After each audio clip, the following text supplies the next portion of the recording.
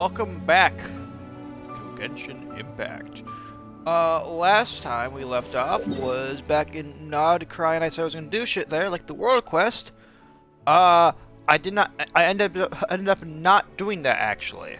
So, sorry about that. But I got a bit preoccupied with, well, finishing up exploring all of Lisha, which actually didn't take me too long to do. It just took me maybe about an hour or two to do all this area.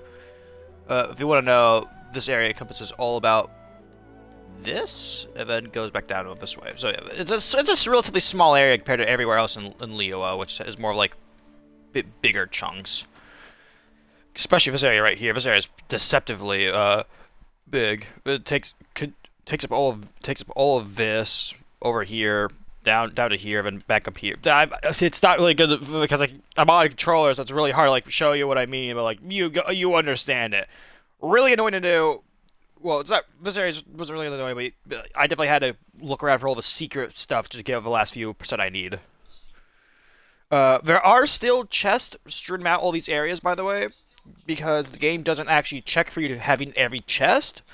It checks for you having a certain amount of chests in the area, or like a certain amount of stuff completed in the area, before it goes like, okay, that area is done for you. Because if it were to actually make you check for 100%, then I would have a lot of these areas at like 98, 99% done. There's like maybe all of in Mondstadt, maybe around roughly 20 or so chests I haven't touched. And then in Leo, it was probably around 60 or so that I've missed or something like that.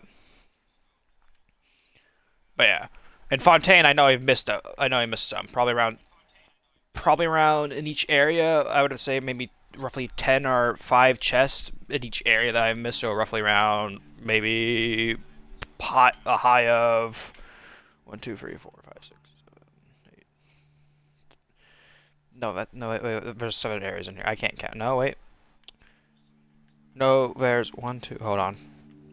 No, there's 7 areas in here. Yeah, so roughly around at most maybe 70 chests I missed here. Anyways, not important. What is important right now is how this forest is gonna suck ass to explore later down the road. Well, I guess that desert's gonna suck ass. Anyways, back over here.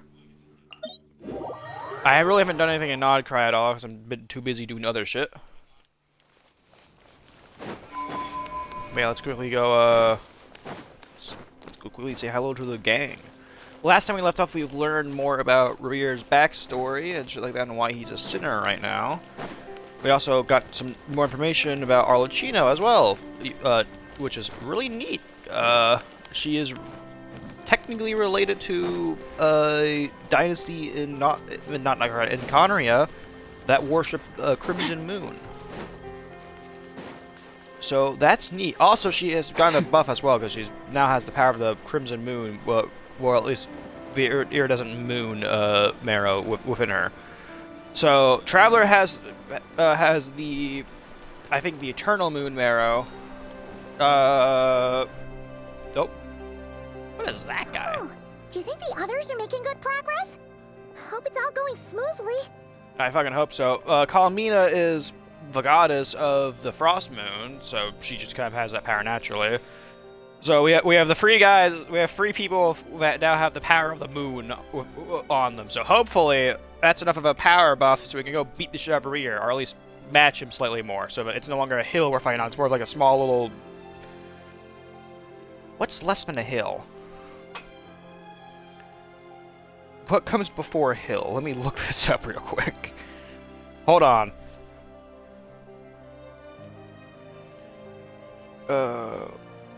What comes before hill?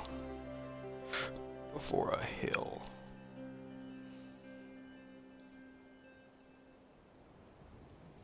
This doesn't help me at all. I don't fucking know, dude. It's less of a. It's a much smaller hill now that we're fighting him on power-wise now. Hopefully. Oh, hey, look! They made it back as Hey well. guys, you guys. Prince, Lama, how did it all go? All is well. Smaller. Thank you, Tony. Nefer and Yehoda had to stay at the curatorium to wrap things up, so they won't be joining us for now. I ran into Miss Nefa and Miss Aino on the way back. Their work is still in progress, so I suspect they won't be back for a while either. Okay, You just the seem 4 of us. rather cheerful today, Mr. Flint. Maybe I 6 of no, certainly 7 of am. us. I achieved what I set out Because to we do and have came away with more Varka, than I bargained for. Arlegino, Columbina, Flynn's, Llama, Paimon, me. I guess we could erase Paimon so it's back to 6, but, you know. Paimon doesn't really help here at all. So, yeah, there's... You know, yeah, I probably account for at least 2 people here. Maybe everyone here. I am at least 2 powerful people, like, combined into one. So, you know, I account for something. Fighting alone can get quite tedious, but I had the good fortune to run into a pair of brave young warriors. We meet again. How have you Hey, there you are, Oh, Albedo. what are you doing here? Yeah, what the fuck are you doing? Who's your friend who's been following you? I'm guessing you're here to see Varka. been? That would be a natural assumption to make. It's also the correct one. These 2 courageously lent me a hand while I was fighting the wild hunt. When they told me they were Sir Varka's colleagues, it all made sense. And given how people of outstanding talent tend to cross paths, it's no Who's the wonder other guy we're following you already around? acquainted. So, who's your travel buddy, Albedo? Why don't you come and introduce yourself?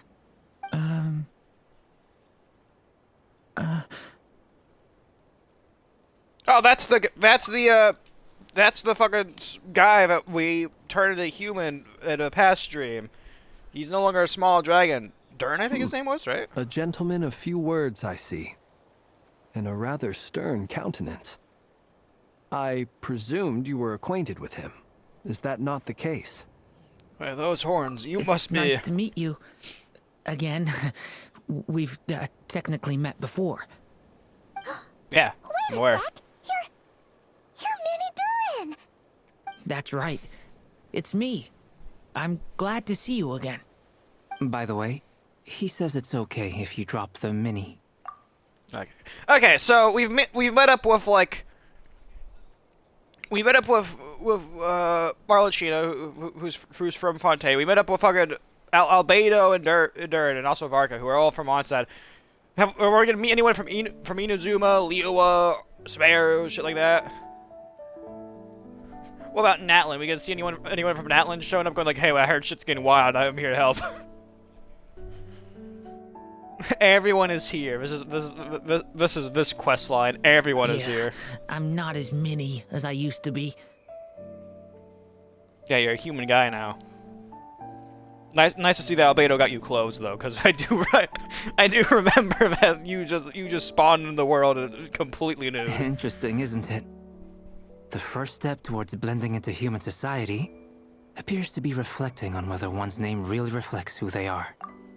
I don't know if blending into human society is really what he's going for, because he has a fucking tail and horns. Maybe he could pass off as like some weird creature. I don't fucking know, dude. What could he go like? Oh yeah, no, I'm a. I don't really know if there's a word for like the fucking human animal hybrids, like the cat people that we all know. I don't really know if there's a fucking word. I know in Zenless Zone Zero there's a word to describe them.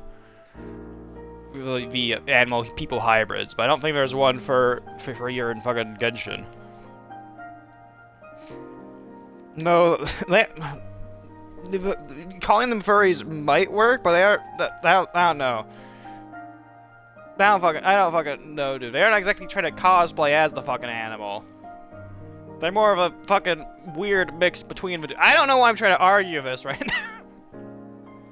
I have the least knowledge about this topic. Maybe we should call Solotl. Solotl would know this, Tony. we should contact Solotl. Wow! Anyways. You look so different. In a good way, of course.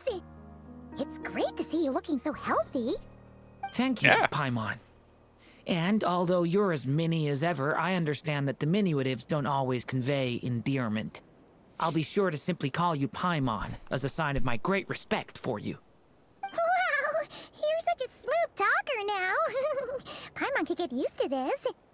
From now on, you may refer to her as your esteemed guide, Paimon. I actually think diminutive is worded here. Little Paimon is pretty tiny after all. Personally, I think our little Paimon is the perfect size. When I people think she call could her hold a little gun, dude, is Paimon, what she it's needs. just because she's so adorable that they can't help themselves. If that's not a sign of endearment, what is? I call her little out of a sign of me not respecting her at all. Also, just bully her You're slightly. absolutely right, Miss Lauma. My brother still has a long road ahead of him when it comes to understanding human relationships. Anyway, speaking of long journeys, didn't Columbina, leave with you? How come she isn't back yet? Shit, I don't know, She's been man. catching up with old friends. Wouldn't be surprised if she stopped for a cup of tea or 10 on the way back. Uh-oh. People are talking about me. Hope it's nothing negative. Oh, there you guys. Okay, everyone is here. Seems like she's in much better spirits over me and her old colleagues. Judging from your expressions, I'm guessing it all went well? It's getting fuck, crowded hopefully. here. I'll go grab some chairs. I really don't think we should be outside right now, considering that Rerir is in fact just kind of roaming around right now. No need. This is a job for an alchemist. I'll whip some up momentarily. What do you mean whips? What do you mean whip up some chairs momentarily? What alchemy are you gonna fucking perform, dude? What advanced form of alchemy are you gonna do to just manifest a chair? Thank you for your hospitality, ladies and gentlemen, but I was merely escorting my friends back. I'll be meeting Sandrone shortly, as we still have some things to discuss. It's been a pleasure, everyone. But this is where I'll say goodbye. We really appreciate your help. Bosnian alchemy? I don't think he's breaking and entering people's houses, dude. Listen, he was put on trial for murder, first off. He not for robbery. Oh, come on. Spare the formalities. I'm just glad I could help out some true friends. I'm gonna be real with you. I don't think you would consider me a friend. I thought you were more like, oh yeah, you're the person who's helped out by my children lately. So yeah, you're cool. I'll take friends. You know I what? understand. Well, bye for now, Harlequino. Goodbye. Oh, this place is hopping. It's probably a good thing one of us left. Otherwise, we might not fit all these people in. Are you saying we're about to run out of chairs? As a matter of We fact, could I am. acquire more. Come on in and see for yourself. What's going on in there? What'd you find? How are we gonna run out of chairs? We could pull a Bosnian moment and steal some more chairs. Or is that Romania? Or am I making jokes about the well. Look who it fucking is. I overheard your little chit-chat outside, by the way. With Miss Columbina's colleague gone, we should be back to the original crew plus the other colleagues I brought in. And including Dane. Though, it looks like we have another new face. Someone else managed to rope in a colleague too? Sorry, he's probably here for us. Frankly, you and Paimon are the only people I know here. Yeah. This here is Deansliff, colleague of Tibet's greatest guide, Paimon, and greatest adventurer, the Traveler. Well, not exactly colleagues, more sort of friends. He's helping me track down my sister. When someone else jumps in to do the announcing, you know you're speaking to someone important. Well, if you'll let us explain a bit Let's more. hear what he has to say. Note to self. Once Paimon knows your name, the rest of the world will soon follow. Welcome to my hell, buddy. When he comes looking for us, it's usually something important. Paimon's guessing you've heard about the Wild Hunt, then. From the looks of it, you're about to hold a meeting. If I were to say that the Wild Hunt is our mutual enemy, would that earn me a seat at the table? As the saying goes, the enemy of my enemy is my friend. Mr. Dainsliff, there's a seat with your name on it. Though We could probably use I more can't power promise as well. the same for everyone else. Hey, Albedo, think you can rustle up a couple more chairs? Go, After steal. all this time apart, Grandmaster Varka's first order is to rustle up a couple more chairs. I've missed this. Is he being sarcastic? Hey, Fuck if I know, he's your dude. brother. Why are you asking us? I've still got a lot to learn about the nuances of human conversation. Trying to decipher Albedo's way of speaking has been like jumping in at the deep end. Oh, good point. Paimon gets you now. Don't sweat it. There are people who go their whole lives without getting the hang of it.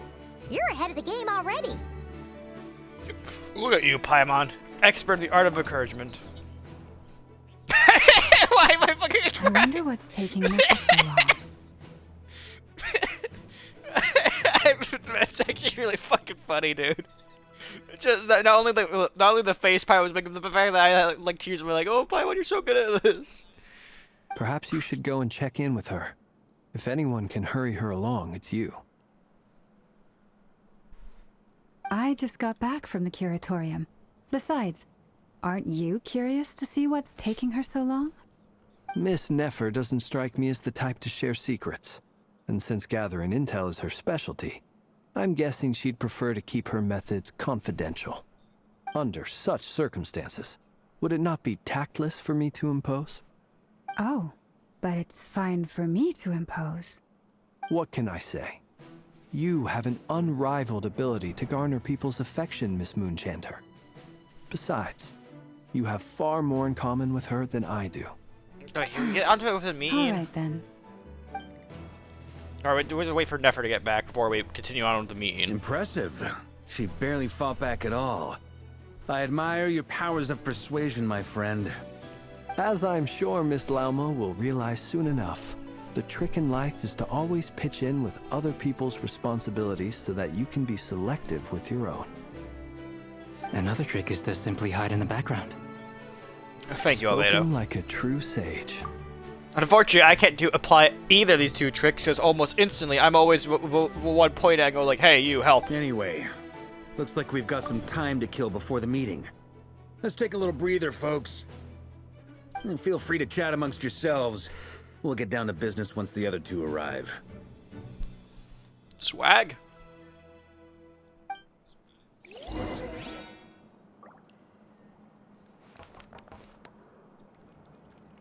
You guys talk to Columbina. You're both awfully quiet. Why don't I start us off with an icebreaker? Breaking ice. Much obliged. Have either of you ever had your portrait painted? If not, I'd be glad to help. That sounds like a lovely idea.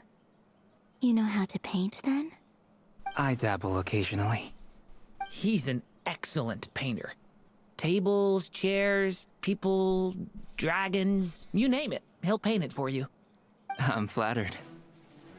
If I ever get the chance, I'd like to give it a try myself. I'll bear that in mind.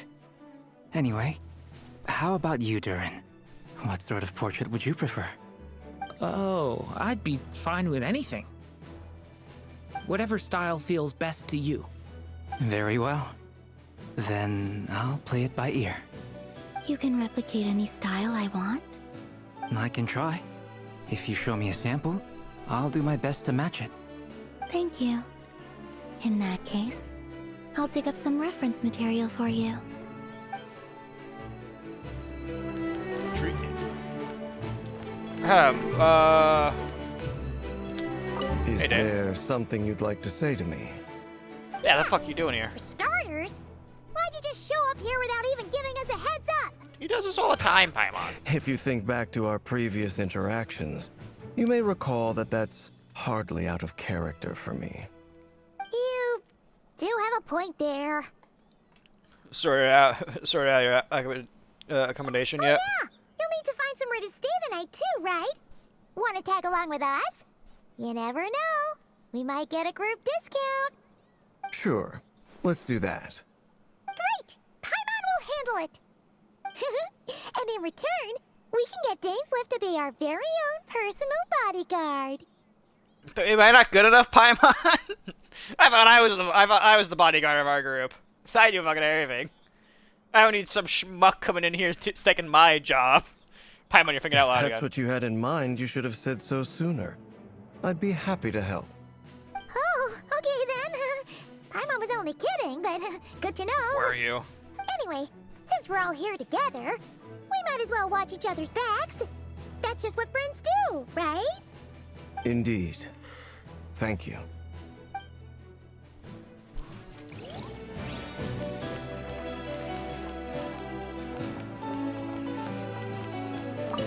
Truth be told, I can't remember the last time I was in a meeting with so many people. You're not alone there, my friend. The Lightkeepers also struggle to bring everyone together for a serious discussion. I don't doubt that.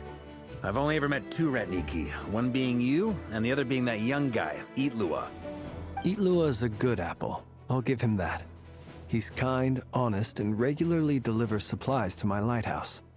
A true Ratnik to the core. In that sense, he puts me to shame. So you're what? A fake Ratnik? That's what it sounds like you're saying. But I get the feeling that's not quite what you meant.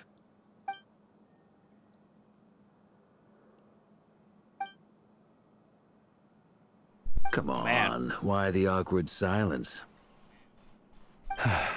Sorry. I'm not even gonna bother trying to hide it. You've known all along, haven't you, my friend? Now that was an awkward silence.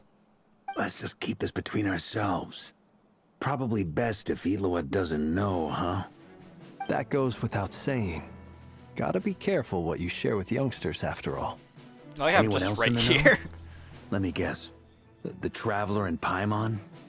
It's dangerous being too sharp for one's own good, you know.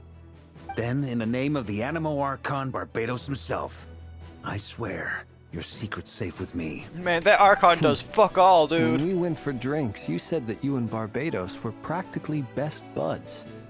In the light of that claim, do you really expect me to take your oath seriously? Of course. Just as long as you don't go spreading around the fact that I'm close with Barbados, all right?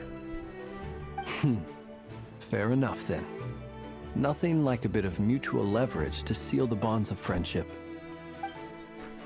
Is it really a friendship if you don't have blackmail on each other? Hey, welcome back.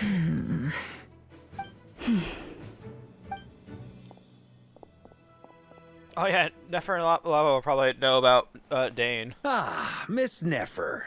You made it after all. But what about Yehoda? I'm here to give you an update on how things are going on our end. Once this is over, I'll be heading straight back to continue my work. I left Yehoda back at the Curatorium to watch over things while I'm gone. So much for just this once. Not so loud! We're on a roll here. What if she remembers and suddenly decides to back out? Did you say something, Mr. Varka? Huh? I didn't say anything. Right, Flint's? Must have been a frog. They get so noisy around here at nighttime. There's actually a fucking frog It's in like here, holy they're shit. putting on a concert in the background. Anyway, I gotta catch before that we real quick, begin, guys. there's a few introductions to make. Let me start by saying that it's an honor to be speaking before so many distinguished colleagues and collaborators. First up, we have Miss Lauma. As Moon Chanter, she's the leader of the Frost Moon Scions, a local religious community in Nodcry. Then there's Miss Nefer, boss of the Curatorium of Secrets, an intel gatherer extraordinaire. Nefer is leading the investigation into Rerir's background, assisted by Yehoda and Lauma. From the little I've heard, they're making some great progress. Over here, we have Mr. Flint's, a Ratnik and guardian of the abandoned lighthouse. In our last operation, he courageously distracted the Wild Hunt to buy time for the rest of us. For those of you who've never met, this is Mr. Albedo, a renowned alchemist and captain of the Knights of Favonius investigation team. By his side is a new face for us all, myself included, Mr. Durin, who has come to lend his aid. Next up, we have the Moon Maiden and former Fatui Harbinger, Miss Columbina. Then we have She's just the happy to be here. Traveler, who's earned more titles than I could possibly hope to list out, so I'll spare you the rundown. And Paimon, the ultimate travel companion and quite possibly the best guide in all of Tevat. I fucking love his description for me, who's earned more titles than I could possibly hope to list out. Because that's very accurate, dude. If I had to be introduced by the amount of titles I had, it would take like a solid minute or two to like properly introduce me each and every time. Wow! That's a lot of people! Great turnout! Miss Then we have, Nefer, it Daniel. looks like you might have another job coming your way. So, congratulations on the booming business, I guess. You think I haven't got enough on my hands as it is? Who's looking for me now? That would be me, Miss Nefer. I have a commission for you. And you are? Who I am doesn't matter right now. What does matter is that I'd like you to gather more intelligence about the Rerir of Solnari. Well, it's not as if we never take on anonymous commissions. But in your case, I'll have to decline. I'm gonna take a wild guess and say your job's probably more hassle than it's worth. Something about you seems like bad news. Probably a correct It's assessment. my eyes, isn't it? Conrian, I assume. And what's with the mask? Are you trying to hide your identity? In any case, the fact that you're even still alive raises an awful lot of questions for me. My name is Dainsleif. And yes, I am from Conria. As I'm sure you're aware, the Rerir of Solnari's real name is Rerir. He was once an acquaintance of mine. Really? Then you must have been quite an influential figure yourself. You He flatter was. me, but none of that matters anymore. My point was simply to clarify why I have asked Miss Nefer to investigate Rerir's background. So you're both from Conria, and it sounds like you used to be friends? What am I missing here? Surely you already know how he became one of the Five Sinners. I'll tell you everything I know. The history of Conria, the names and identities of the Five Sinners. I remember it all like it was yesterday. I have never spoken openly of this before. But the truth was exactly as people say. The Five Sinners were each driven by their own desires, and it was by playing upon these that the Abyss tempted them to their fall, tearing Conria apart in the process. The visionary, Vedifenir, who wished to foretell the future. The wise, Haroptatir, who sought limitless knowledge.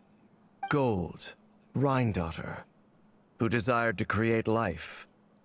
The foul, Surtologi, who pursued supreme strength. And last, but not least, Rerir of Solnari, Rerir, Ravager of the Moon. Of the five, Rerir is the only one who remains a mystery to me. He never harbored grand ambitions. So what changed in the space of a single night? How did he come to fall like the others? In other words, you're saying that his change came as a shock to you, and you have no idea what actually happened? That's right. You mentioned how the Abyss tempted them, which led to their fall. But what did that look like in practice?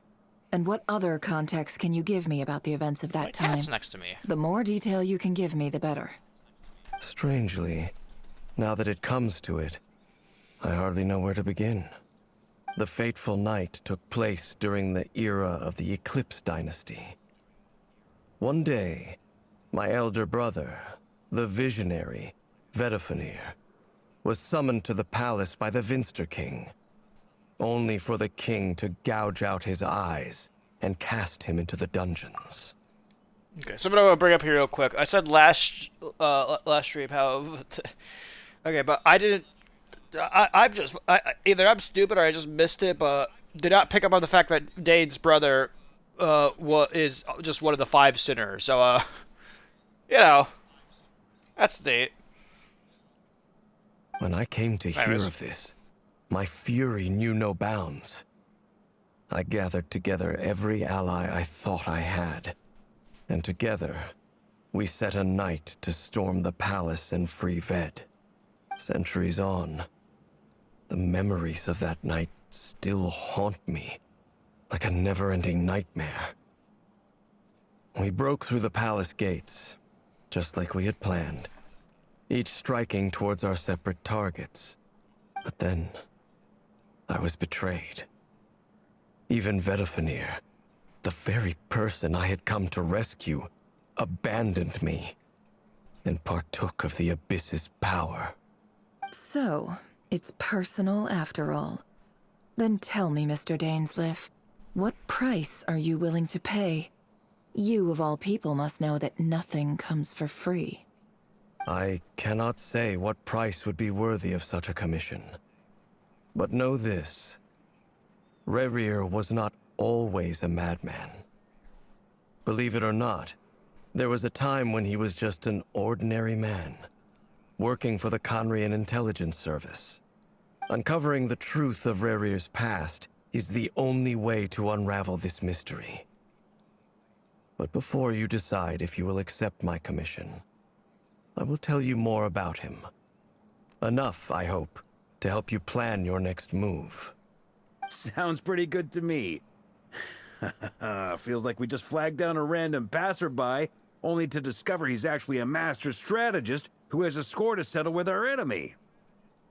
Must be all that good karma I've been building. Who knew having a Connery and a friend would come in this handy? Can I borrow your halo? It could be useful in the lighthouse. Hey, enough with the wisecracks. Besides, isn't that lamp of yours bright enough already? Relax. It was meant to be a compliment. If that was a little over the top for your liking, I'll make sure to tone it down next time. I'll give your proposal some serious thought, Mr. Dainsleif. Let's speak in private once the meeting is over. Before that, there's a few things I'd like to share. I'm speaking again.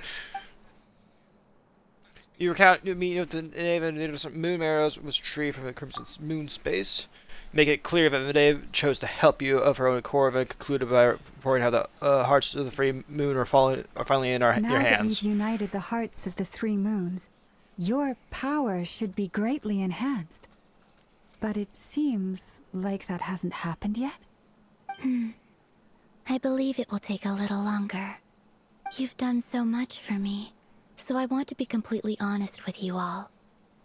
Even though I'm doing a lot better now, the truth is, my recovery will likely be an ongoing process.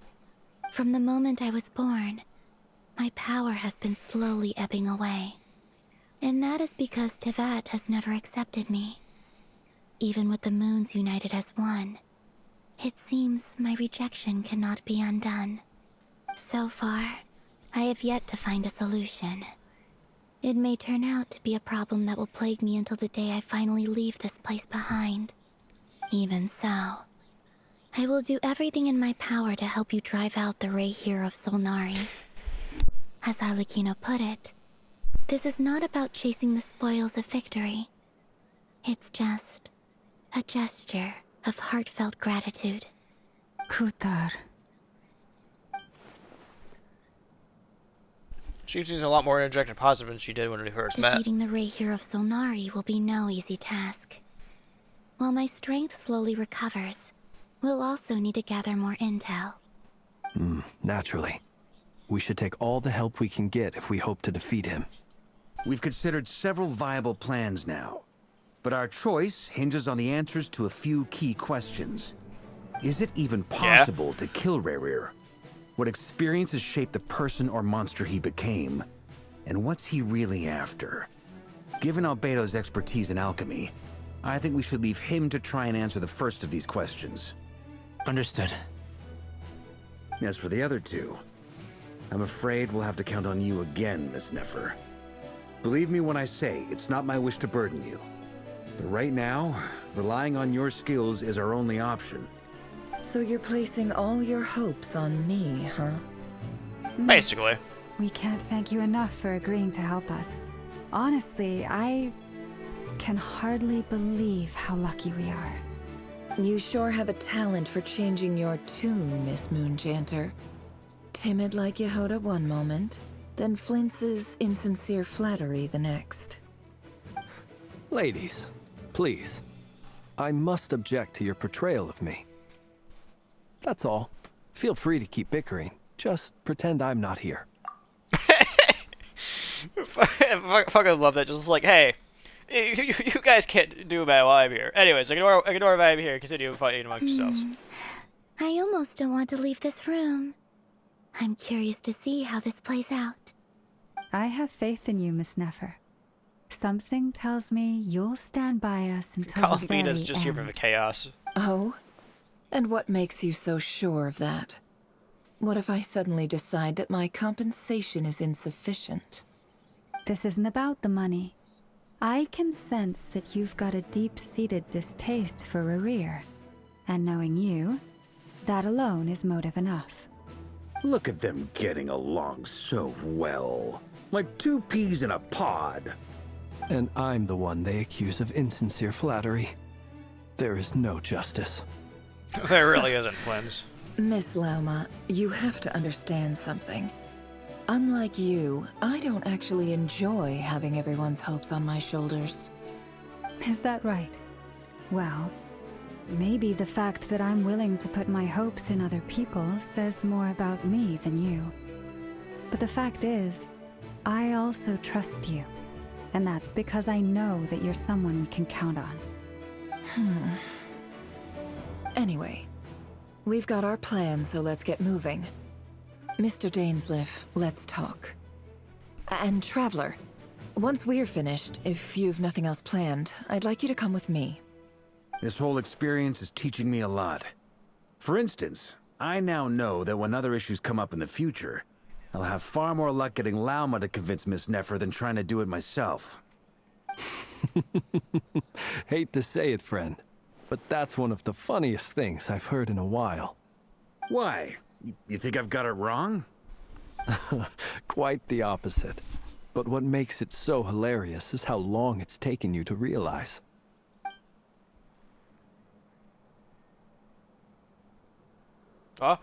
Sorry, I'm cleaning my ear out right now. Nefer and Dainsliff converse intently for quite some time. From the gravity of her expressions, you can tell how heavily the next stage of the plan weighs upon them both. It's a short chat, albeit under, and head off with Varka on what they describe as a sample finding mission. Lamba steps out for a while, then comes back loaded up with emergency medicine. She tells you that while people rarely expect to get hurt, it's urgent to be ready when they do. You and Paimon wait patiently for Nefer, content to see how well everyone is working together. Once Nefer finishes, you follow her and Lamba back to the Torium.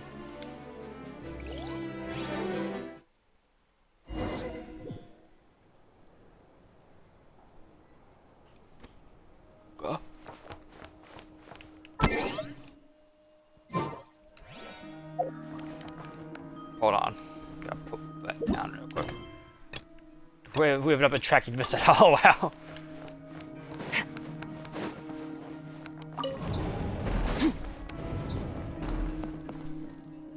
Hey. Thank you for waiting. It's okay. We actually used the time to help Dainsliff get a room at the hotel. That's very considerate of you.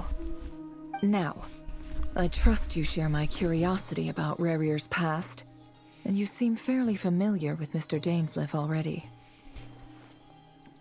Yep, I've known about him since, like, month 1 of me being into that. We spoke at some length after the meeting. He was the one who suggested I should invite you to join this operation. He feels confident that these secrets will be safe with you. Dane has a lot of faith in us, that's for sure.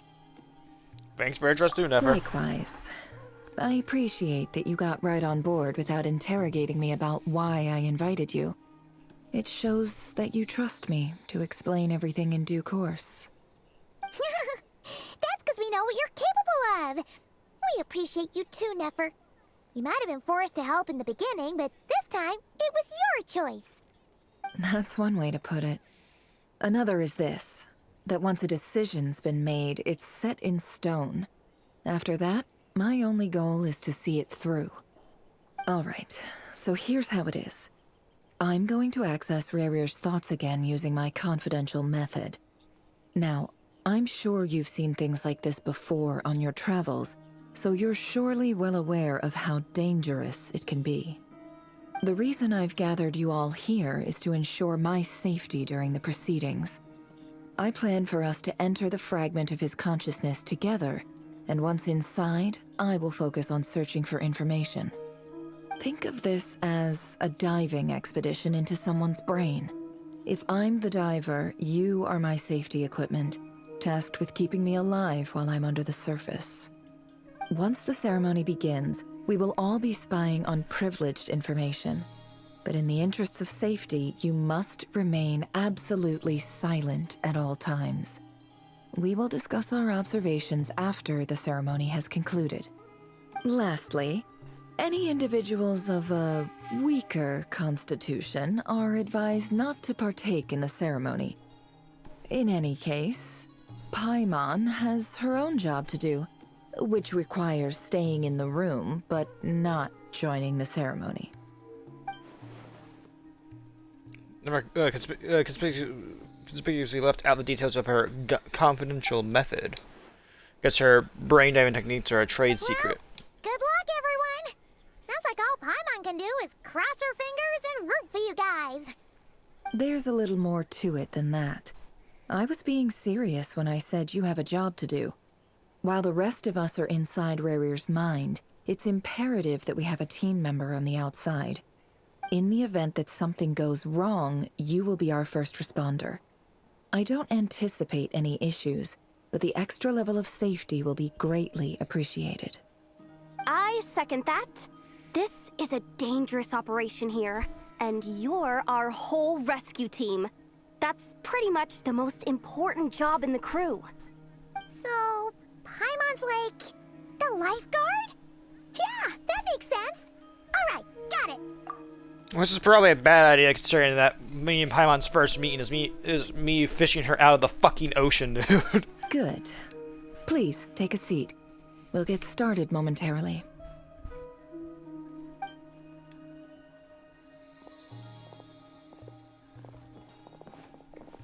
So, did Mr. Dainsliff tell you anything else? Well, hold on.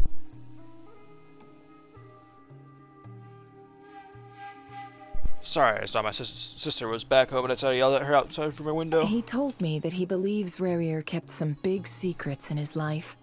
He's not sure that they were the cause of his eventual downfall, but he's asked me to uncover what those secrets were all the same. But surely you're not planning to go through with this, no matter the cost. If you think that, you'd be overestimating me. I'm a businesswoman, not a mercenary. But I do have my own professional reasons for taking this job. You think I'd turn down the opportunity to get a first-hand glimpse into Conrian history? No chance. I mean, Well, no one would turn that down. As long as you don't let morbid curiosity get in the way of safety concerns, we're good. We'll do whatever we can to help you. You're such a killjoy. She's got incense, candles, almost like a summoning ritual. Seems like Nefer still has no intention of sharing her traits here, but now it's not exactly give a moment to pry. See, there's a chest at the table. Gotta have something to do with her intel gathering methods. I'm good to go. All set over here too. I'm ready as well. Paimon, you'll be extra careful. I promise, Paimon. Pinky promise, I won't fucking do anything stupid. Right. Let your whole body relax. I'm gonna do everything stupid. We're about to begin. Close We've your got eyes. some more comfortable chairs if you want me to relax a bit more.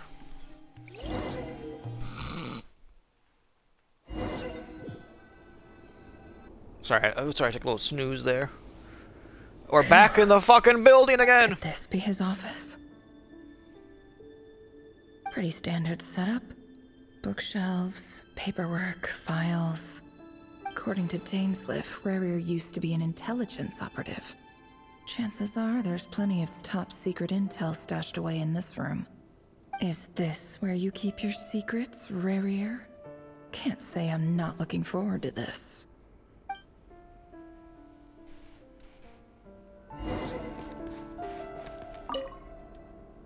A file tucked inside a folder. The title reads, Dear Breakfast Shop Owner.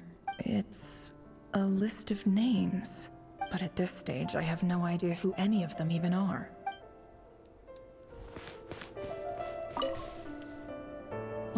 kind of encryption technique this is. Seems like it has to be inserted into that camouflage device nearby. Aha! It's an audio recording. Please, hear me out. I can't shake this feeling that someone's been spying on our house. No, I'm not being paranoid. It's true. I saw someone dressed in all black.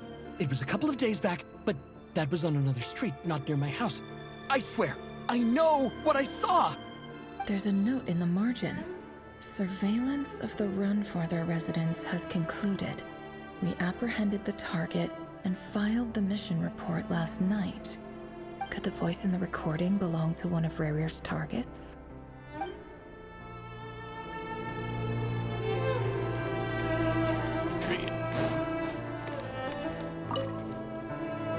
Bookshelves full of documents. Looks like these are all files, packed with the personal details of individual Conrians. The Crimson Moon dynasty preceded the eclipse. Since Rerir worked as a secret agent during the latter, it stands to reason that he was tasked with purging remnants of the old dynasty. Yep, lines up exactly with what Dainsleif told me. Okay. I guess we should probably investigate this finally now. He looks even gloomier than last time. I wonder what's changed.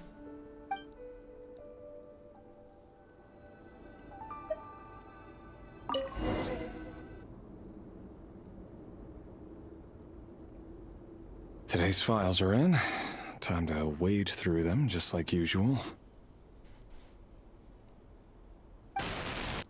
Male, 51. Occupation, cook. Confirmed Crimson Moon descendant. Has maintained frequent contact with other descendants over the past year. Poses a threat to the dynasty. Neutralized.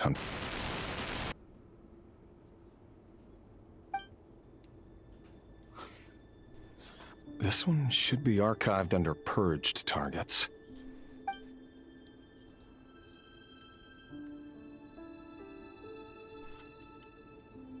I gotta grab the next one. Female, 23. Occupation, office clerk. Confirmed Crimson Moon descendant. Has maintained frequent contact with other descendants over the past year. Poses a threat to the dynasty. Neutralized.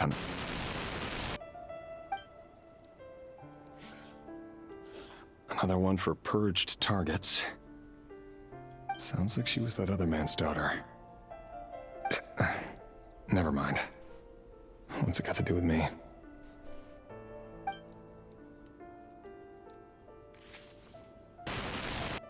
Male, 40. Occupation, teacher. Confirmed Crimson Moon descendant. Has been observed making contact with other descendants during the past year. Poses a threat to the dynasty. Neutralized on...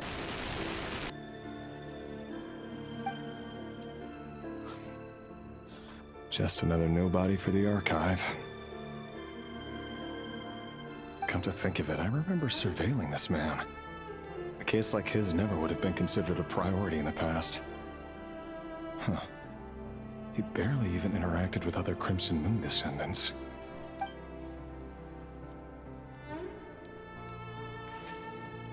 That was a child. Female, 16.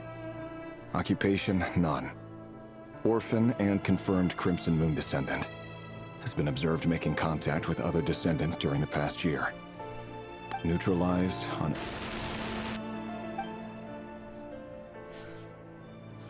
Filed. I have no recollection of this girl. None whatsoever. She doesn't seem to be anyone important, but then again, how many of them really are?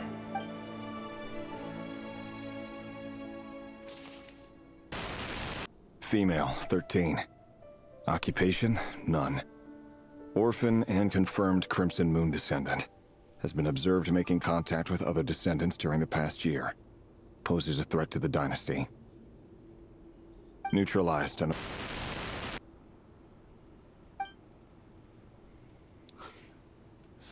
Filed.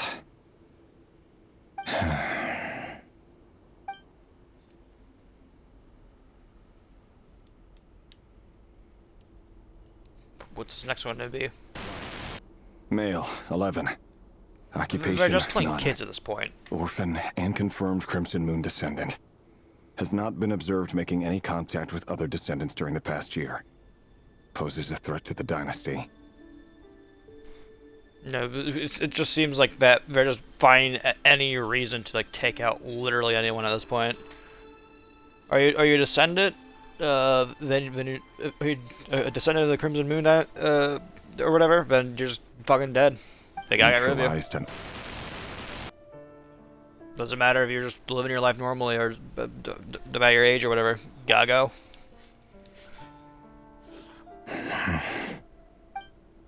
It's clearly is troubling Rerir as well as you can see. Male. 6. Occupation, none. Orphan and confirmed Crimson Moon descendant. Poses a threat to the dynasty.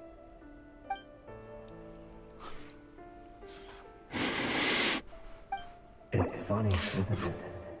Your job is becoming both harder and easier at the same time, depending on how you look at it. Sooner or later, the Crimson Moon descendants will be completely wiped out. But as their numbers dwindle, they become harder and harder to track down. That's not how it is. Fortunately, however, most of the able-bodied adults have already been taken care of. The remaining weaklings will be increasingly easy to deal with. No! No. My job is to ensure the survival of the Eclipse Dynasty. And the only way to do that is by eliminating any and all potential threats. It's a perfectly legitimate line of work. Every single one of my colleagues can attest to my fairness. And if my friends were aware of the facts, I know they'd back me up too. Assuming, of course, that they were aware of all the facts. It really does seem like that. I feel like that was that was kind of like the Abyss there, like taunting him slightly, and like, oh, look at what you're doing, man, buddy. It kind of sucks, doesn't it? Mr. Vettel, at least that's why. Oh, I believe. It's been quite some time since we last met.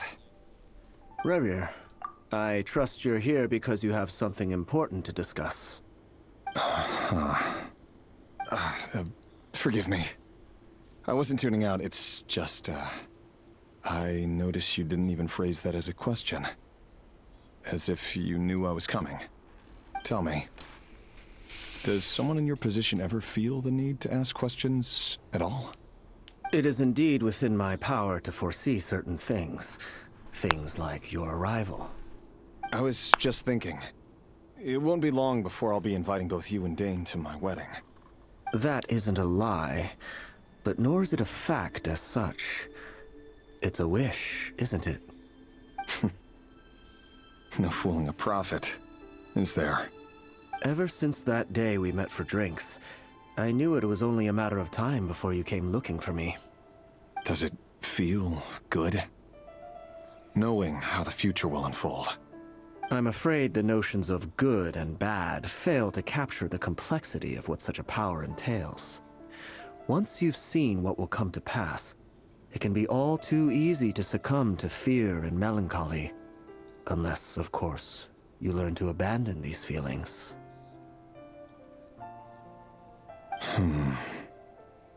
You fear my silence, and long to hear the words I left unspoken that day. That's right. You must have noticed my reluctance to broach the subject. And the reason is simple. Because the truth could never have lived up to your hopes. For both our sakes, such words are better left unsaid. The burden of prophecy was never meant for your shoulders. So who exactly do you deem worthy to hear your prophecies? None but our exalted king? Or rather, our king as he once was. You're closer to his majesty than I am. You must know better than anyone how much he's changed. You say that as though it is to my benefit. Yet precisely because of that, I dare not speak rashly. A king can turn out to be the most virtuous of rulers, or a tyrant more terrible than the most vicious of dragons. You are so wise and far-sighted, yet still you would have me live in fear of the unknown? You make a fair point. Especially given my silence alone was all it took to send you spiraling downwards. Very well then. Let me offer you some advice. And I say this not as a prophet or a visionary, but simply as the brother of your friend. For many reasons, there is very little chance of your marriage ending in happiness. If happiness is what you seek, you should find another fiancé.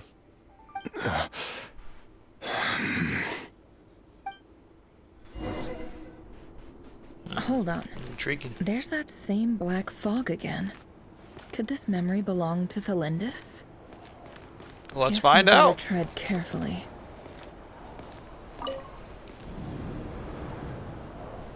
Wait. Hear me out. This time we finally got a clear look at his face and learned his true identity. His name is Rerir, and he claims to be one of the king's guards. What did you say?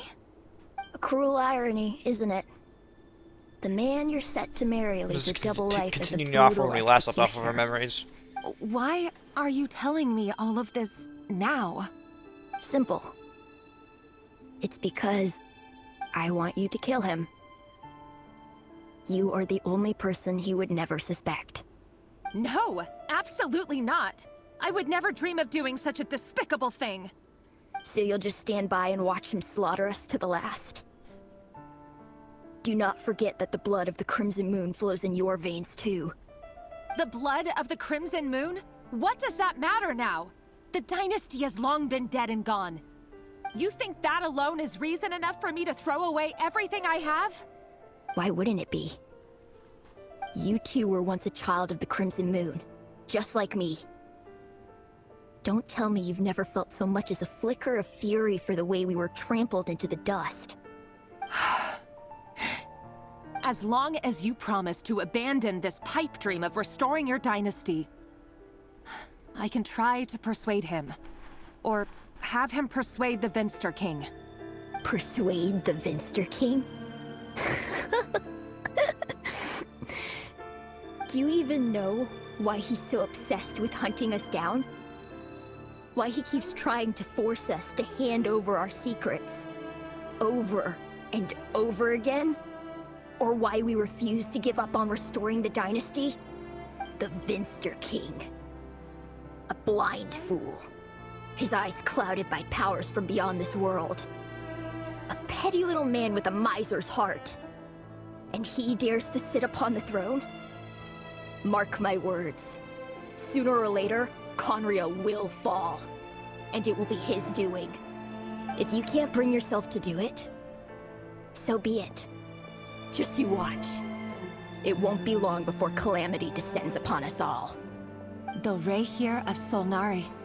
That really is quite a secret you've been keeping from me, Rerir. But who am I to talk? Am I really any better? I've kept my own past a secret this whole time, too. Love should be built on honesty. But ours was born from lies. And yet, is it really so wrong to hide things that would only make life harder? If we don't cover up the parts that no one else should see, how can we go on pretending to be normal? Vedifulnir must have known all this. And that's why he made his prophecy. In the end, nothing stays hidden forever. But I won't just sit by and watch this disaster unfold. I'll do everything in my power to protect what I cannot afford to lose, no matter who I have to face. Interesting. Huh? Was that Rerir who just walked past the window? Give you the chills that he still takes the same road to work every day? As if nothing ever happened. Those people at the deli. Enough already. They're clearly pretty taken by their own disguises, so just smile and play along. pull the rug from under beasts like that, and you'll risk having your throat torn out. Delhi? Oh. They're talking about those people from the opposition. Right. I'd almost forgotten they used to run a deli. People of no consequence always vanish so easily. And no one even remembers them. The tree. What's this one? But surely you can see he's not the man he pretends to be. So many have died already, and they say that the king's madness grows with each passing day. We're not going to survive this, are we? But why does it have to be this way? Do we really deserve to die just because of the blood that runs through our veins? Felindis, are you even listening? Sorry, Freether. My mind was off wandering. I heard you, though. You're talking about what Rerir said. He's just following the king's orders. He's a secret agent, and it's his job to hunt down rebels and dissidents. By the time you first met him, he'd already taken lives. Maybe he was using you from the very beginning. No. Rerir has no idea I have anything to do with the Crimson Moon. My family are only distant relatives of the main lineage, and besides, my eyes are perfectly ordinary. Truth be told, apart from my teacher, pretty much no one knows I have any connection to any of it. It's been a long time since my family severed ties. But as Orlog said, who could possibly talk sense into that raving lunatic of a king? No one. I'll work something out. Trust me, I'm with you all. But for now, you need to keep yourselves hidden. Don't let anyone find you, anyone at all. Don't forget that Rerir is an Eclipse operative. You need to be extra careful when he's around. And when I am too. For now, don't come looking for me. And if anything happens to me, just act like we've never met. If even you can't escape this, what hope do the rest of us have? But after all this time together, surely he wouldn't lay a hand on you. I won't speak in his defense, nor can I give you a clear answer to that question. But I'll do everything I can to put an end to this. Here, hold on to this. If an opportunity to escape presents itself, take it. You'll be glad you took some spare change. You call that change? But what about you? I've got a job, and there's still money coming in. But you can't go anywhere right now. Please think about yourself for once. Intriguing information. The training room.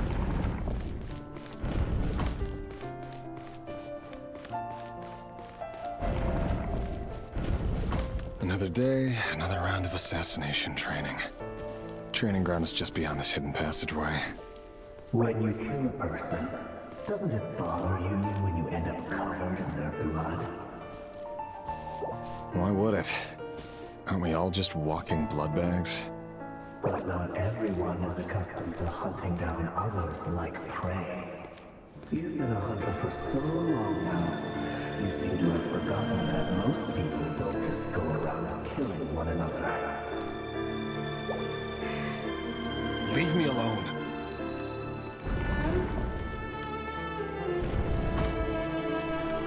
Interesting.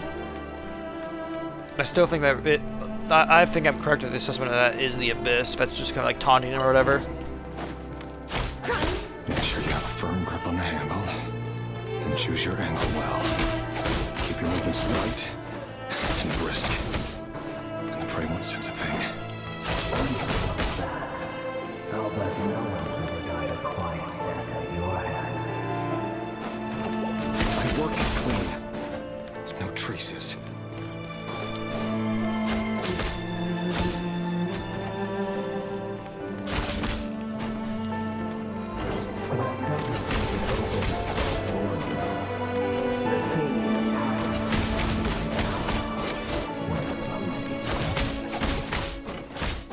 That won't happen.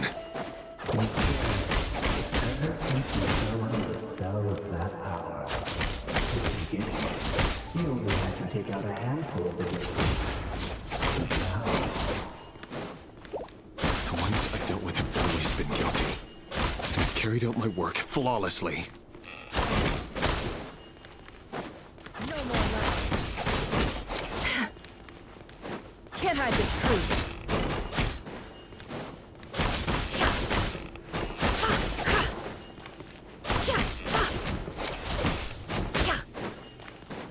No more lies.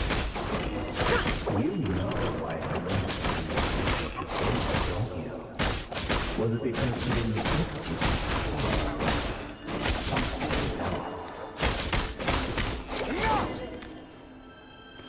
Oh, that's a lot of dead children.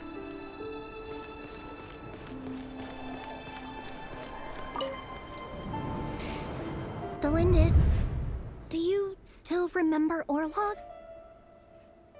Orlog. The boy who was pretending to sell flowers. You spoke for quite a while, didn't you? Yes, we did. What about him?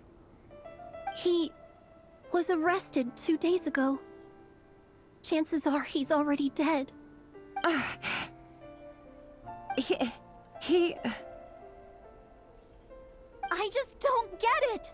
After everything he's done, why do you still stand by him? Or does it mean nothing to you that people keep dying?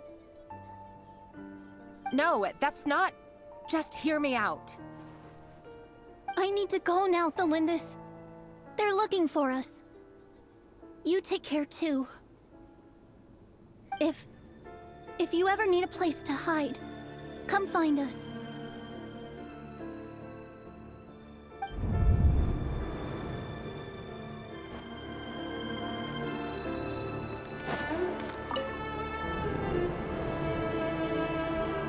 Author, Thelindis.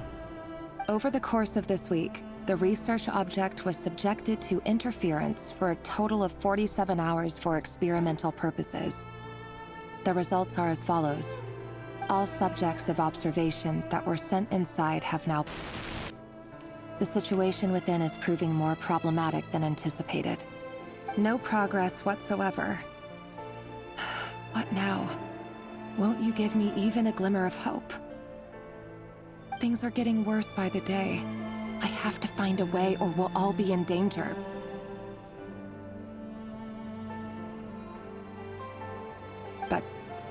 But I... If all this research comes to nothing, what then? Sooner or later, it'll be my neck on the line. But could he really bring himself to kill me? No. Surely he wouldn't have the heart. Yeah, let's go with that. Let's hope with that. Oh, back to the office. We murdered the children. The bodies are gone.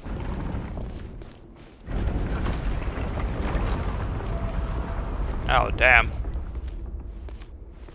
Why won't you just let us go? We don't even know each other. All we want is to live ordinary, peaceful lives. You want... to live?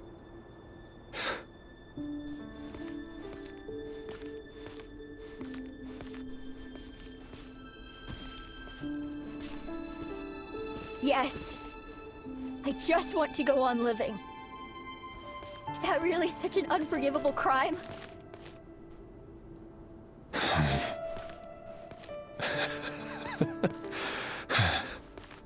You want to go on living. I want to keep living too. To keep living forever. That's why I have no choice but to continue on the path I'm on. If only some savior would suddenly swoop down and change the way the world is. Too bad that's not going to happen.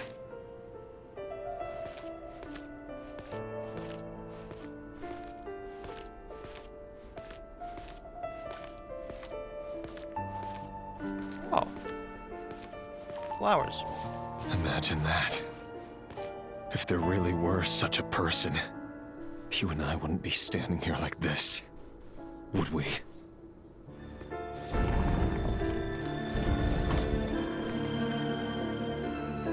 Today's files are in. Time to wade through them just like usual. No, I don't get tired of it. It's my job. And not only am I lucky to have it, I'm good at it too.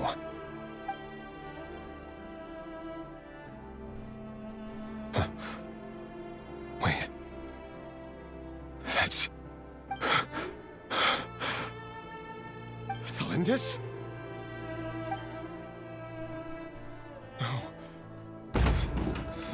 No. No! Why? But you bear no mark of the Crimson Moon. How could you possibly have anything to do with them? It cannot be. A diluted bloodline. Carefully concealed. I see it now. You've been living in the shadows just like me. What a fool I've been.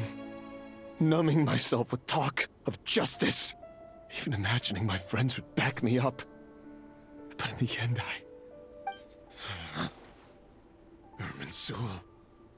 Finster King! How far are you going to take this? From the direct bloodline to secondary offshoots? And then what? Today it's the descendants of the Crimson Moon. Who will it be tomorrow? Will you not rest until everyone down here is dead? No. This cannot go on. This is where it ends.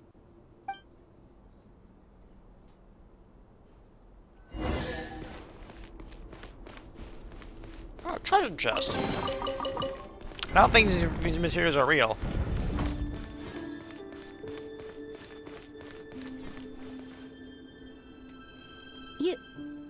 You're really letting me go? I am.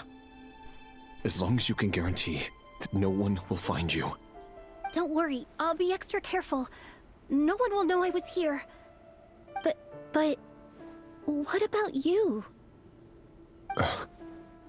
Me? If you let me go, you won't be able to complete your mission, will you? Good point. In that case, maybe you should stay. No, please! I just want to see the outside world again. To... Go on living? Yes. I know you're a man of your word. So please, just let me go. If I let you leave, what will become of me? Just kidding. Go, now. But remember, don't let anyone know you were caught. We'll be seeing each other again very soon if you do.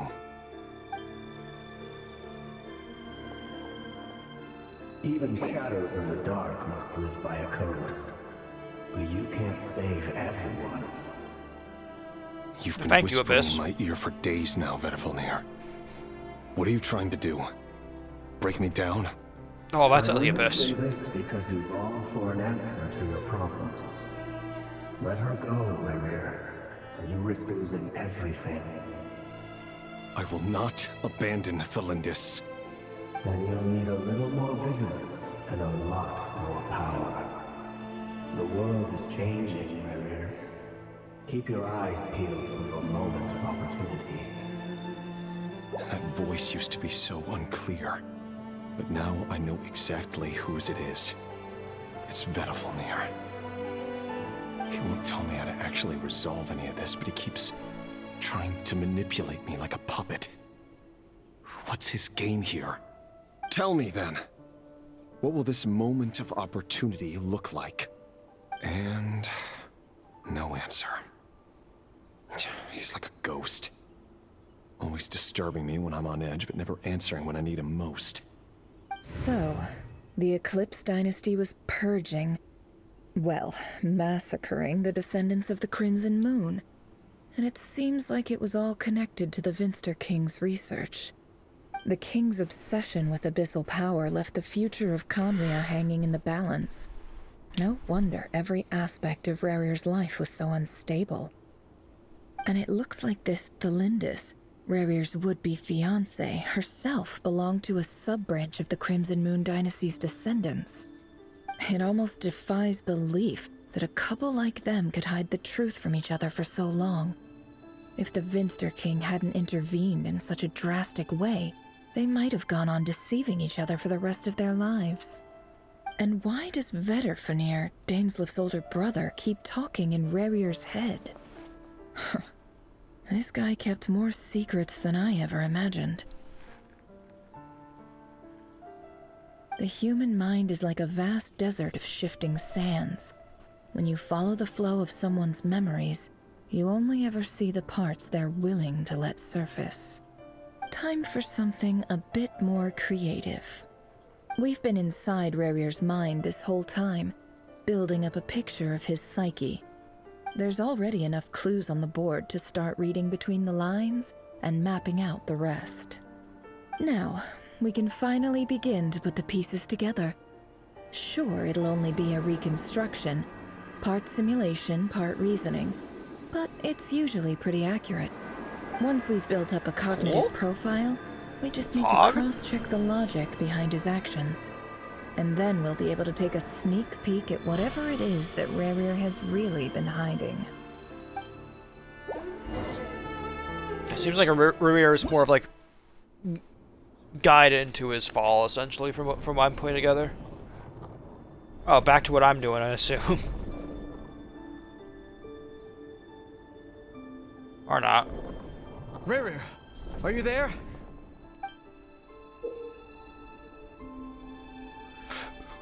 Moving pieces consumes action points. Action points are used up, you'll return to a previous save point. When a piece moves to a square of his marking, you'll gain the corresponding number of action points. The square will also become the latest save point.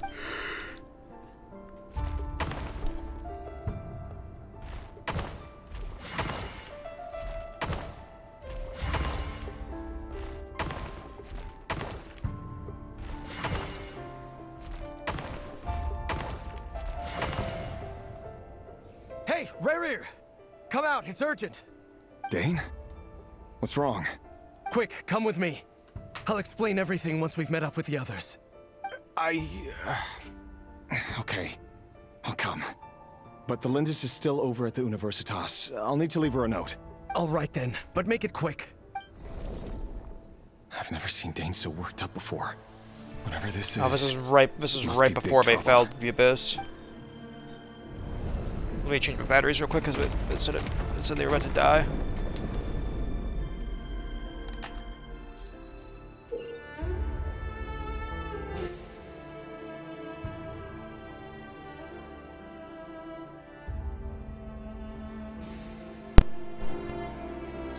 Okay, make use of movement squares and move pieces in the marked directions. Moving this the way does not consume action points.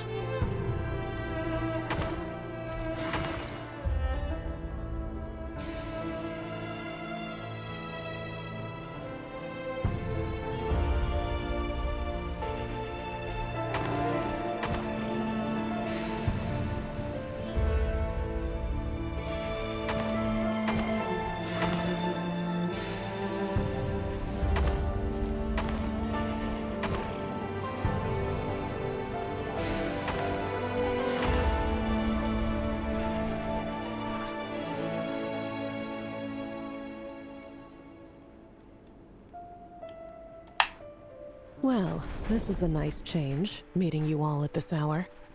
When men and women I of assume the ambition sword can is speak face to face Sir Logi. in broad daylight, I say that's a big step forward for our dear Conria. Don't be ridiculous. Yep. We do not fear the day. Why would we seek refuge in the night? You might ask your blade that same question. I'm told it prefers the cover of darkness. The word on the street is that Sir Logi only strikes when he has an unfair advantage. But that is patently false. I see you're missing an arm and a leg. Surely only a fair fight could explain that. If this is your way of offering me replacement limbs, believe me, I'll take them. Oh, we can certainly discuss that. With bioalchemy, anything is possible. Assuming I have your full support in my research. Lunatic. Roptatir, what brings you here? Why, Daneslif, of course. He invited me. I don't think we've been Please, this, but I don't think we know cast anything aside about your this apprehensions, at all. Miss Rhine-daughter. Whatever the rumors may say, I am but a humble servant of the king, and I can assure you he affords me no greater convenience than he does you. Well, the Universitas Magistrorum won't stop fawning over you. So at least some of the rumors must be true. You're clearly doing well for yourself, so drop the humble servant act. It endears you to no one. You're president of the Universitas Magistrorum, the chief royal mage known as the Wise by royal appointment, and by far the most favored among the 4 pillars of Conria. Vice President Veit doesn't even try to hide his envy when he sees you. My success is the product of hard work and good luck. It's as simple as that. Were the king not such an extremist, I hardly think I would have received a senior post at my age. Of course, no job is without its gripes. Serving a king like ours can be a challenging task, as I'm sure you can imagine. And as for Efterveit, in missing out on the presidency, he's dodged a mountain of stress. Like everything else in life, it comes with pros and cons.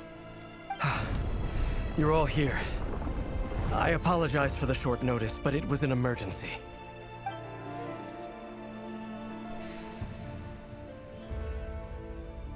You must be Rerir.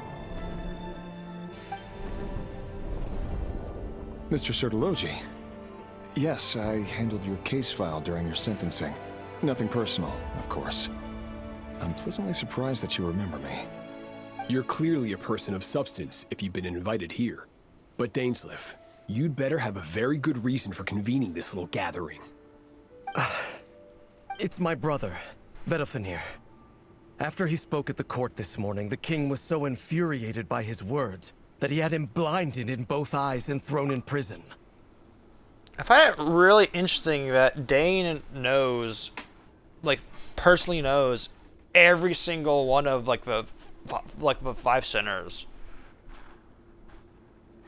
Like Dane is connected to all 5 of them. Or at least he knew about them and shit like that. So I feel like Dane has a lot of at least mentally he believes that he's responsible for a lot of the problem that happened with Conria. At least I feel like. Vedalfenir in prison? Strange. I thought the king trusted him and Horoptatyr more than anyone else in the world. Does this mean the king's circle of trust just got even smaller? It has nothing to do with trust. It's about what the king wants, which is as clear as day to anyone paying attention.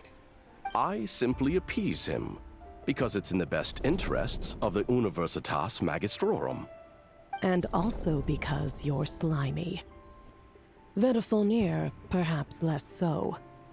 But still, a visionless visionary? It rather inclines me to think that qualifications are not what get you ahead in Conria. Do you honestly think this is an important discussion to be having right now? Dane, what are you planning to do? Rescue Vedalfenir, I assume. Correct. It will mean storming the palace by force. Tonight. I need all of you on my side. That's far too dangerous. And don't forget, Dainsleif, you're captain of the Royal Guard. You swore an oath to the throne.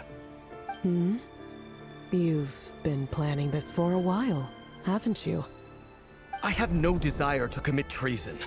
But whatever critique the king may have of Vedalfenir, disfiguring your most loyal subject for putting the best interests of his court and nation first, this is not the conduct of a wise ruler. My blade will force the king to see the error of his ways. So, Vedalfenir's prophecy enraged the king. I'm sure it wasn't what he wanted to hear, but if he won't take counsel even from the visionary, that is deeply troubling news. The extent of His Majesty's madness is now all too clear. The question is, how does a man like me get out of this situation unscathed? You have noble ambitions, Dane, but I'm afraid they don't do much for a guy like me. I'm not interested in saving the world. All I want is a letter of pardon. A letter of pardon? For whom? Thelindis? The chances of the Vinster King issuing a pardon for anyone connected to the Crimson Moon seem vanishingly slim.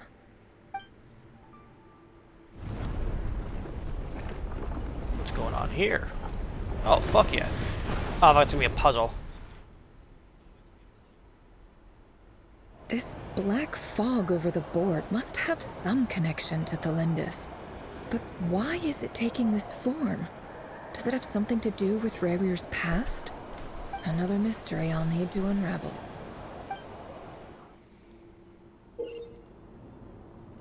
Consuming the marked number of action points to defeat your opponent's pieces.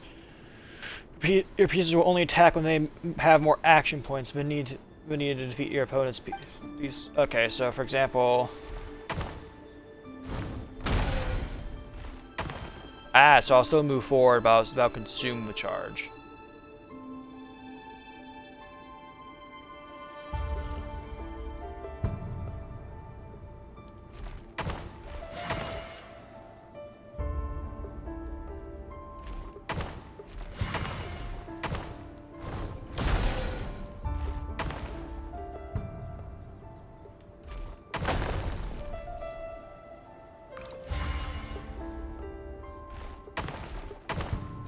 I can just do that again now.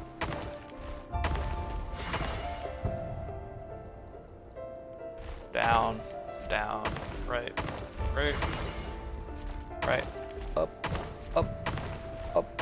right. I probably could have avoided all the fighting there, but I wanted to do it.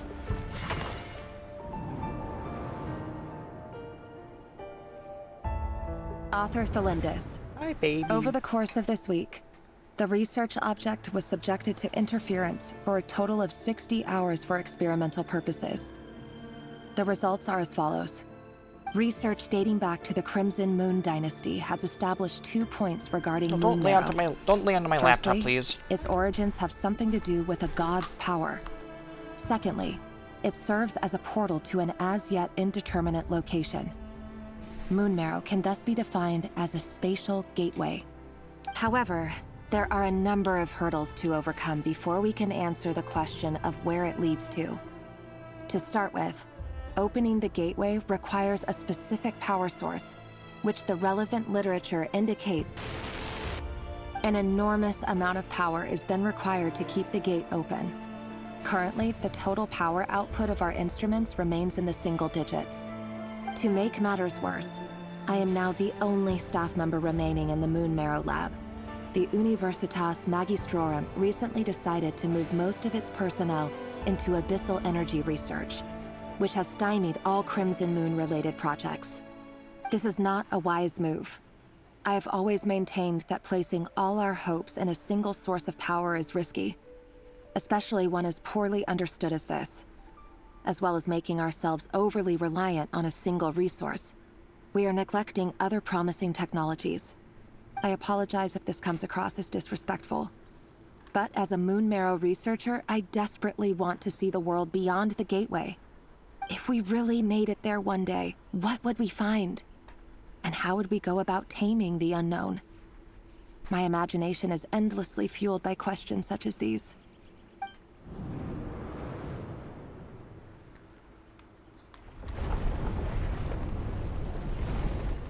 What's up next? Problems. I think I can just avoid all these guys.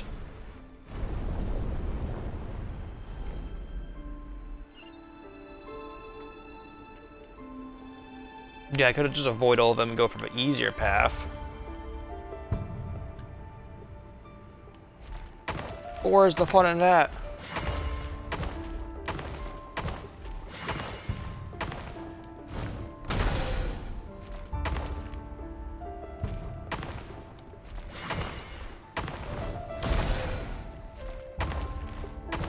Ah!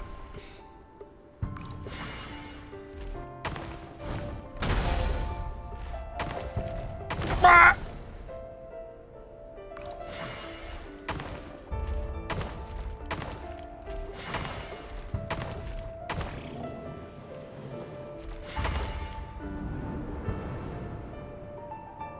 This is for you. I heard you're gonna leave the city with your parents. Thelindis, Did you hear about what happened? I've heard nothing. Rerir got back very late last Friday, and he was acting a little unusual, but he slept pretty well, so I'm guessing whatever he did was a good deed. You never saw him, and I don't know what he did. And this conversation never happened. You understand? What if he finds out that you pried into his secrets? Don't be silly. I don't know what secrets he does or doesn't have. All I know is he's just a normal guy who happens to run some errands for the king. Are you scared of him? I don't know. The Rerir I know doesn't match the person you all describe. Logically, I should be scared of him. And yet, I don't want to lose him. But enough about that. You should get going, and be careful with the package I gave you. Keep it secret. Keep it safe. What's in it?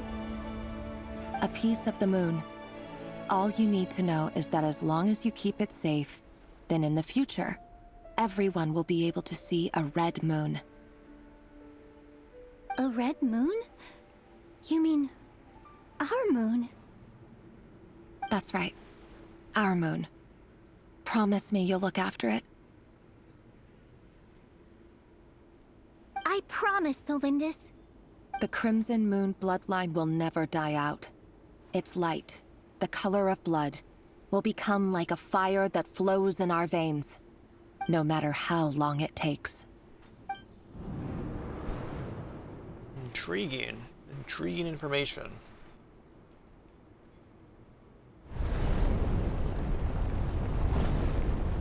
They're piecing that point together.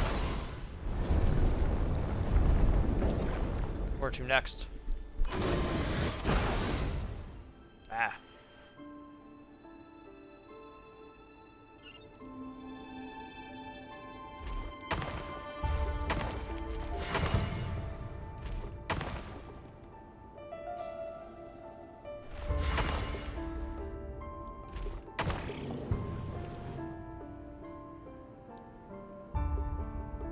I can't fight him because I have instruments action points.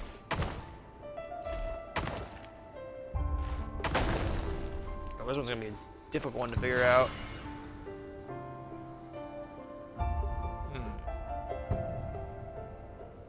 If anything, I should go for those guys up top first. They're the weakest ones here.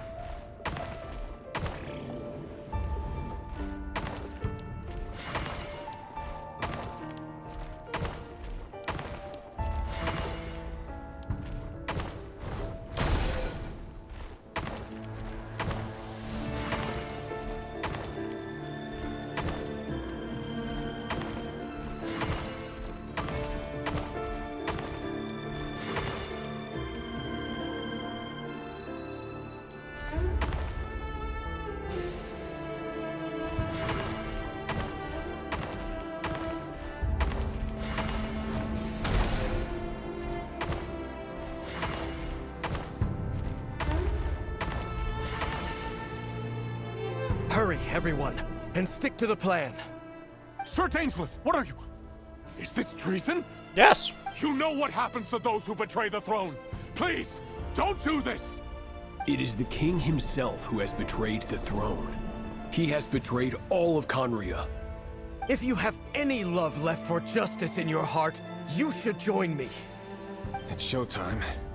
Dane and his group will handle the troops in the palace. Then Hroptatyr and Rhindaughter will disarm the security measures. My job is to enter the prison and rescue Vedifalnir. Stay safe. Wish me luck.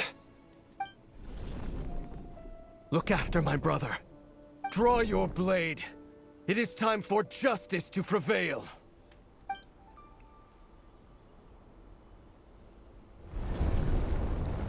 Seems like Conria was falling apart at the seams before everything ultimately happened.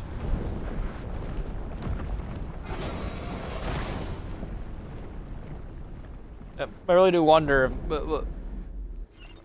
Actually, no. Now that I think about it, my sibling probably wouldn't have been able to save Conria in the first place. Conria was probably a lost cause by this point.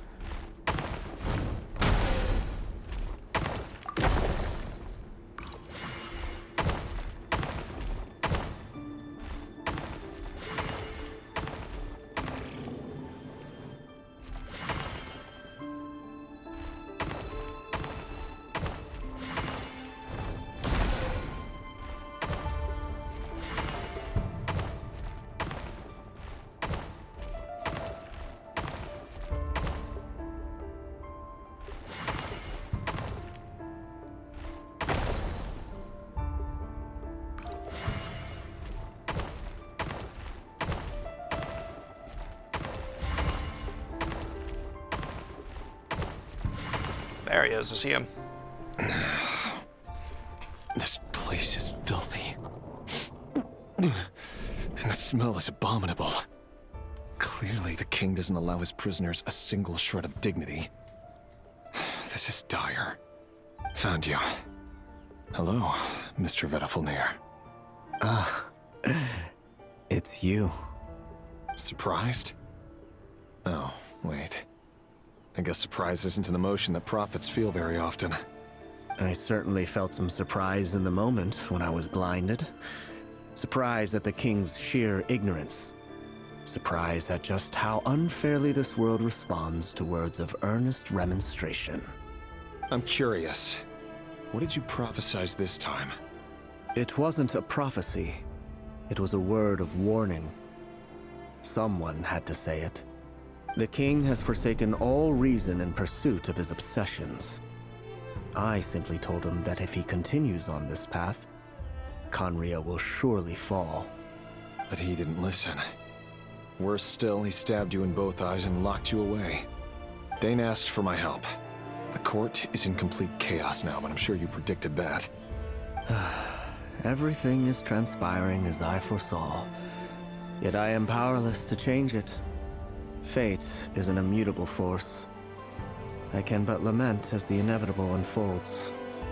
I do wonder whether giving a man the power to see the future does nothing more for him than slowly crush his spirit. Forgive my curtness, Vedafilnir, but the king did not suddenly turn on you today. His suspicions have been brewing for a long time. You can't have wisdom beyond the reach of your fellow man without attracting his fear and suspicion. There are things the king does not want to see.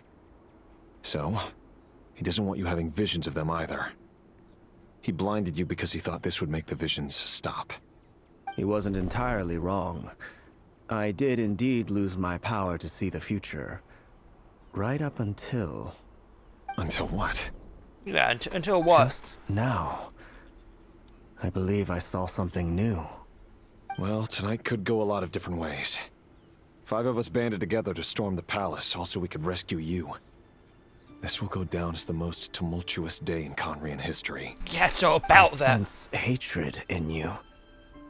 But also hope. A desperate hope that with the tyrant deposed, that will be the end of the story. But this is not the end. It is the beginning of a new chapter, in a whole new story. There are many men of honor and courage in this world, Rerir. But you are not one of them. You're not here for justice, are you? You're here for yourself. Is that a dagger? Interesting. Why not the polearm? It was always your weapon of choice. With your abilities, I don't doubt that you were able to recover some of your sight. But I also doubt that you want to make an enemy of me right now. Of course not. We're on the same side, aren't we? We could be. But I need you to be honest with me, Vedafilnir. At this point, you're my only hope for the future. You mean your future? With your beloved, Felindus? Yes. And I know there are bigger things at stake here. A dynasty, a nation, maybe the entire world. But forgive me, I care first and foremost about myself. I can't abandon the one I love to save myself. I just can't do it. But you see a broader picture of the future than I. You see the solutions to the biggest problems of our age. So tell me, what is my solution? What's the answer? In matters of fate, answers are either right or wrong. What will be and what will not. Maybe you are willing to pay a certain price in the pursuit of happiness, but unfortunately, fate does not negotiate. That is the cruelest thing about fate. It is unmoved by your sacrifices. That can't be true. I know it's your voice that I keep hearing in my head, urging me to see how the world is changing, to seek more power, so I can protect the things I love. You show me disaster, but you won't show me how to avoid it? Why? Why are you doing all this? My voice. In your head. My initial assessment was correct, I think. There was the abyss.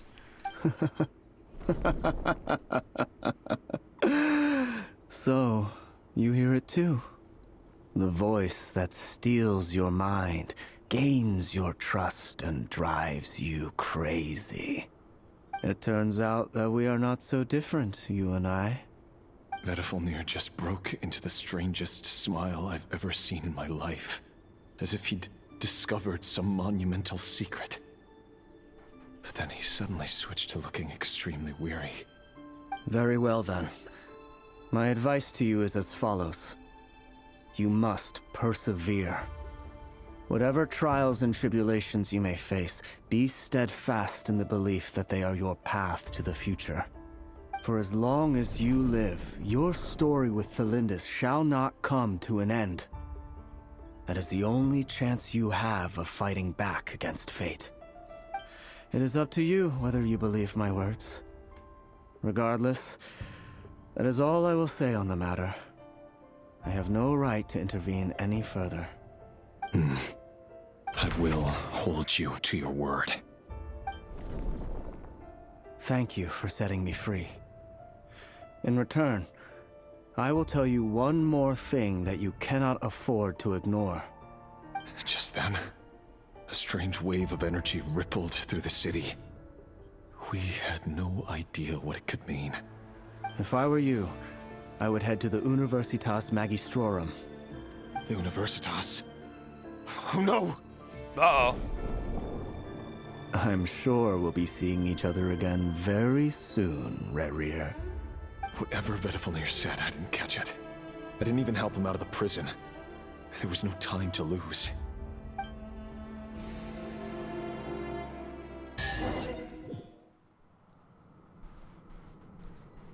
Oh, fuck yeah. Precious chest. That's 10 Primo Gems richer.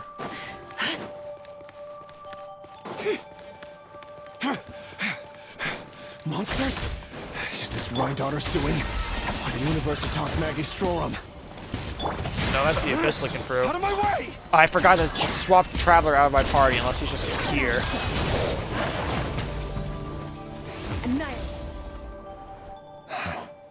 The Universitas.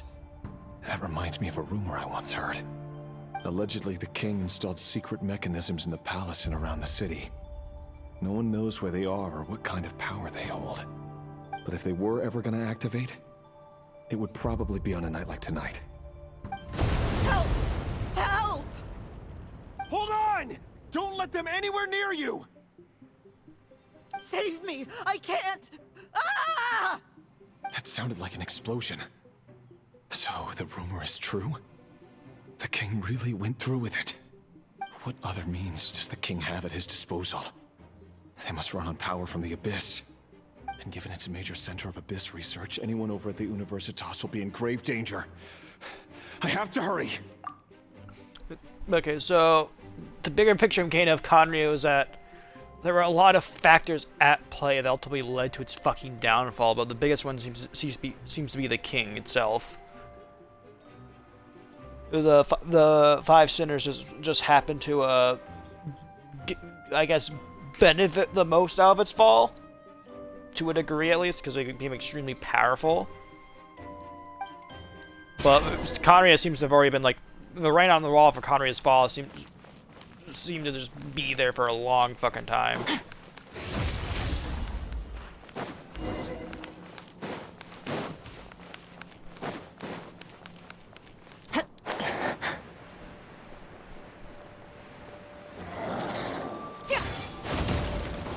Rain outlines your fate.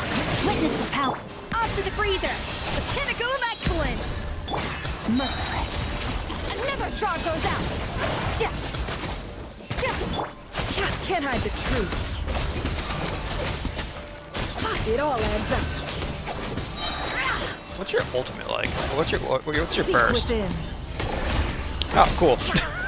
That's what your burst does. No more lies. Terra Smash! A little of boosh! A burst of flavor! Fearless! Into the void!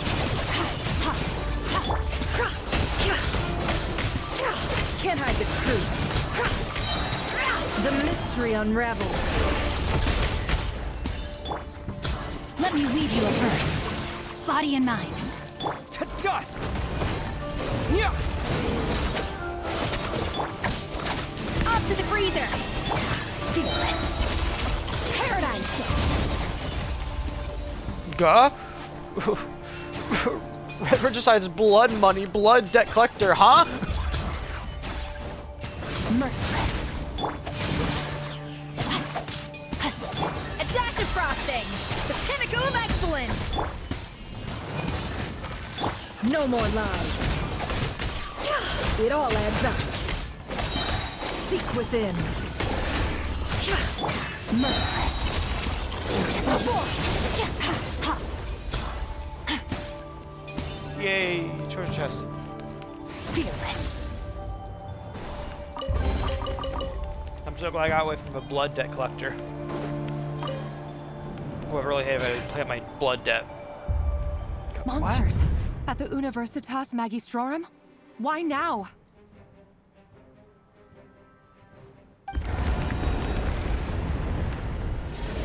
Oh no! They're coming! It's no use. The table won't hold out much longer. The weapons. Where are the weapons? Of course. All the lab equipment was upgraded after the inspection last week, but the new weapons haven't been allocated yet. I'm done for. Is anyone there? I need help! Ah! Stay back! Please stay back! Please!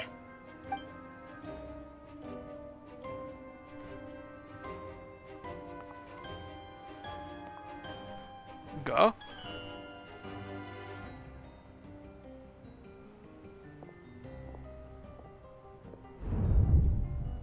Huh?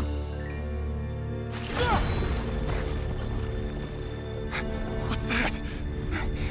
Rerir! So the rumors about your work are true. What? No! Listen, something happened at the palace tonight. We have to leave! You don't need to lie to me anymore. What do you mean? I know why you're worried, and I will respect the decision you've made. But it's okay, because I found a solution. I know how to end all this. You can have it back. The normal life you so desire. But until then, I'm afraid our wedding will have to wait. Cylindus? No, don't do it! Cylindus! Cylindus!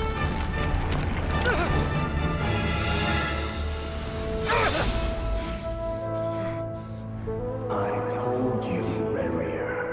Let her go. You will find someone better. No! No, I won't do it! I have to save her! By what means exactly? A lowly pawn. You lack the power and the strength of will. Do you know a way? Tell me! Come to the palace. Join us.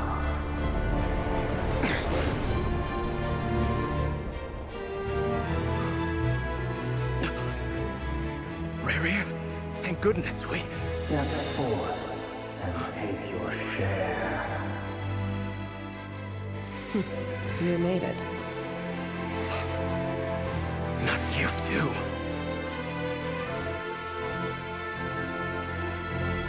Hatred or grief, despair, desire. We all have our own.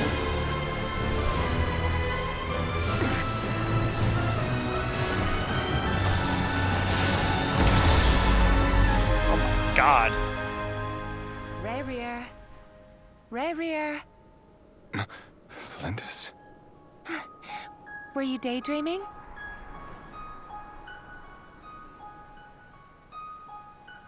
You still remember, Rerir? That question you asked me a couple of weeks ago? Oh. You mean the proposal? Yeah. I'm wondering, where do you think would be a good place to discuss it? Maybe in the garden? Or were you thinking a fancy restaurant? It's your choice.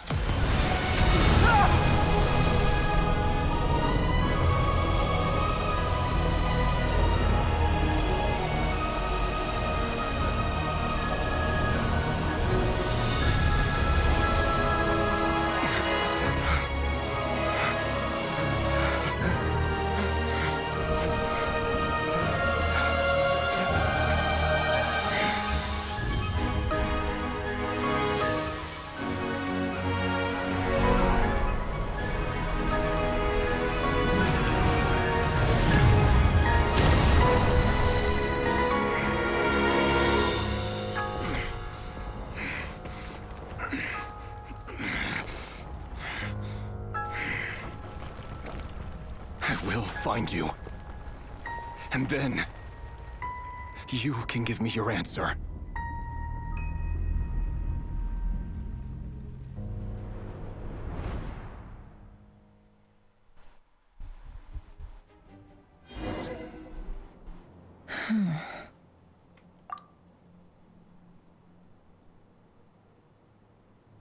Oh, I just gotta fucking take that all. that was that I don't know really how to describe what I just witnessed there, but all I can say is holy fucking shit. You know, not Cry is up there. So far, not Cry is up there with as one of my favorite archive quotes. Fontaine still beats it out, but like, Nod Cry is definitely up there as like just. I don't know how I'm going to describe what I just witnessed there, but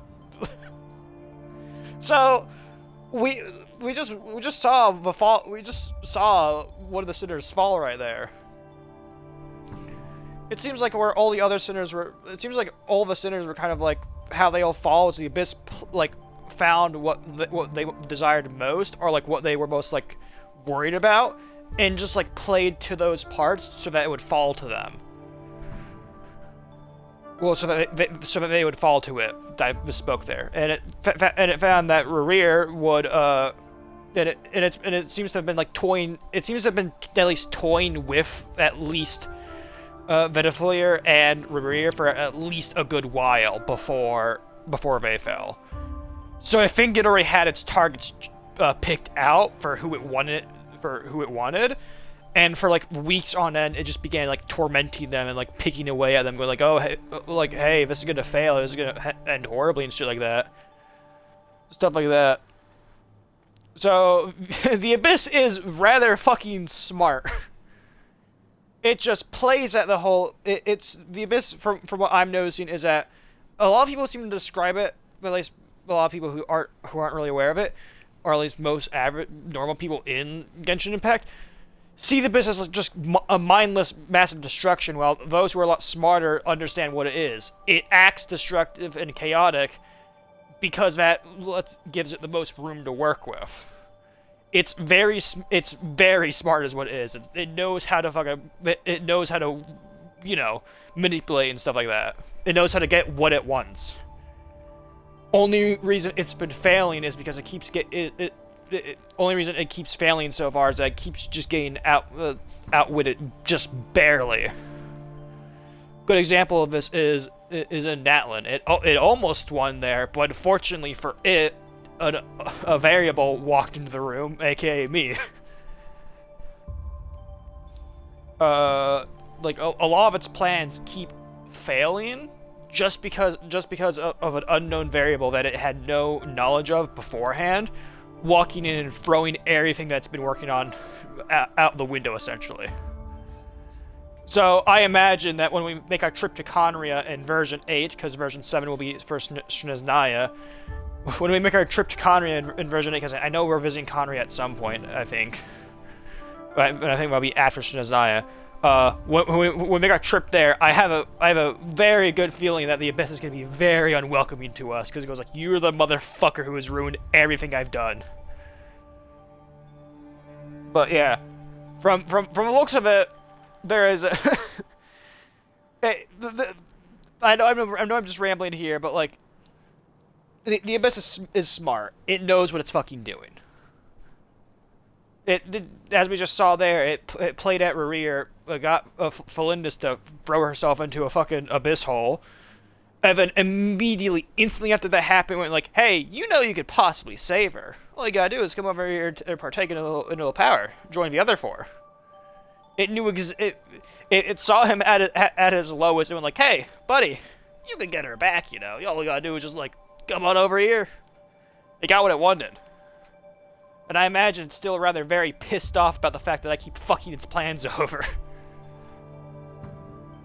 Genshin Impact either needs to end with us fighting with either, in my opinion, either needs to end off with us fighting God or the Abyss, or alternatively, I feel like fighting our sibling would be a very good ending for the game. Like as a final boss fight, like we're forced to clash with the very person we've been searching for the entire time, just due to the fact that like clearly our Abyss sibling has been manipulated by the Abyss to a degree. They're working towards plans. They're trying to bring back Conria, which I imagine is still part of the Abyss's plans as well. Because if it could, right, I think right now what the Abyss lacks most in Tevet is a proper, strong foothold.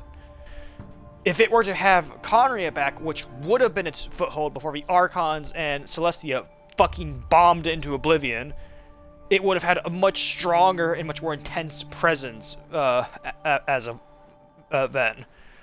But it doesn't, so it's kind of like using the hooks that it already has into all the other nations right now to try and like keep itself there as strong. I don't think we can get rid of the Abyss fully. I don't think it's possible. The only way we possibly get rid of the Abyss is probably through some fucking godlike act, essentially. But what we can do is just keep it as underpowered as possible by constantly keeping pressure on it, because that's kind of the only way we can properly beat it, in my opinion. You have to keep pressure on it constantly, or else it just builds up its power and it fucking launches forward. Anyways, continue on. So that's how the Rerir of Solnari was born. Yep. A monster created by circumstance is a monster all the same. Yeah. Viewing other people's thoughts for too long can get uncomfortable. Right now, I'm feeling a strong sense of loathing.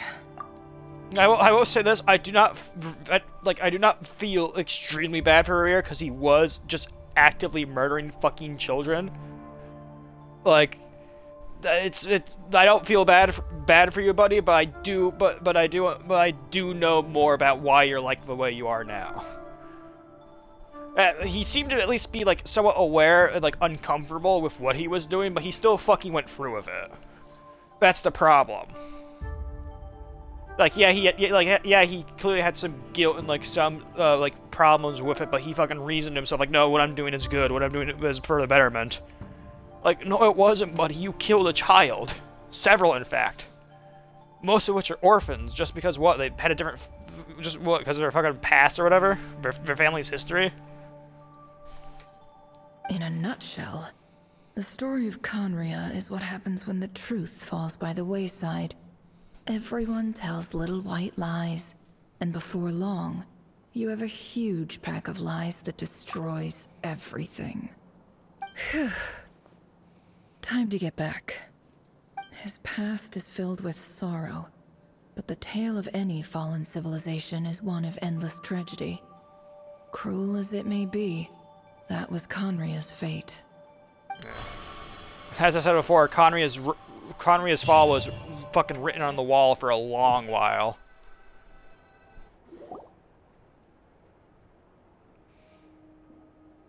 Would have been more surprised if the fall didn't happen. Everyone, I'm back. Can I get a standing ovation? Never! How are you holding up? Feeling okay? fine. Boss is a pro. Yes, I'm fine. You will have seen the events of Rerir's life through my thoughts. It's now clear that he is just a regular nobody, driven by personal tragedy, as he said himself. I mostly agree. There's only so much we can know about him from his memories alone, but they did give us a clear glimpse into his life in Conria. However, I would not consider Rerir to be a nobody. He was deeply involved in the events of that era. Yet, when the catastrophe of a generation strikes, nobody is safe. Sounds to me like you're speaking in riddles again. Is this you urging me not to abandon the people of Nodcry in their hour of need? That's not what I meant. Although I do hope you choose to remain a part of the plan. Without you, the mission ahead will be all but impossible. Then try to remember that I respond better to the carrot than the stick. And I don't appreciate being bossed around. Now, as for you, Missy, you were excellent. You stuck to the rules of the ceremony and kept your mouth shut the entire time. Bravo. Cool. So, can you fill me in on the deets now? Most of what I saw went right over my head. Patience. You'll hear the whole story, don't you worry. But let's meet up with the others first. It will save me narrating it twice. Yehoda? Yes, boss. Let me get that door for ya. That's more like it. For a moment there, I was worried you'd forgotten about the first clause of your employment contract. Forgive my curiosity, but what does the first clause say? It says I gotta do the annoying stuff that boss is too lazy to do for herself. Like opening the door, pouring the tea, yada yada. Is that right? If something is in the contract, it's because she willingly agreed to it. Rest assured that the Curatorium abides by the very strictest of labor policies. You guys have labor You policies? don't seriously think I'm cruel enough to treat her like my slave? In any case, I've hardly shied away from my share of the work today. Hope I don't catch Flintz and Varka lounging about in their chairs, enjoying a leisurely cup of tea. There's nothing I dislike more than other people enjoying themselves while I'm hard at work. I'm pretty sure everyone's hard at work to try and find a way to kill that guy. Or if not kill him, at least throw him back to the deepest pit he came from. Oh no. What? Sorry to disturb you, but we seem to have run into some trouble. Evidently so. Don't worry, I'm not about to leave you to fend for yourselves. I'm not that kind of boss. And it would go against the Curatorium's labor policy. Where are we? I'm sorry. What did you hear me say? I wasn't talking about labor policy. Wait. How long have I been standing here? Not long. You just appeared by the door a moment ago. Where are we? Boss, what's wrong? You look like you've seen a ghost. We've been tricked. We never left at all. Somehow I hallucinated that whole scene back inside the office. Fuck, we're still in the mine. Hallucinated? But how? Alright, we're still in the fucking fragments of his mind or How whatever. Indeed. This place should heed my will alone. All thoughts and actions that occur in here are just a result of pawns moving across the chessboard in a carefully calculated manner. And nobody has access to this chess set but me. So you control everything in here? She should. More or less. But yes, it's a special technique of mine. Has anything like this ever happened before? Only once. It was the first time I used the chess set. Is there any similarity between what happened then and what's happening now? I suppose my thoughts are a little turbulent, which was also the case my first time. Is there anything I can do to help? The first clause of your contract clearly states that I only need your help with things that I'm too lazy to do myself. Meaning, You're not feeling lazy right now? Meaning this is not something Yehoda can help with. The chess set is a personal treasure that I alone understand. I must be the one to find our way out of here. Boss, it's fine. Really. Let me do something useful. Oh, listen to you. Whatever would I do without you, Yehoda? What? Really? Yes, really. Where would I ever find another employee as obedient and servile as you? God forbid anything ever happens to you. Oh, okay. Well, anyway, I was thinking of fetching some water. There's gotta be a source around here somewhere. I suggest everyone finds someplace comfortable to take a rest. We gotta conserve our energy. Even though all this chess malarkey doesn't exist in a physical sense, mentally speaking, it's all real. And so is our tiredness and fatigue. You don't want to dismiss mental fatigue. Just because it isn't physical doesn't mean it's any less serious. But anyway, I got your backs, so don't worry about a thing. Don't I have the best employees? Jealous much? If we can find a suitable time, I'd love to borrow Yehoda for a day to help out at the Frostmoon Scions. Would you be amenable to that, Boss Nefer? Oh, Lauma. Have I ever told you just how pretty you are? Beauty runs from the tips of your antlers to the depths of your imagination. Time to rally, everyone. Follow me. As we continue our journey, the same rules will apply. That means stay focused and no talking no matter what we encounter. And don't disturb the chess pieces. You have my word that I will get us all out of here.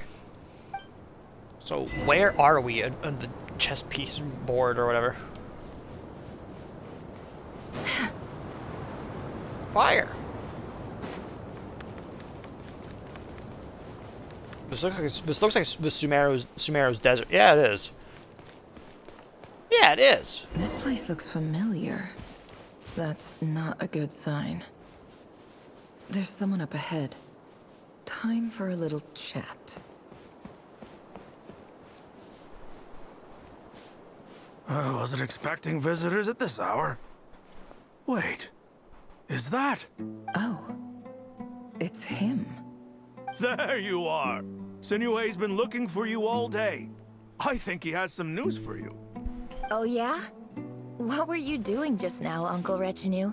Oh, Hiding away some it's more Nefer's loose change? memories when it's her like I a know kid or whatever. I saw some Mora. What do you mean loose change? Oh, come on, I'm too old for this. Just pretend you saw nothing.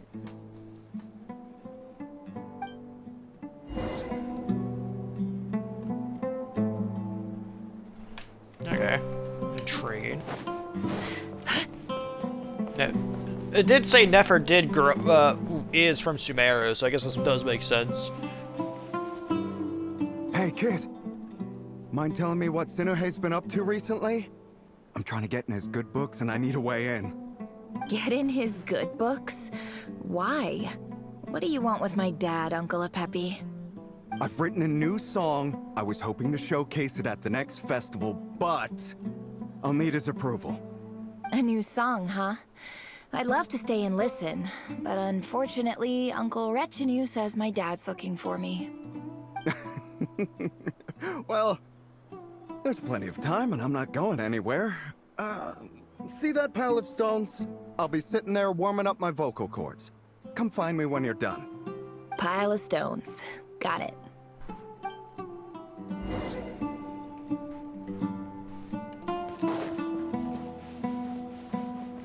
Run. Fast.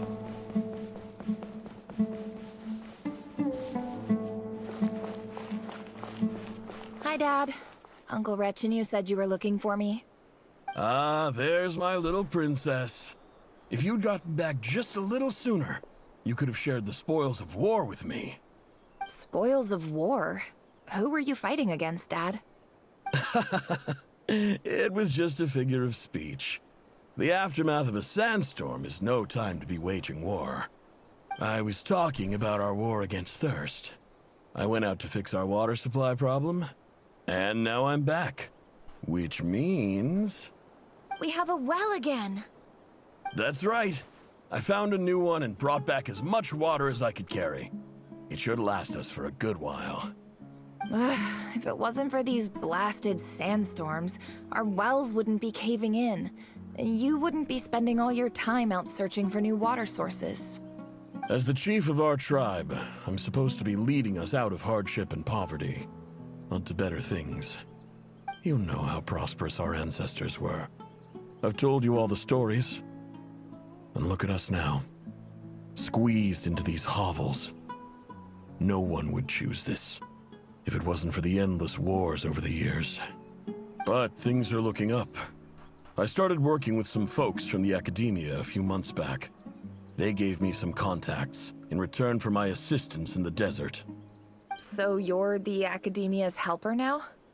Special ambassador, they call it. Think of it as a partnership. It's nothing bad, okay? We've been isolated here in the desert for too long. Seeking opportunities elsewhere is the best thing for us, and the fastest way to progress. So, do you get anything good out of being a special ambassador? Of course. My luck's improving all the time. One day, I swear I'm gonna lead us out of this place. We'll find somewhere new. Somewhere better.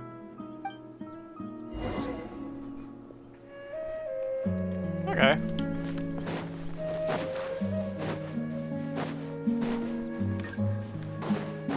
I love how Tony's last message in the chat was, "You're thinking of Romania." Then he disappeared and left. He's probably playing Peak right now with some of his friends. Or he's bird watching with some of his friends as well. Where the fuck is this? That's our well, and you know it. You stole from us. Well, you've gone from chief to thief, and now you have to face the consequences. Did you really think you could take our water without permission and get away with it? You're either brave, stupid, or both. And that special ambassador act? Yeah, nice try. We spoke to the academia. They said it was all news to them. You're a liar and a cheat!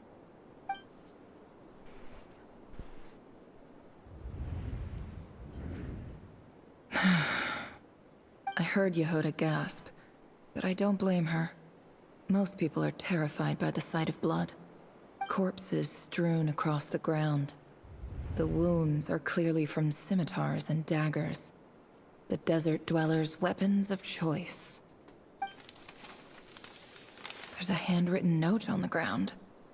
Let's see what it says. Halil, this is Sinuhe, chief of the Shimti tribe. Surely you remember me. I was the one who helped you and your colleagues avoid the quicksand in the desert. This is my second time writing to you. I assume my last letter must have gotten lost in the mail, as I didn't receive a reply. I hope this one makes it to you safely. I'm writing to you because I need some help. That sandstorm the other day completely blocked up our well, forcing me to look for another water source in Iab and Unut territory. It was a matter of survival. Praise the gods. The well of the Iab tribe was intact. It was my last resort. I drew what water I could and left, but not without being spotted. I fear they will retaliate. You told me to write to you if I ever needed help. You said you'd be my ally in the academia. I urgently need you to formally recognize my title of Special Ambassador and send some of your people to assist me for a few days. It's the only way I can convince them that this was the Academia's decision and prevent them from retaliating. This is an emergency. Please send help as soon as possible. Looks like this letter never got sent. The writer died a grisly death, and the letter was trampled into the ground. It's badly defaced. Some parts are barely legible. What a ridiculous lie the surviving Shimti tell. Their whole village was butchered over a sip of water. Where to next? Ah, officer. Welcome. Welcome to our humble village. I thought you would at least have the courtesy to provide some respectable libations. This is the finest wine our Academia is village still has as to much of a offer. bastard as ever. I promise.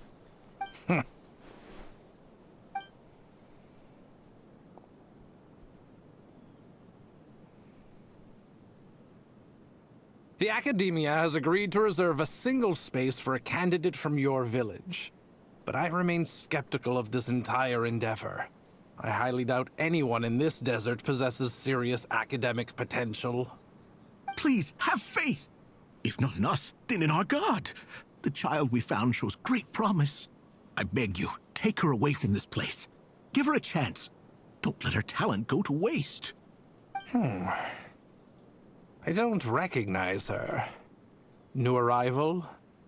She showed up here a few days ago and we took her in. She's a really bright kid. Please help. I'm begging you. So, where are you from? Nowhere special. Just a sand dune. What about the rest of your family? How many of you are there? Just the one. It's only you? Correct. So, no brothers, no sisters, no mother or father? Any who have slept on a bed of sand, I call my brothers and my sisters. Apart from that, I have no family. All right. Get over here. Sign your name on the form.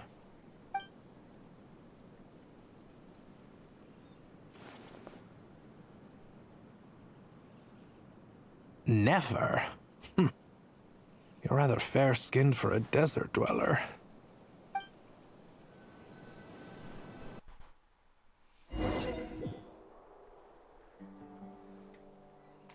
Ah. It's been a while since I last been in here.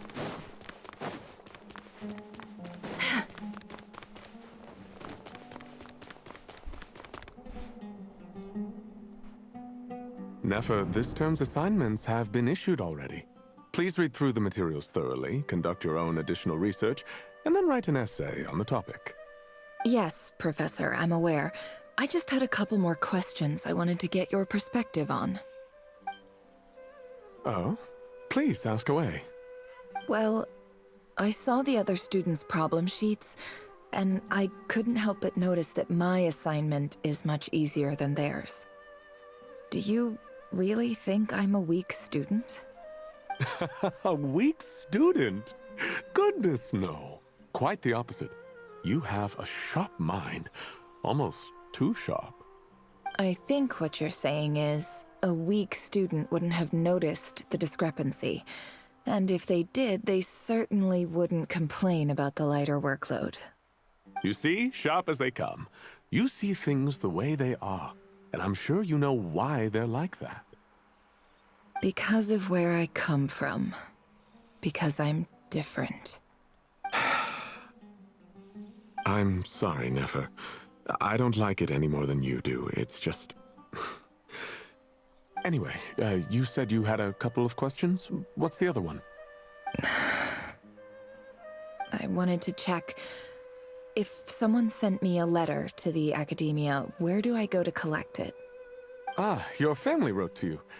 Well, as long as they put your name on the envelope, someone should hand it right to you. Not exactly. It's not even a recent letter.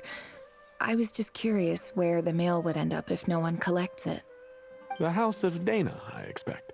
I know there's a box for unclaimed mail somewhere in there, probably sitting on a shelf. Whatever you're looking for, that'd be the place to start. Okay, got it. Thank you, Professor. Oh, don't mention it. Honestly, I feel like I failed you. I'm supposed to be your teacher, but I haven't taught you anything. Hey, don't say that. You're a great teacher, and you do your best for all your students. But the rules are the rules. You're not allowed to teach students like me. It's not just the Academia either. The whole world bends over backwards for the successful, and leaves the losers to suffer and die. Oh, my dear child. Don't tell me you've given up on life already. I haven't. I just think that if you want to make it in this world, you have to find a way to become successful. Interesting.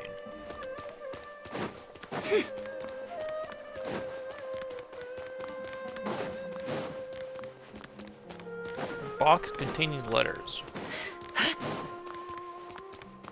It's just fucking off in the corner, okay. This must be it. A big cardboard box full of unclaimed mail. And probably some letters that ended up here by mistake, too. Let's take a look. Why is it just off in the corner in a public area? Anyone can walk over here and take this. Sit.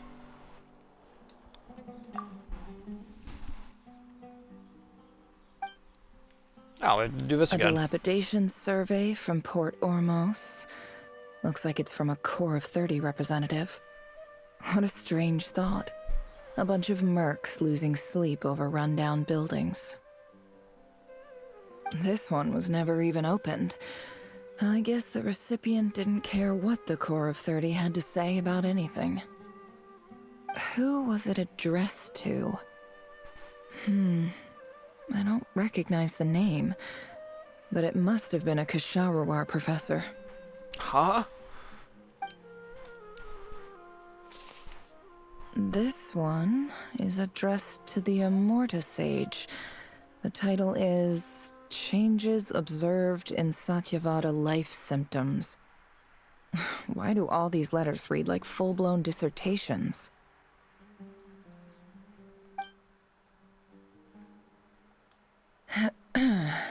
Guided by the incense, we became lost somewhere in the forest. All the barriers between levels of consciousness disappeared as our minds soared around in circles, looking for a branch to seek refuge on. In clinical terms, these symptoms fit the description of incense poisoning. The Immorta Darshan strictly prohibits the use of hallucinogenic substances, but I believe there are still people getting away with it. For example, my neighbor who always breaks out into song and dance after using incense. This seems like something the academia would want to know about. Why wasn't it collected? Wait. I don't know, dude. What's this written on the back? It's so small. The note says, the sender authored this letter while under the influence of mushrooms. I would send it back, but no return address was provided. Stamped by the Grand Conservator of the House of Dana.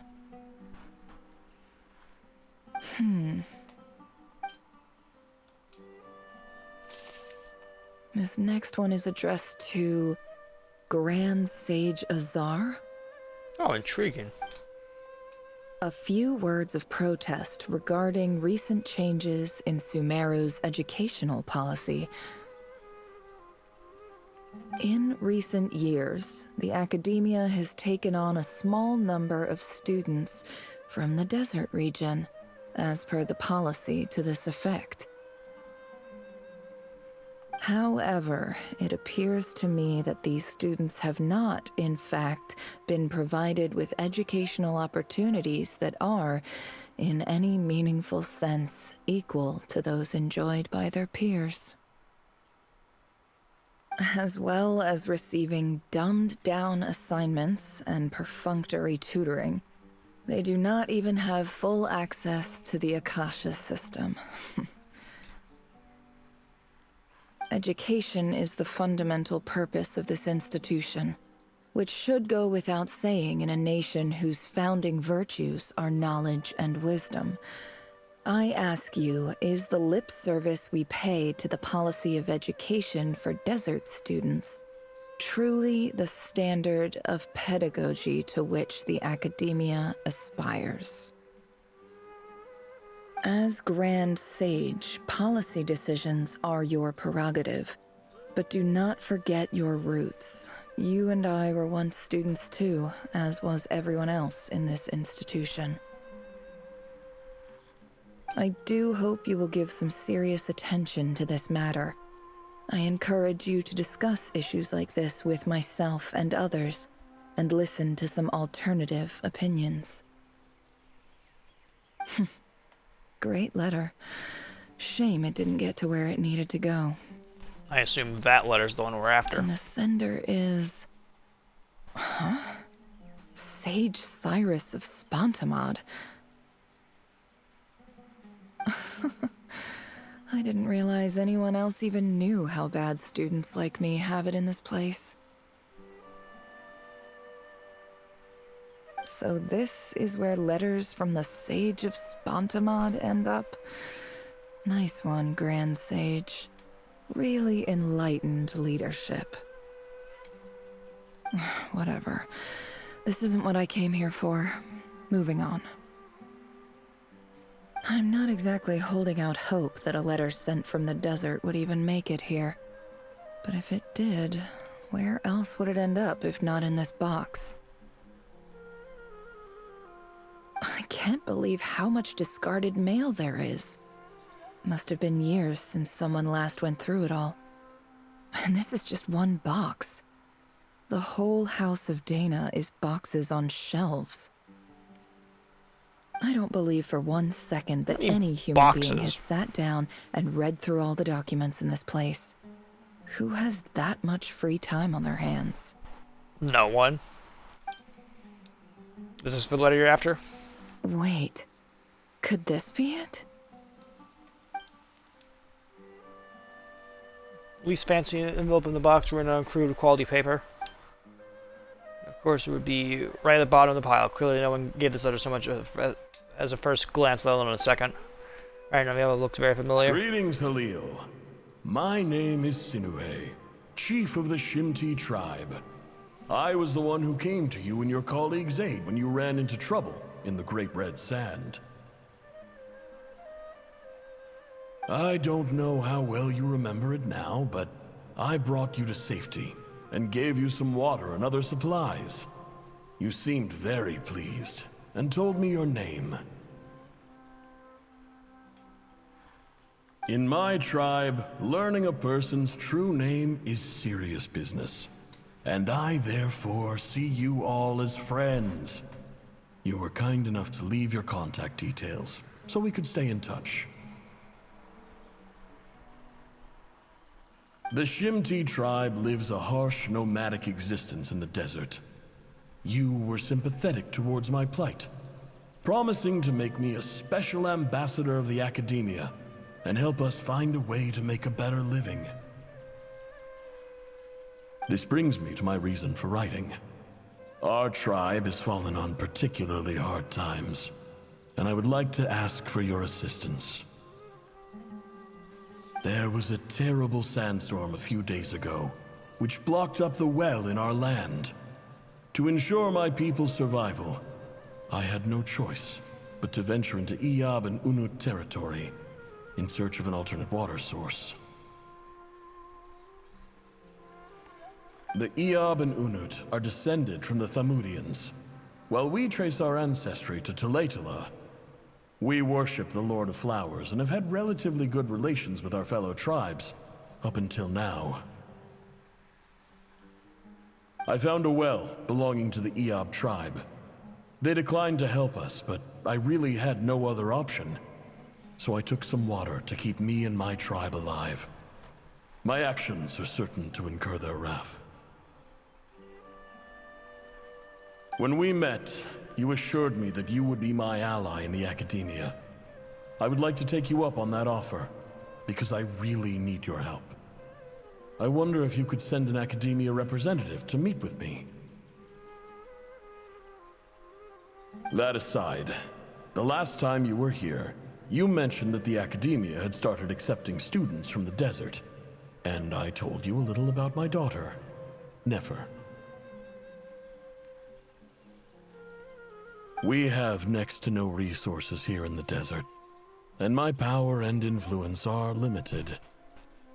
Would you consider enrolling my daughter at the academia? She is a smart girl. I know she won't disappoint you.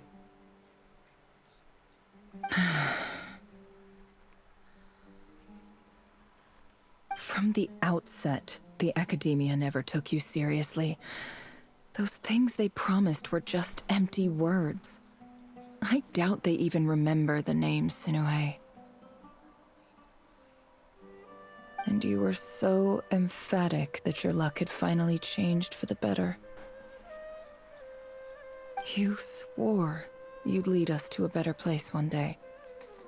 You spoke with such conviction, like you were the most powerful chief in the whole desert. You liar.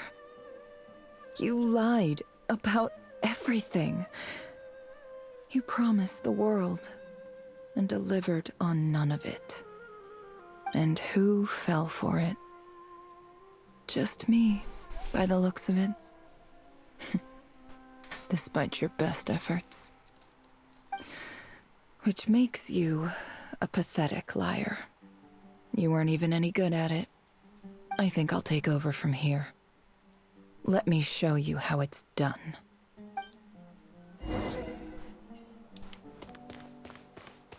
Bid farewell. I guess she's. Well, I think we all know what's about to happen.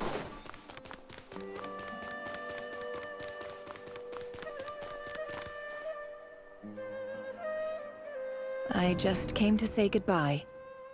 Thanks for everything you've done for me in my time here. Nefer? You packed your bags. Where are you going? I'm quitting. Something's come up in my hometown. Gonna head back and deal with it. Huh? But this was a hard-won opportunity for you. You know that better than I do. It was. But it doesn't matter. I have more important things to deal with and they can't wait. Oh, and I didn't want to overfill my bags, so I left some incense on your desk.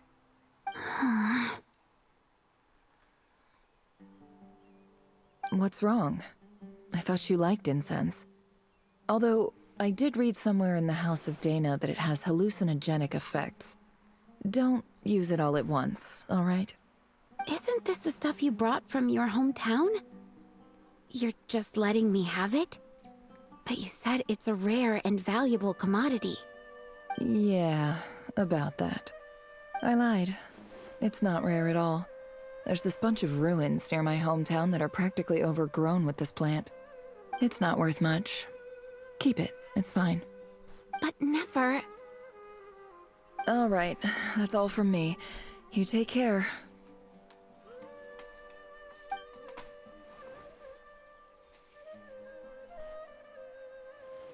Goodbye, person I do not know. Don't forget me, okay? I mean, we're more than just classmates, right? We're friends. Yeah, I'll remember you. I lied again. That incense is worth a fortune, and it's a rare find even in those ruins. And as for remembering her, I have far too much to do when I get back.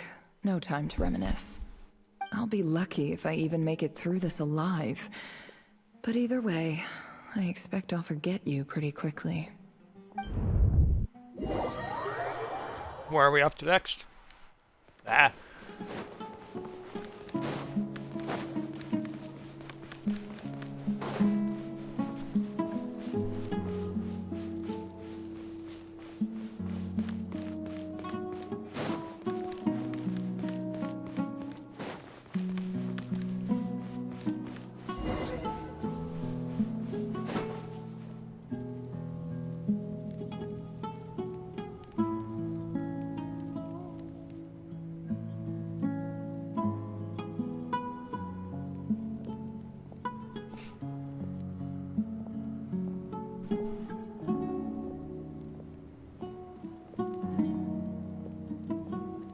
It's a pleasure to meet you, Mr. Arif. So, what does the Academia want? Since they've sent their special ambassador, I assume there's a big business deal to be made. If not, I'd be very disappointed. Please, sir, lower your blade. You're lucky I'm the one they sent. Not all special ambassadors share my admiration for the Iab people.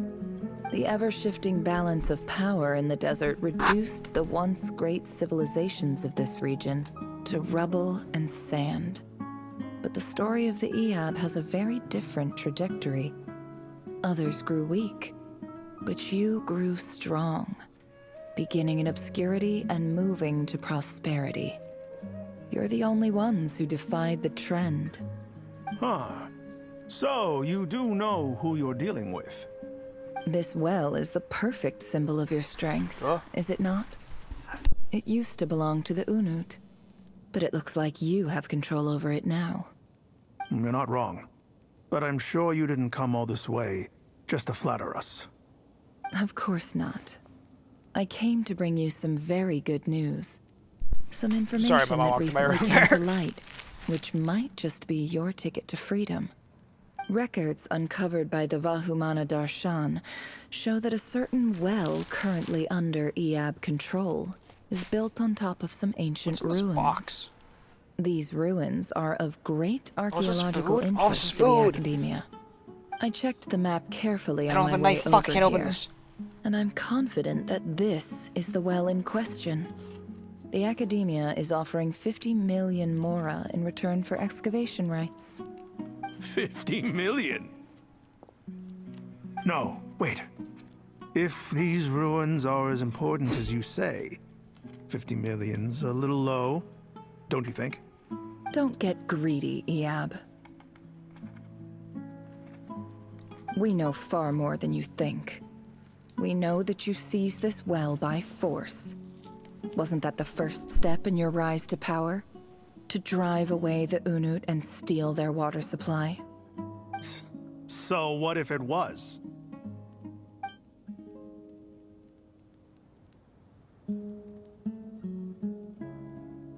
Don't worry. As unscrupulous as it was, it's something we're willing to overlook. The Academia is only interested in dealing with the de facto power holders in the region. I hope I am making myself clear. Other box of food if I ever... And I hope your words are the truth.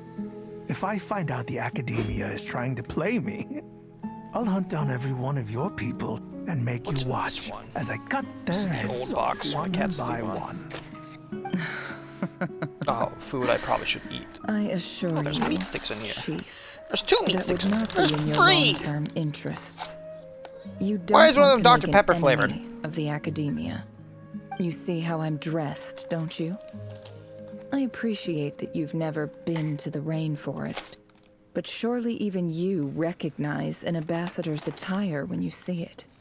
And what does a barbarian like you have to lose I'm sorry if you're hearing a lot of anyway? cardboard noises. I'm fucking looking for my food box. You really think the Sumeru Academia would bother to come all this way just to lie to you?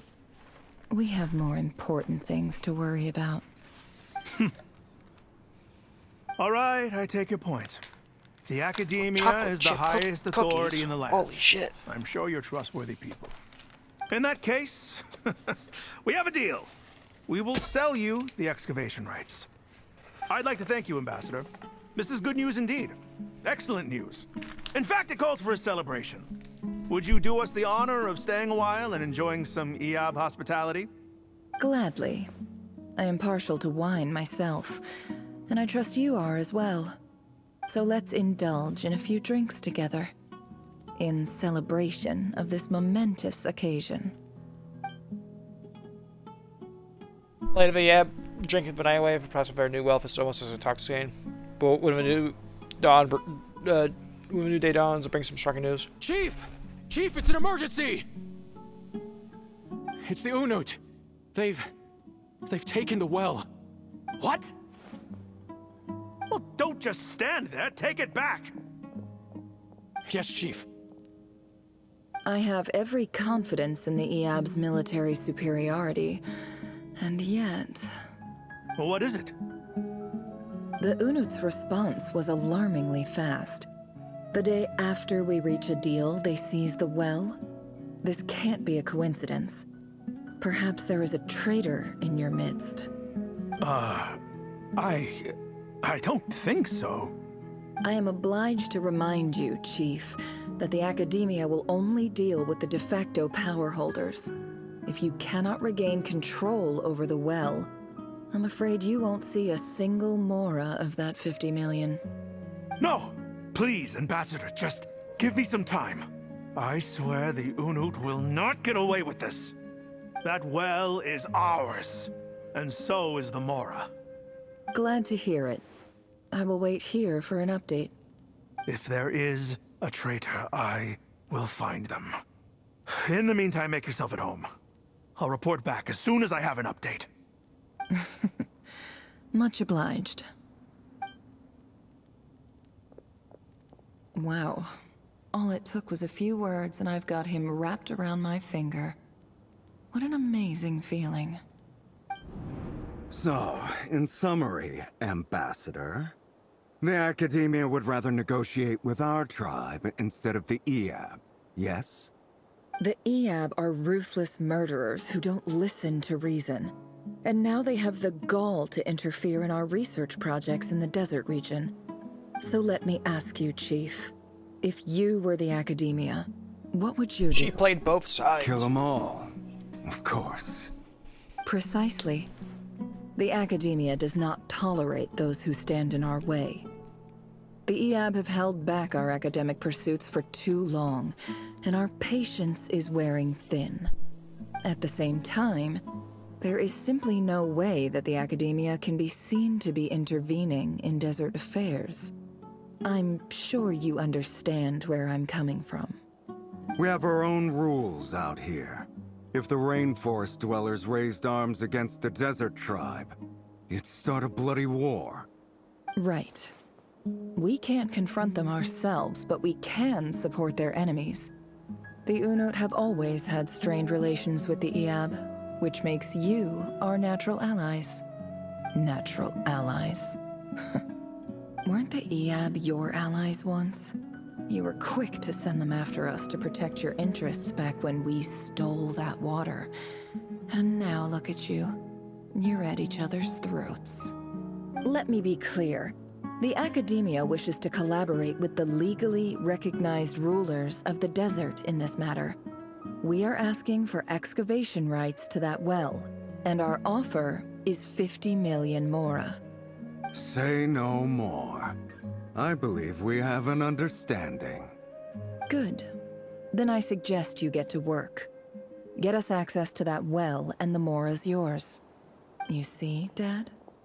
Lying is easy when you know how. People will believe anything.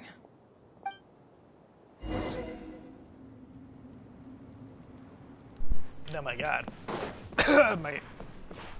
Hold on, give me a second.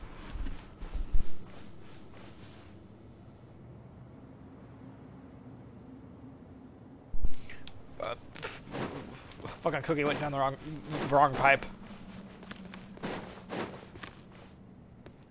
Oh. There's a bird. There's a fucking bird right there. Bird.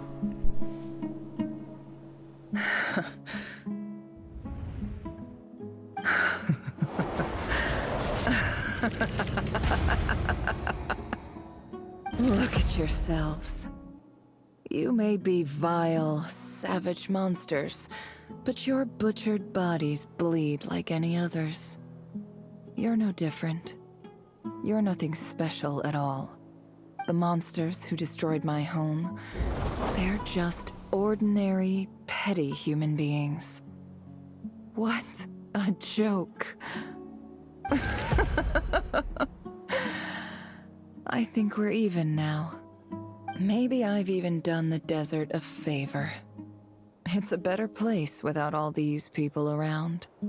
Oh, Sinuhe, my gullible fool of a father. Perhaps if you'd been as ruthless as I was today, our tribespeople would still be alive. In this dog-eat-dog world, a chief needs to be tough to survive. But you couldn't do what had to be done. So I did it for you. Nefer, it's okay. All of this is in the past now. I believe I remember you promising to remain silent. Yeah, but even so... Yehoda, is there anything you can do to ease the tension? You got this, Yehoda. It's your time to shine. Alright, time for a sharp turn onto a completely different topic. So, anyway, that's enough of that. When are we getting out of this place? Feels like we've been walking forever. I'm getting pretty tired. Oh, Alma, you tired? Yes. If we can find somewhere to sit down, I could certainly do with a rest. It's not far now. There should be a temple just up ahead. This situation about to reach a conclusion? Yes. Wow, lovely. Really? A temple? That's where this story ends? I guess that's how things go in the desert. I've been to a similar place with a friend from the desert before. Desert dwellers can never escape their destiny.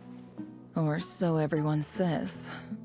I never wanted to believe it, but looking back now, I'm as desert as they come. You mentioned a temple. What's waiting for us there? My biggest trade secret of all. Ah. Then I'm guessing it's where you got your power from. The power to peer into other people's minds. I didn't know you were clued up on any other religions. I'm no expert in the history of Sumeru, but since you come from the desert, I would imagine it has something to do with King Deshret. And the 7 pillars who served him. They are major figures in the desert, after all. The desert belief system, too. Sounds impressive. I have some friends with connections to this stuff. Specifically with... Oh, I know who you mean. General Mahamatra Sino. The spirit of Hermanubis dwells within him. That's Boss Neff for ya. She knows everything. Sino's hardly Stop a banging my door, figure cat. of obscurity. But I know about Sethos, too. What about him? Is he a big deal or something? Well, he's not a small deal, let's put it that way. You sure know your stuff. Please, this is the bare-bone basics. Save the flattery. Thanks for your patience, everyone. I'm sure it's been a lot to take in. With any luck, that's our exit just up ahead.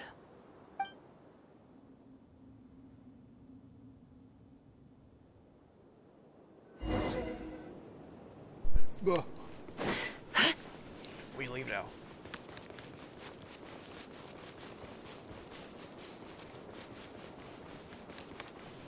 We've been in Nefer's memories for about 45 minutes, roughly, and about Rerir's memories for maybe an hour or so, so hopefully we're done with all these memories for here. Yeah.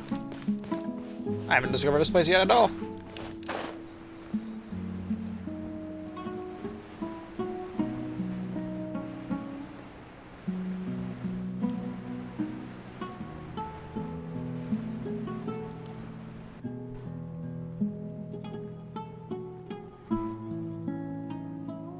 Uh-oh. Uh-oh. Uh-oh.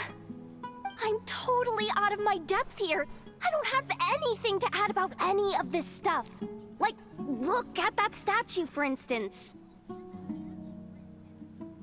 I want to do the whole name-dropping, this girl knows her stuff thing too, but I've never seen anything like it before. A statue with the head of a bird. Looks like something out of the King Desert Ball's you. That's Thoth, the Ibis King, one of the 7 pillars of King Deshret. The legends say that he, the Crocodile King, and the Goat King were the 3 retainers of King Deshret. Let's take a look.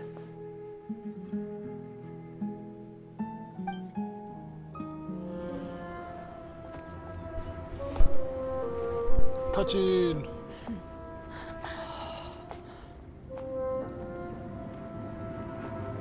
Cat.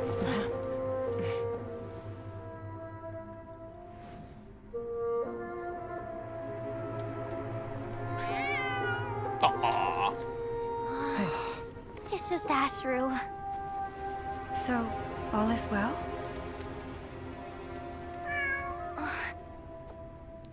Gibby get.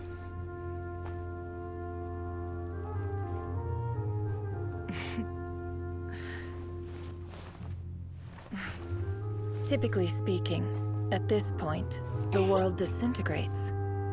Then we find ourselves back in the outside world. Besides, these are my memories. There's nothing to fear. I don't like that. You're sure? Of course. It's almost over. But the cat's evil! Well, fuck off, Rerir!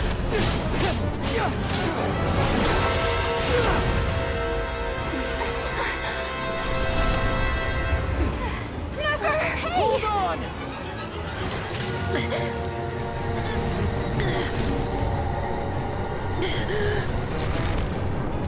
You get the fuck out of here, dude! Knowing too much is always a death sentence. Speak for yourself.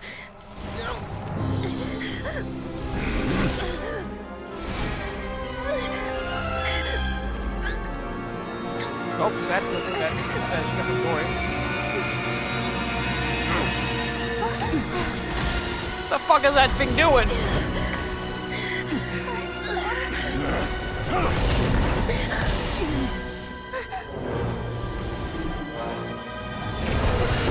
What the fuck is an orbital beam of light? How repulsive. Huh?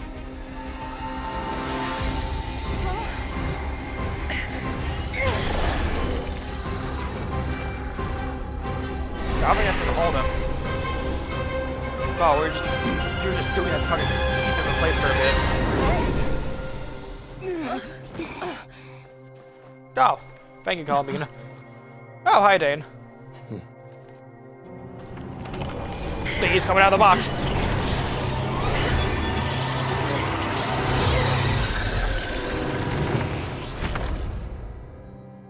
The problem solved.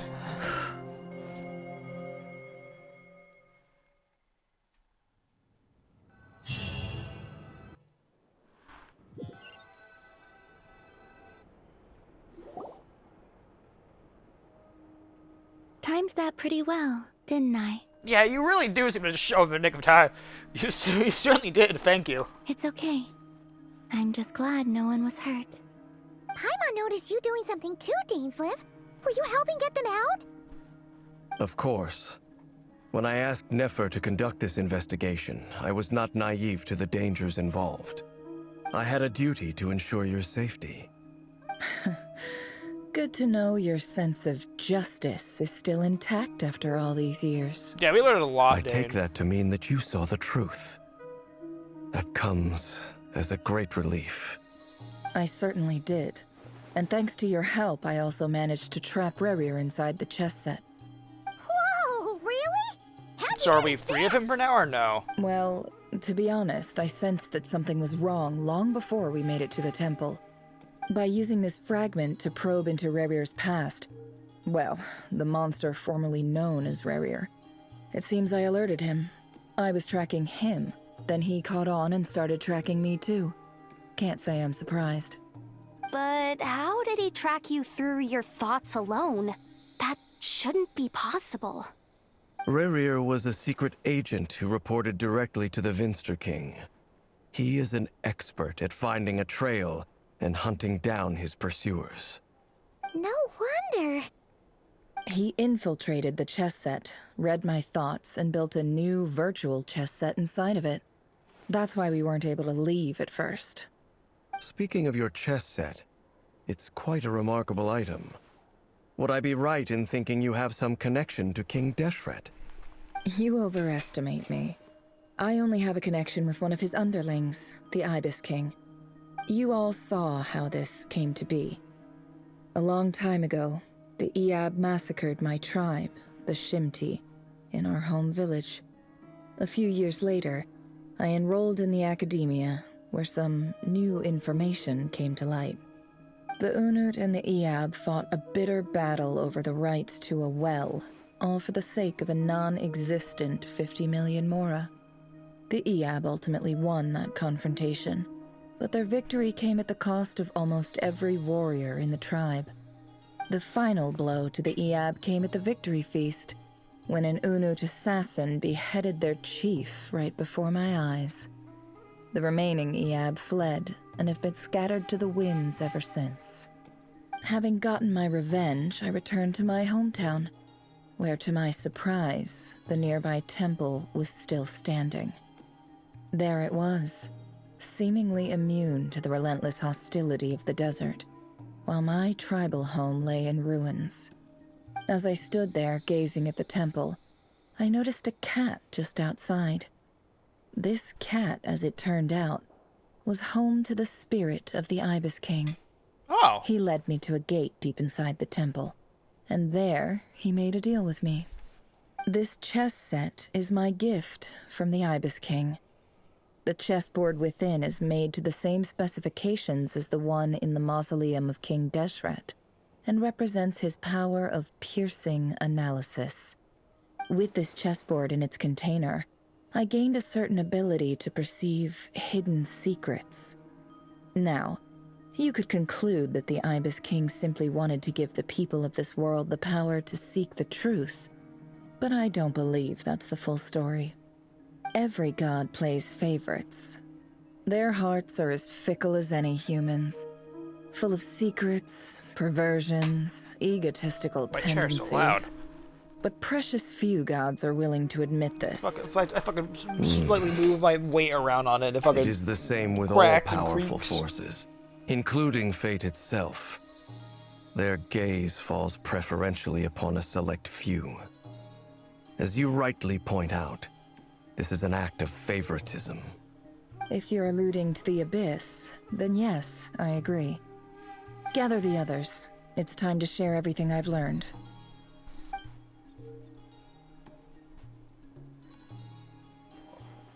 I missed that. Fuck. Cat. Thank you all for being here. As promised, your I did office. some further investigating into the Rerir of Solnari's background. I am pleased to report that the investigation has been most fruitful indeed. The Rerir of Solnari, real name Rerir, was once a Conrian subject who served the Vinster King. I will now share the important details of his story. Please save any questions or comments for the end.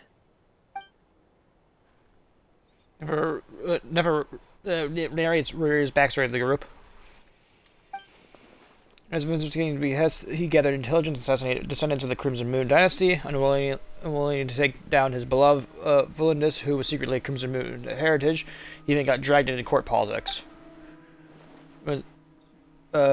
Vanilfunir's voice, which spoke to him of his fate, was likely a reflection of the moon. Though he could observe the waters to gain some temporary relief, he was powerless to erase it entirely.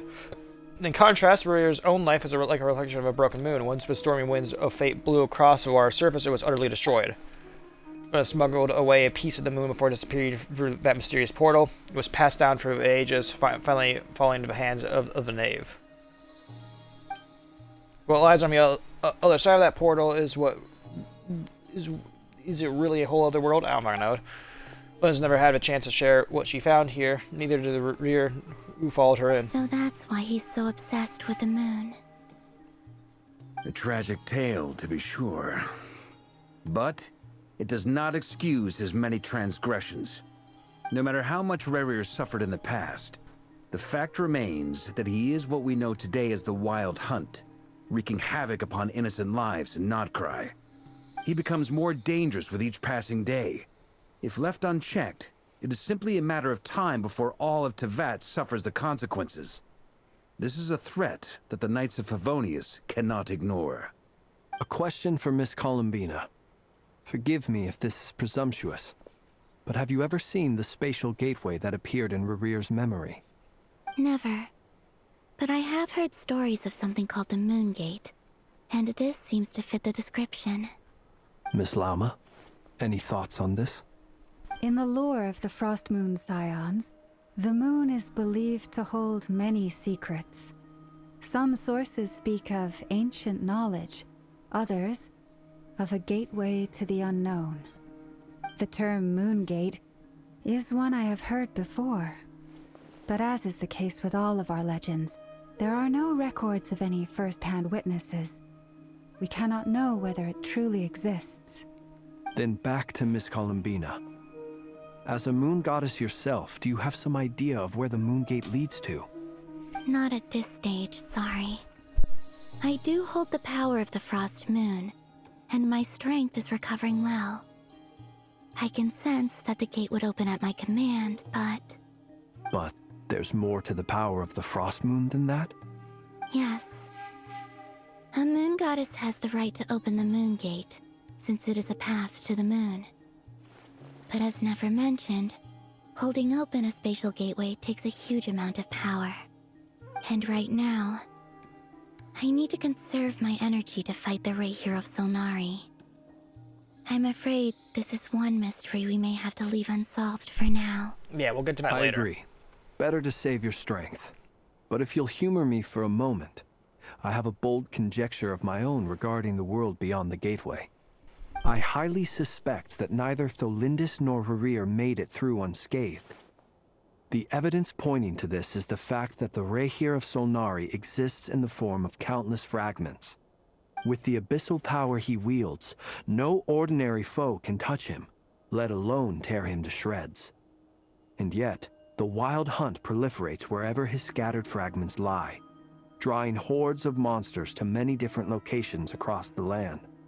So your theory is that Rerir was physically torn to shreds by some powerful force?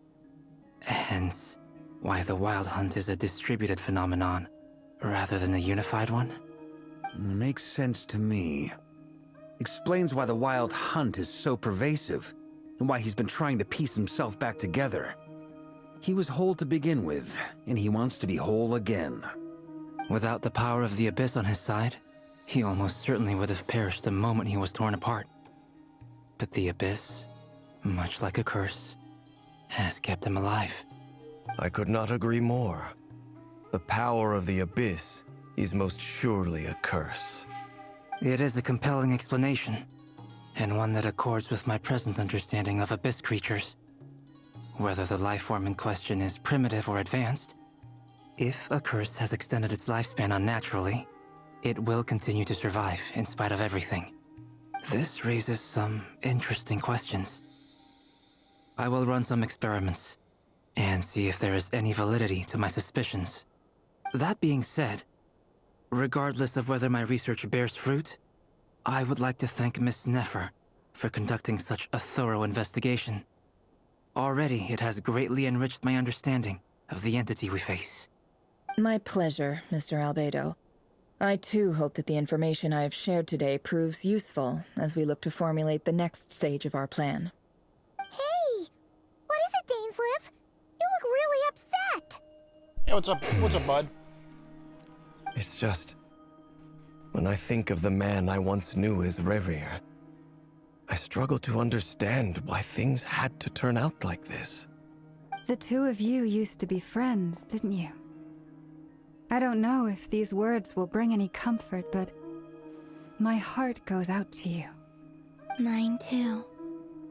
We can never know all the hows and whys of the way things are. The moon and stars are full of untold secrets and lies, and the skies are host to many more mysteries than these alone.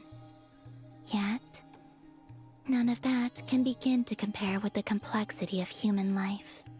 Those are the first comforting words I've heard in a long time. Thank you both. Well, I think this is a good place to end today's meeting. I'm sure Nefer needs some time to recover. She's been through an awful lot today. That's very thoughtful of you, Loma. Of course. Sounds good to me. Take some time to rest and digest before we reconvene to nail down a plan. Back at the hotel, you sit with Paimon for a while and discuss what lies ahead. Hey, is this a bad time? Hope I didn't kill the conversation. Oh no, come on in. We're just consulting the bread that we have in our room still. How old is this bread? No need. Come on, let's talk outside. But the bread needs eaten. We haven't touched the bread at all. The bread is old. It's going to stay. We need to eat the bread, Varka. Anyway, Nefer went back to the curatorium to get some rest. But before she left, she shared some things with me that I thought you should be aware of. Yeah. Firstly, although she managed to trap the Rerir of Solnari inside her chess set, there's no guarantee that the power of the Ibis King is any match for one of the 5 sinners. Their powers are beyond our comprehension. It's only a matter of time before he finds a way to break out. We have to come up with a plan and take care of him before that happens. Honestly, my mom figured that might be the case. So, how long have we got? Well, I asked her that same question. She talked for a long time, but for the most part, it seemed like she was trying to convince me how precious her chess set is. What a long and storied history it has. It felt like some kind of sales pitch, you know? The kind where you end up handing over Mora against your will. Anyway, after all that, she finally answered the question. 2 days, at most. 2 days? Holy moly! Can we even recruit enough help in that time? That remains to be seen. Which brings me to the second issue. Dainsleif is obviously conflicted about this whole thing. But given how little time we have, there's no way we can pull this off without his help. You have some history with him, right? Do you think maybe you could talk to him for us? I'll see what I can do. Great. I appreciate it. All right, on to item 3. So, Albedo, Durin, and I put our heads together and came up with a plan. Can't promise it's gonna work yet, but at least it's a start. We figured we'd bounce the idea off you first. We'll explore it further once everyone's recovered.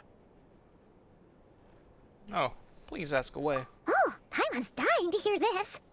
All right, so here's what we're thinking. Yeah.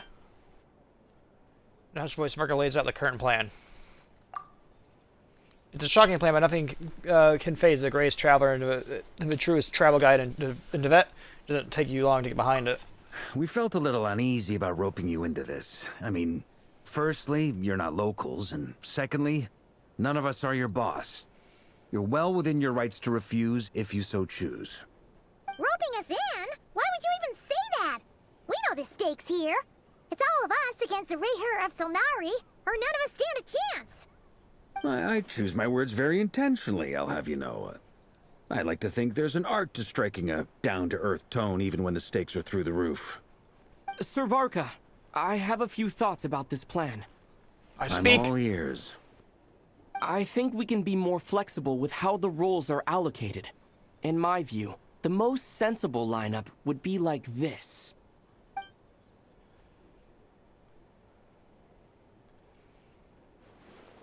I see your point, yeah. But if that's how we're going to approach this, you'd better make sure you're ready. To be clear, I don't doubt your abilities. Far from it. I just want to make sure. Are you really willing to take all this on? I want to do everything within my power. The Rerir of Solnari is a truly fearsome opponent, and if I do my part, it'll greatly reduce the risk for everyone else involved. Yeah. Well, also added another tracks child with to my what name I've as heard. well.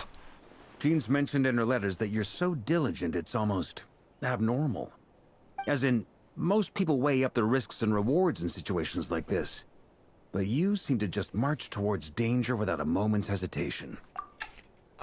What my driving force is that by the end of my journey in Tibet, it will take an entire hour to introduce me properly with all the titles I have. That is my driving force, Varka. You don't understand. I am here to make sure that every history book has mentioned somewhere in it, oh yeah, the Traveler was here and did some wild shit. At least a single sentence that just says, yeah, the Traveler was here, did some wild shit and left. That's what I want in every fucking history book across all of Tibet before I leave. Of course, everyone appreciates a fearless pioneer. But all that aside, I'm the Grand Master of the Knights of Favonius, and you're our honorary knight. I want to make sure your courage doesn't come at the expense of your safety. I have safety? Thank you, Sir Varka. I should be the one thanking you. Oh my god, It means a lot lollipops! to have you on board. I'll give some serious thought to your suggestions. Marco gives a very knightly bow and says he'll see you at the hotel again later. He has arranged for everyone to meet and finalize a plan of action. In an effort to lighten the mood, he booked out of a hotel for this meeting so you could all chat over a drink. As the moon rises in the sky, you and Paimon leave your room, discussing whether Paimon has any other options than fruit juice. Everyone's already there waiting for you. They're chatting and smiling. Clearly the rest has done them good. As well as existing crew, some unexpected help has arrived. Still, you remain conscious of the fact that the future of Nocrai rests on what is decided tonight. So many lives are at stake, you may never meet most of them, but whether they know it or not, all of them are counting on you. Ugh. How much longer is this quest? Jesus Christ, dude.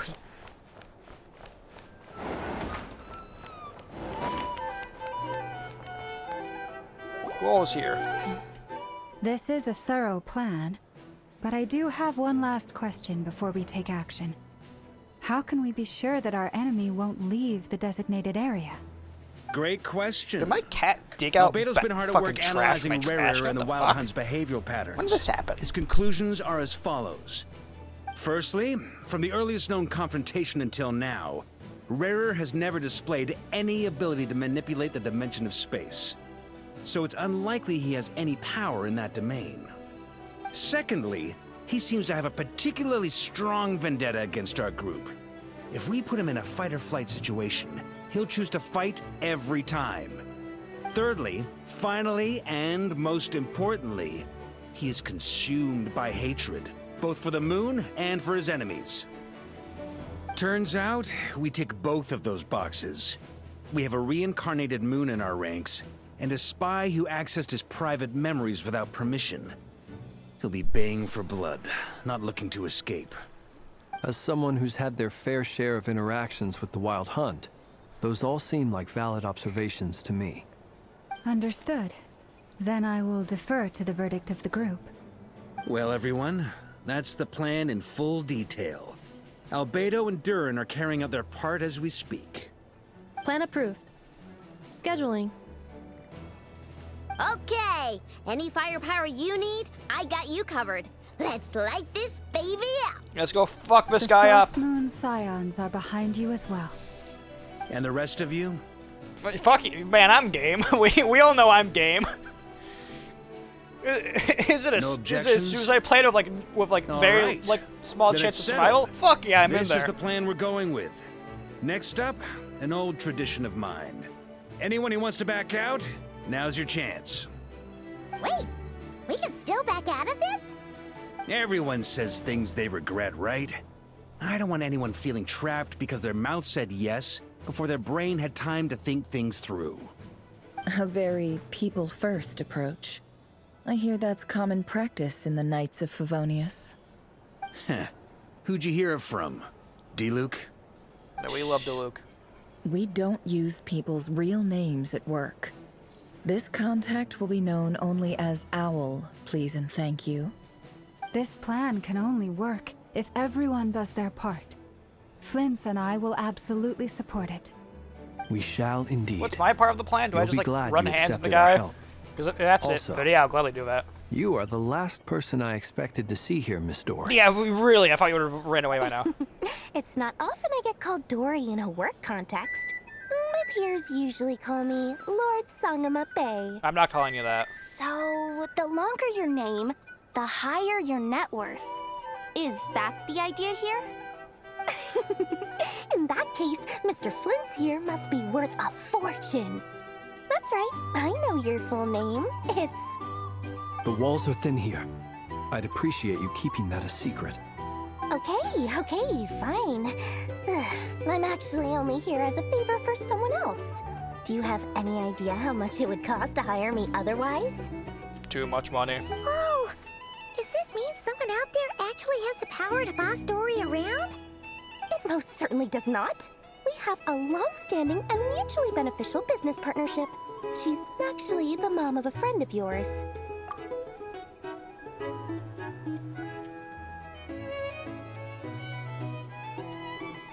Who?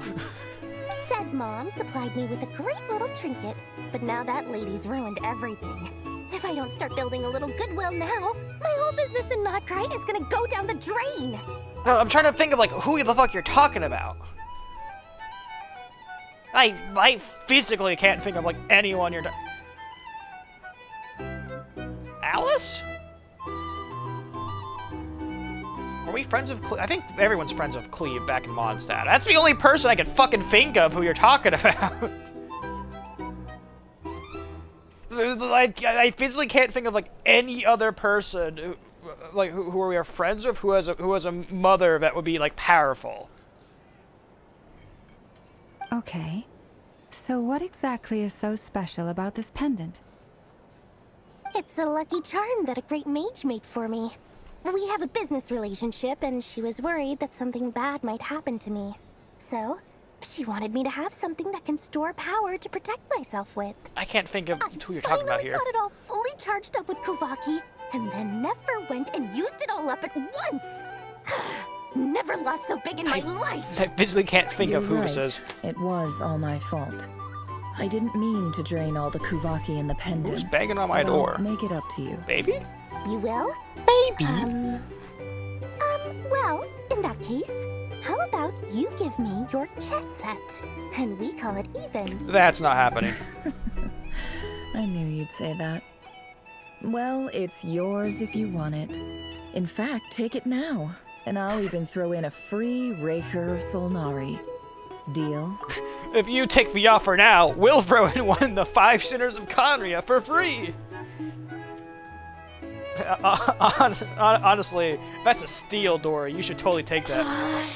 You're putting me in a difficult position here. It's a very useful thing to have around, but I have a funny feeling it won't be around much longer. I guess we'll see in a couple of days. Looks like bankruptcy for me. Motherfucker, you scammed the shit out of people back in Sumeru. How much money are you going through? Hey, don't be so pessimistic. See this through and you never know. You might find a new business opportunity on the other side.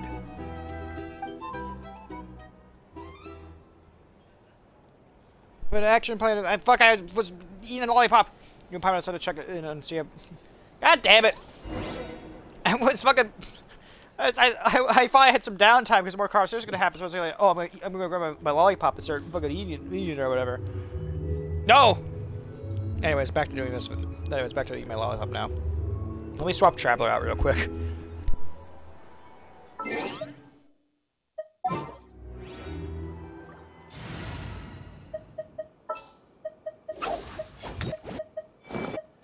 Let us pray.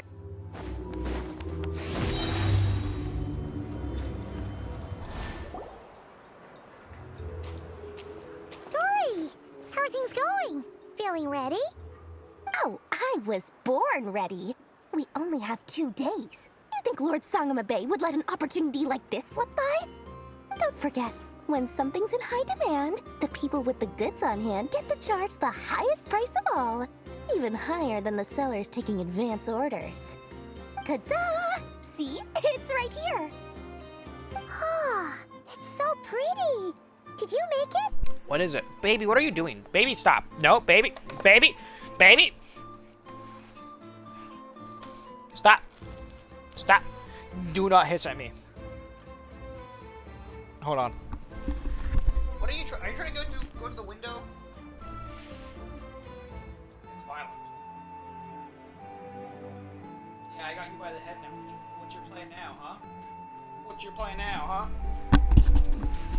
Anyways, I had no idea you were so skilled with your hands. No, I have a supplier. We go way back, so he made me a very attractive offer. Aha! No wonder you were talking about lucky charms at the meeting. You've been getting Kave to make them for you. That's not the full story. It actually started a while back as a project between me and the Dendro Archon. Hey, Nadia! Mage Alice once warned me that this world. Hey, yeah, you were talking about Alice. Okay. There may come a day when everyone faces a great crisis. I passed this on to the Dendro Archon, and she secretly brought together a research team made up of Sumeru's top scholars to invent a technology that could keep people safe. I won't go into the details because it's all very complicated, but if you want to know more, you can ask the Dendro Archon about it sometime. Anyway, point being, It was the Dendro Archon who asked Kaveh to build this little contraption. As one of the top Ksharawar talents, he was the obvious choice. Took him long enough. He stressed over it for ages.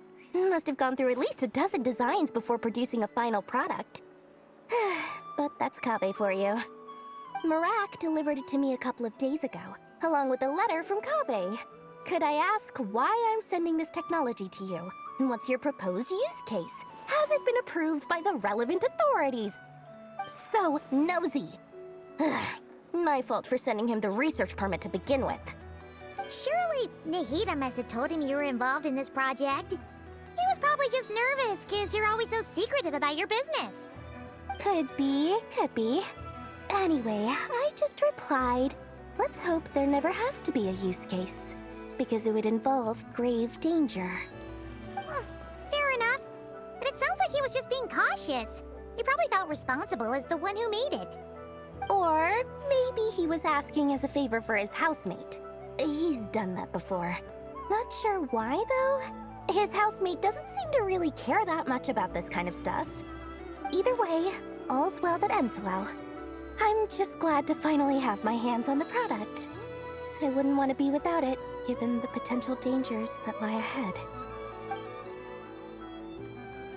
Huh? What does that look mean?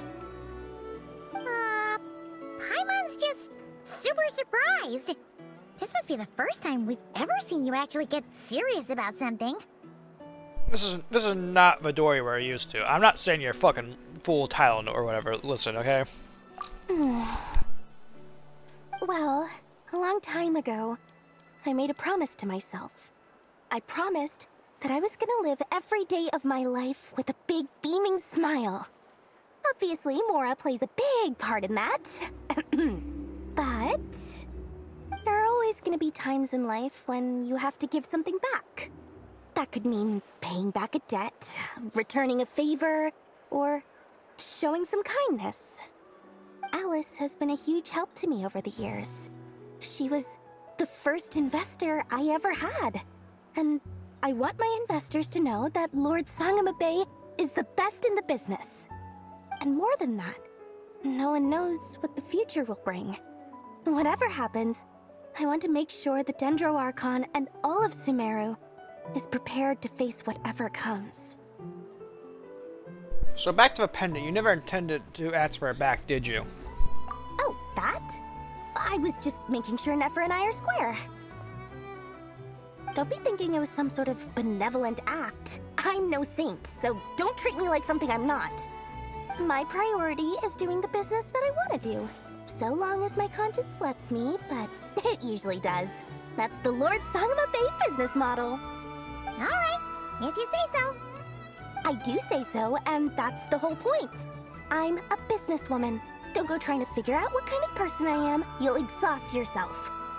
Much easier for everyone involved if you just take my word for it. Oh, and could you two help me get this stuff where it needs to be? Thanks so much. You're my favorite assistants.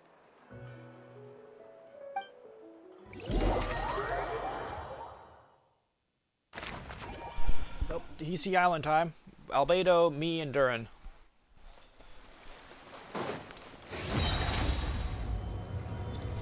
Hey, your guys' plan going well?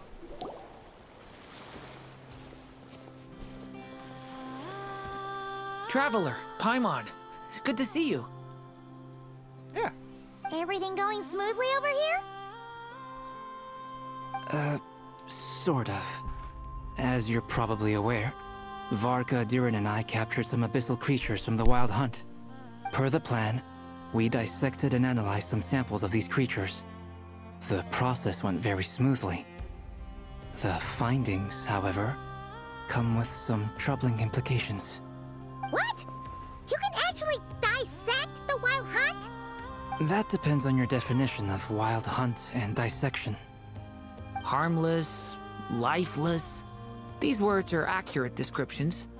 The Wild Hunt is an interesting phenomenon. In and of itself, it doesn't seem to possess anything akin to a human personality. But taken as a collective, the medium through which the Wild Hunt is summoned does appear to have a soul. Master griped a lot about the wise Horoptetyr, and seemed somewhat fascinated with the foul Certology. But she barely mentioned Rerir at all. I don't think that was because of his lower social standing, though. Anyway, it's a pity. I should like to hear her thoughts on the nature of the life form he has become today. It's a strange mix. The furious energy of an abyssal being channeled through a fractured physical existence. A consequence of being torn apart by an unknown power. Perhaps the only explanation for his survival in this state is that he sacrificed a degree of individuality in exchange for a continued existence. Oh, sorry. Once I get talking about interesting research, I have a tendency to go on indefinitely. Back to our research findings. Essentially, they confirm my hypothesis. Rerir's corpse is completely contaminated by the Abyss, and the effects are irreversible. You could think of this as Rerir in mutated form. But in my view, even that would be inaccurate. In reality, his whole being has been consumed by the Abyss. In other words, he is now nothing more than a manifestation of abyssal power. Unfortunately, at present, we have no means of completely eradicating abyssal power. Hence, we cannot fundamentally destroy the Rerir of Solnari either. Okay. That's terrible news! So, that's it? We can't defeat him? Not even if we get the power of the Three Moons? We don't need to kill him. We could lock him down into the depths of the ocean.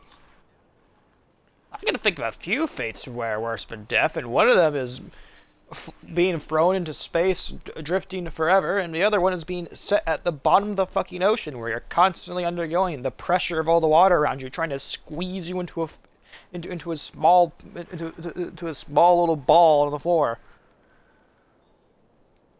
We just need to beat him first, and then we can do whatever we really want with his body. Chop it up into several thousand bits.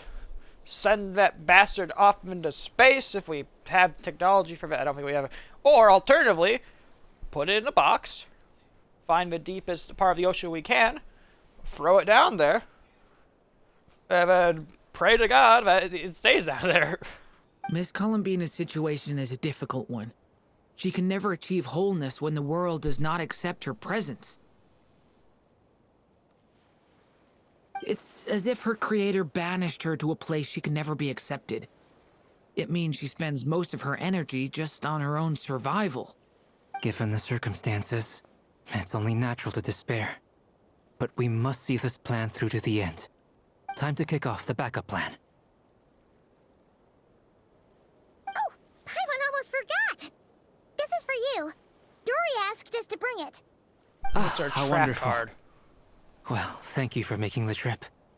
Durin and I will be heading off shortly. Okay. I'm sorry I won't be there to protect you in person this time. Please be careful. We'll be fine. All right then. Stay safe. Hisi Island with Varka and Llama. However you want to say her fucking name. Don't tell me. Bruh.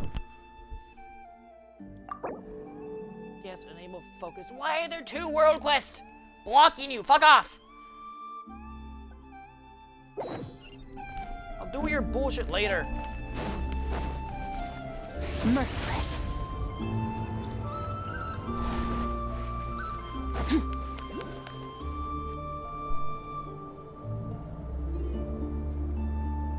Miss Lauma, is everyone here?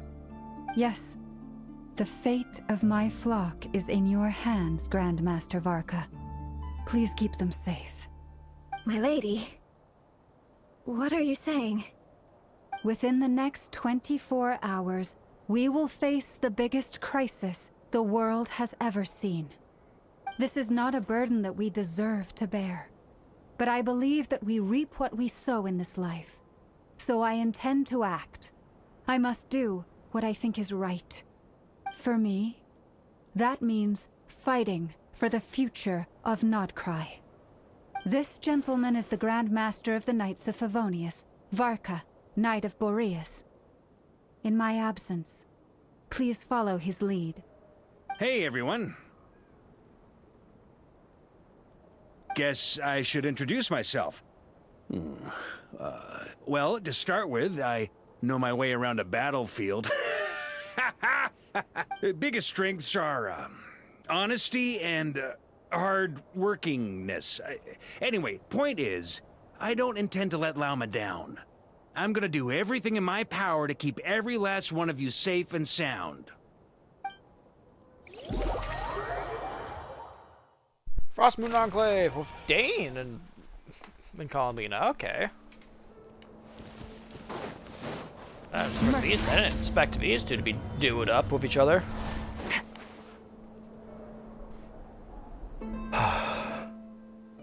Something on your mind? Miss Columbina, was it? I believe that's how the others addressed you. That's right. Names are funny things. Have you always been called Dainslev? Yes. I take it your own name has a more complicated history. I have a different relationship with names than other people. To be honest, I'm not even sure that Columbina is my name. At least, not in the same way that Dainslev is yours. But it's what everyone calls me, and I go along with it. A lot of my life has been that way. I get so used to things that I forget to question why they are so. I never used to think much about where names come from, or what they mean to people. Maybe something's wrong with me. You're different from other people. I sensed it the first time we met. You're more perceptive than most. I'm sure your long life and rich range of experience explains that. Do you ever find yourself missing Conria, Mr. Dainslev? Difficult to answer. I have dreamed of the past many, many times. Sometimes I'm fighting tooth and nail. Other times I'm lying on the ground, defeated. I don't recall any happy moments from that time. It has been too long. Is that because hatred survives longer than love and affection? That would not be for me to say. I make no excuses for the grudges I bear. But whatever the reason, I remember little that was beautiful or sentimental. Thank you for your help with the Rerir situation. Without your efforts, I never could have learned the hidden truth of his story. You're welcome. I know he's your friend. Friend? He betrayed me.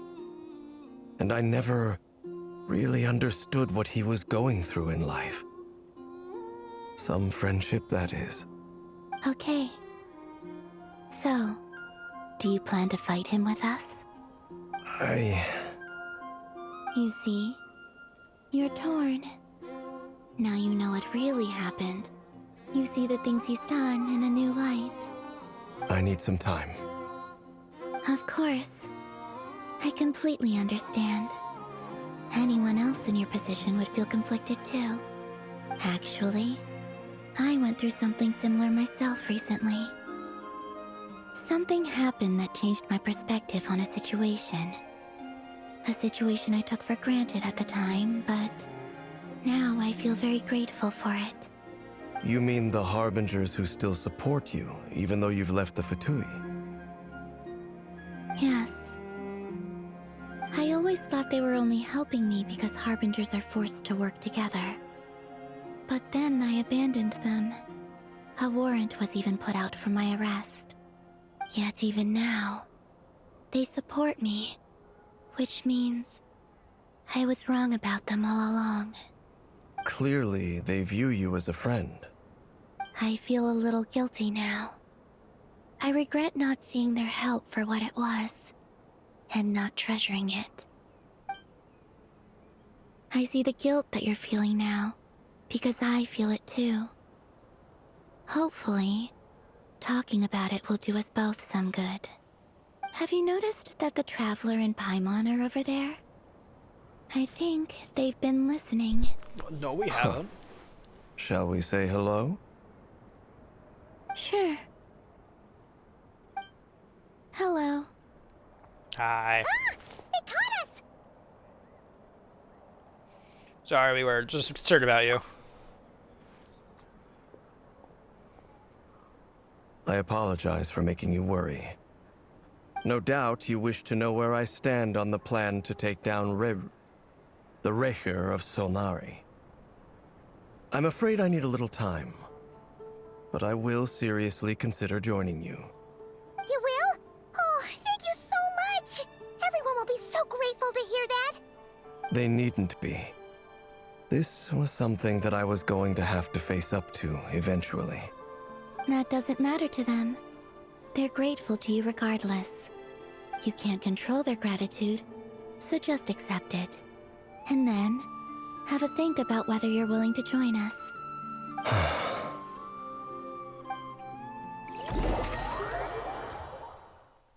Sanctum of the Oath Keeper. Still on Hisi Island. It's nearly showtime! Let's go rendezvous with the others. You know the place. I don't, Paimon. I forgot the place. The fuck is this? Oh yeah, this is the puzzle for over here that I did the first part of.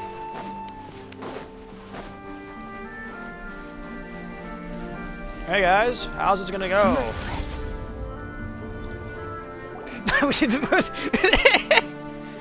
Ah, you're earlier than I expected. Skirk wanted to be on screen for a bit there. Hey, Flint's! Been waiting here long?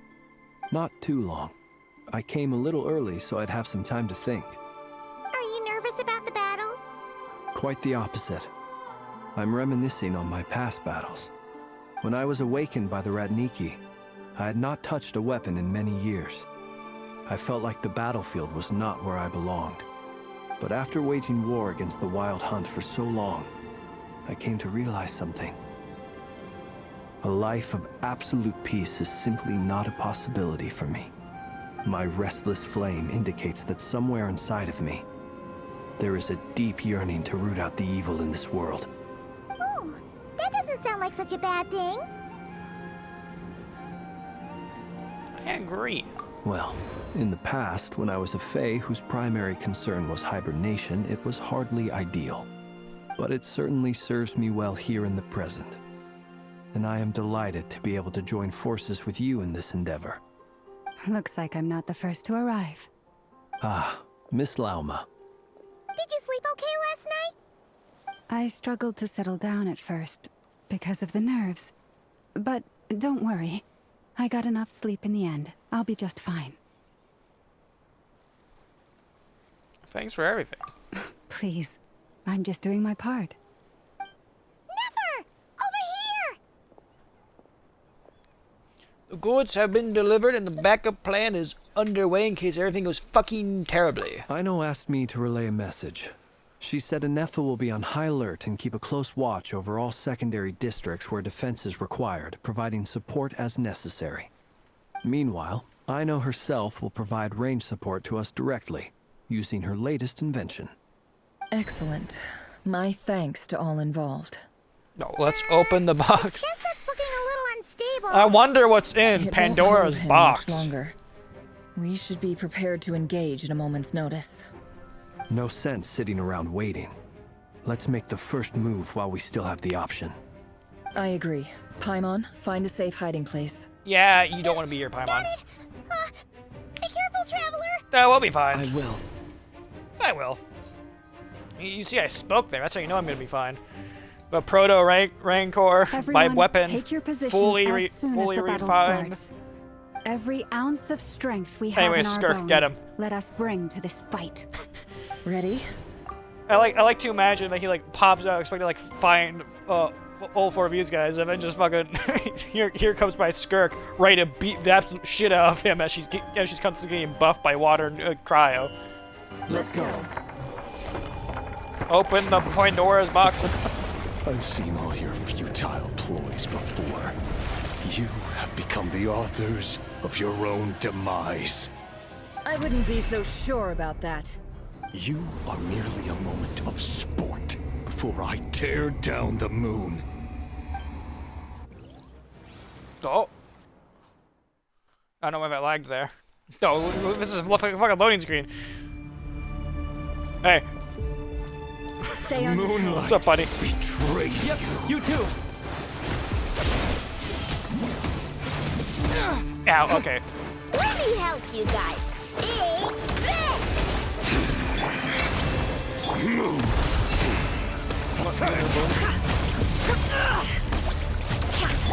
Hunt him down. The moonlight Betrays you.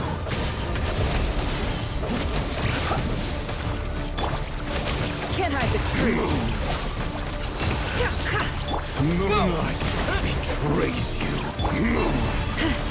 Gonna buff up real quick. Down. It all adds up. The mystery unravels. Futile.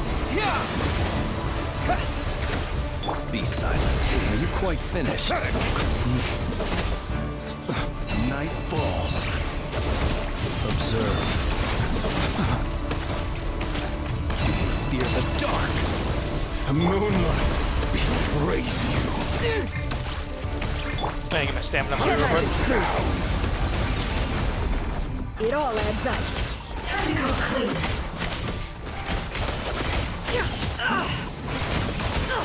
Absurd.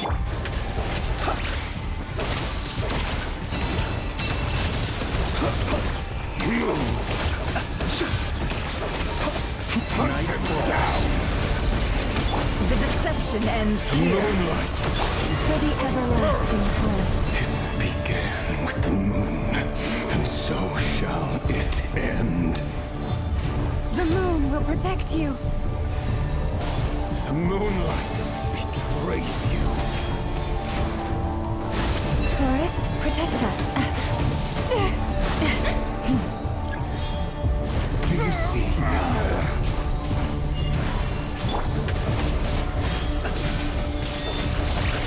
From here, when will it be as you foretold?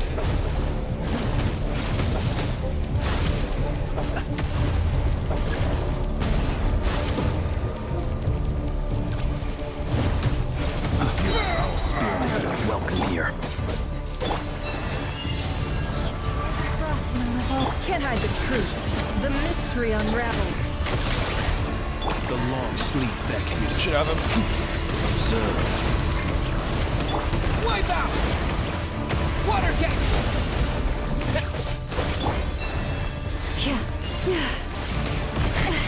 Futile. How unfortunate. Ow. No more lies. Pathetic. Shameless. There we go. Oh, my health back there. Futile. With one heart, we pray.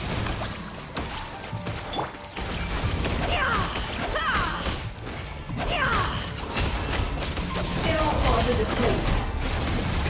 It all adds up. The moonlight No more lies. Betrays you. Hunt him It all down. adds up. Be silent. Betrays you. Close your eyes. Night falls. Can't hide the truth. Pathetic. The mystery unravels. No more lies. It all falls into place. Hunt him down. It all adds up. Forest, protect us. By the frost moon of old. Go! Be silent. Close your eyes. Fear the dark. Futile. Observe. Fear the dark. The moonlight Water jet! Betrays you. Game of heroics is over. The moonlight Moves to go first. The moonlight betrays you. Nope. Get out of my sight! No! We've been separated! Will it take? You okay? Never! Where are the others? Stuck outside the barrier. I guess he really doesn't like us. I told you before. No too much is always a death sentence. Be careful what you wish for. Good damage for effort. Holy shit, dude. Lauma! Can you hear me? Alright. Just had to like sit in my chair real quick to like look at him like, hey, what's up? But at least I know they're still there. I need to focus. Stick to the plan. Remember my most important task. Stall. If I can stall him for long enough, the moment will come. Sit on your chair again. Let's see what you're made of. 44,000 damage is not bad for a fucking lunar reaction.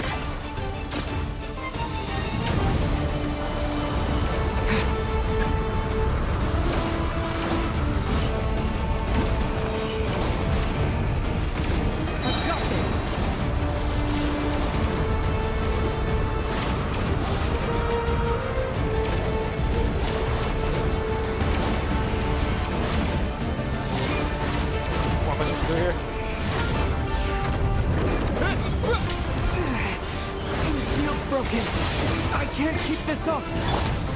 Don't push your luck. How much power will it take? Absurd. Can't hide the truth. Time to come clean.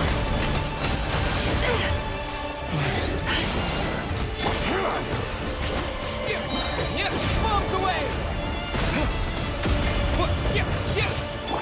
No more lies. The mystery Chair. unravels.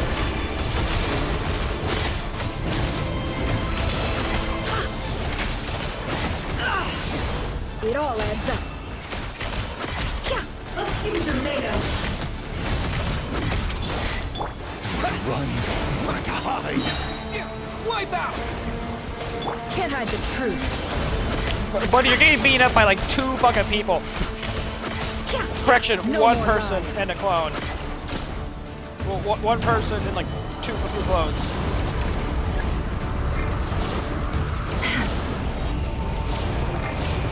Curses. There's no other way.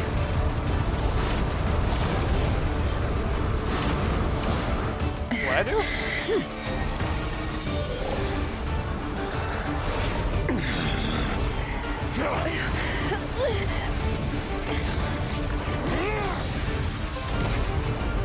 Fuck I do? Ah! The only way to defeat Rerir is to borrow his own power. Oh. That means Columbina will have to disappear while you two bear the brunt of his attacks. You have to hold on. Find a way to keep him focused on killing the 2 of you. Oh, this is part of our plan. We wanted him to split both me and Nefer up. Nefer, your eyes are bleeding. Soon you will be powerless to resist. Hey, And then buddy. I will reduce you to dust. You probably should be running But instead that of dust doing will monologue. plague your memories. Come on. Keep holding on. Any other tricks up your sleeve? Let's see them. As entertaining as they are, you've backed yourself into a corner. You don't fool me. I see your fear clear as day. I have to stoke his rage. Make him unleash everything. You fear what you could never defeat.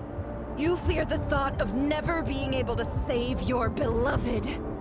You cannot win the fight against fate, Rerir.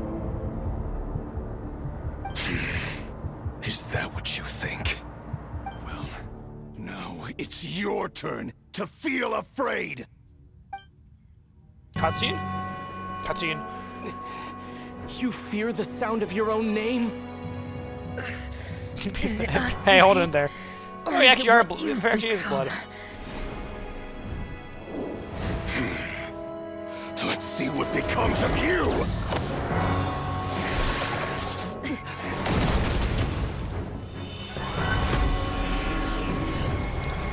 Oh, Albedo's fucking plan's working, I think. Well, our plan's working. That's. Hey, buddy. Fucking dipshit. What's happening? Alright, the final trick of our sleeve. I've seen it before. Thank you, Albedo.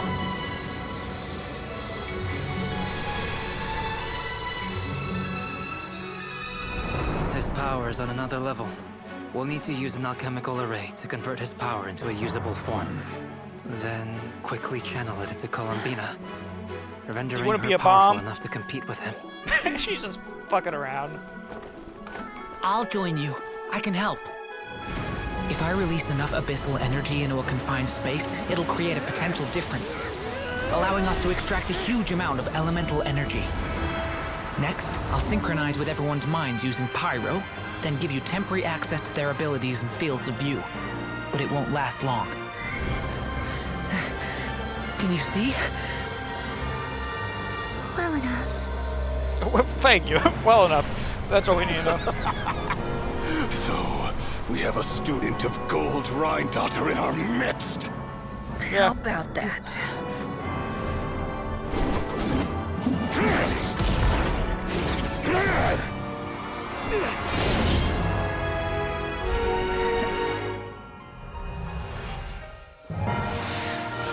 Get in here and help us kick his ass.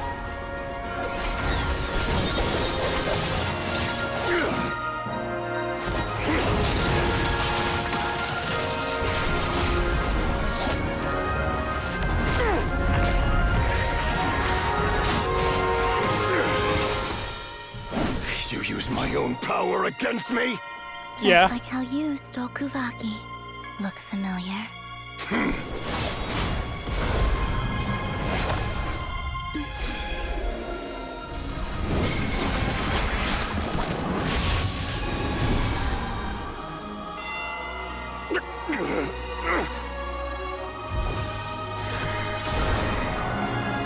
Send his ass to space!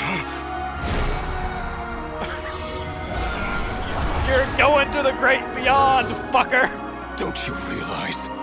You don't have the power to hold that gate open. I don't, but someone else does.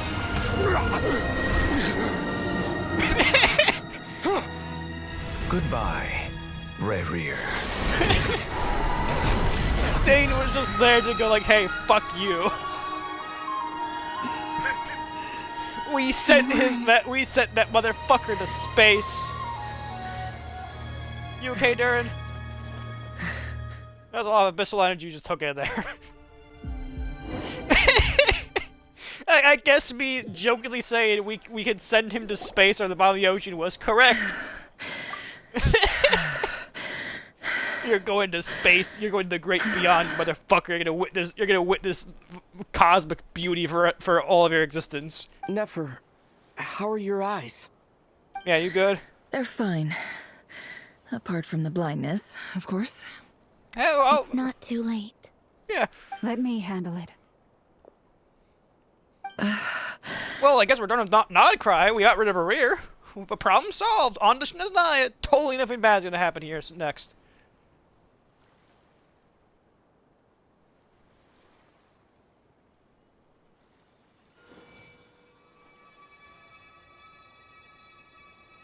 Miss Nefer, it's not like you to lose your composure.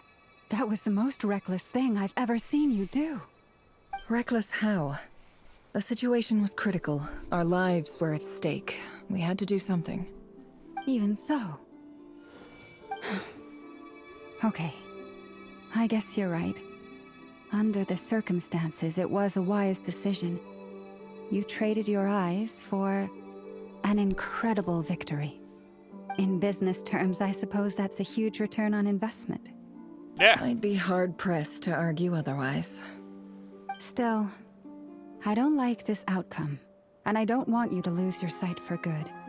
People suffer when they make sacrifices they shouldn't have to make, whether that means faith, strength, or in this case, your ability to even see.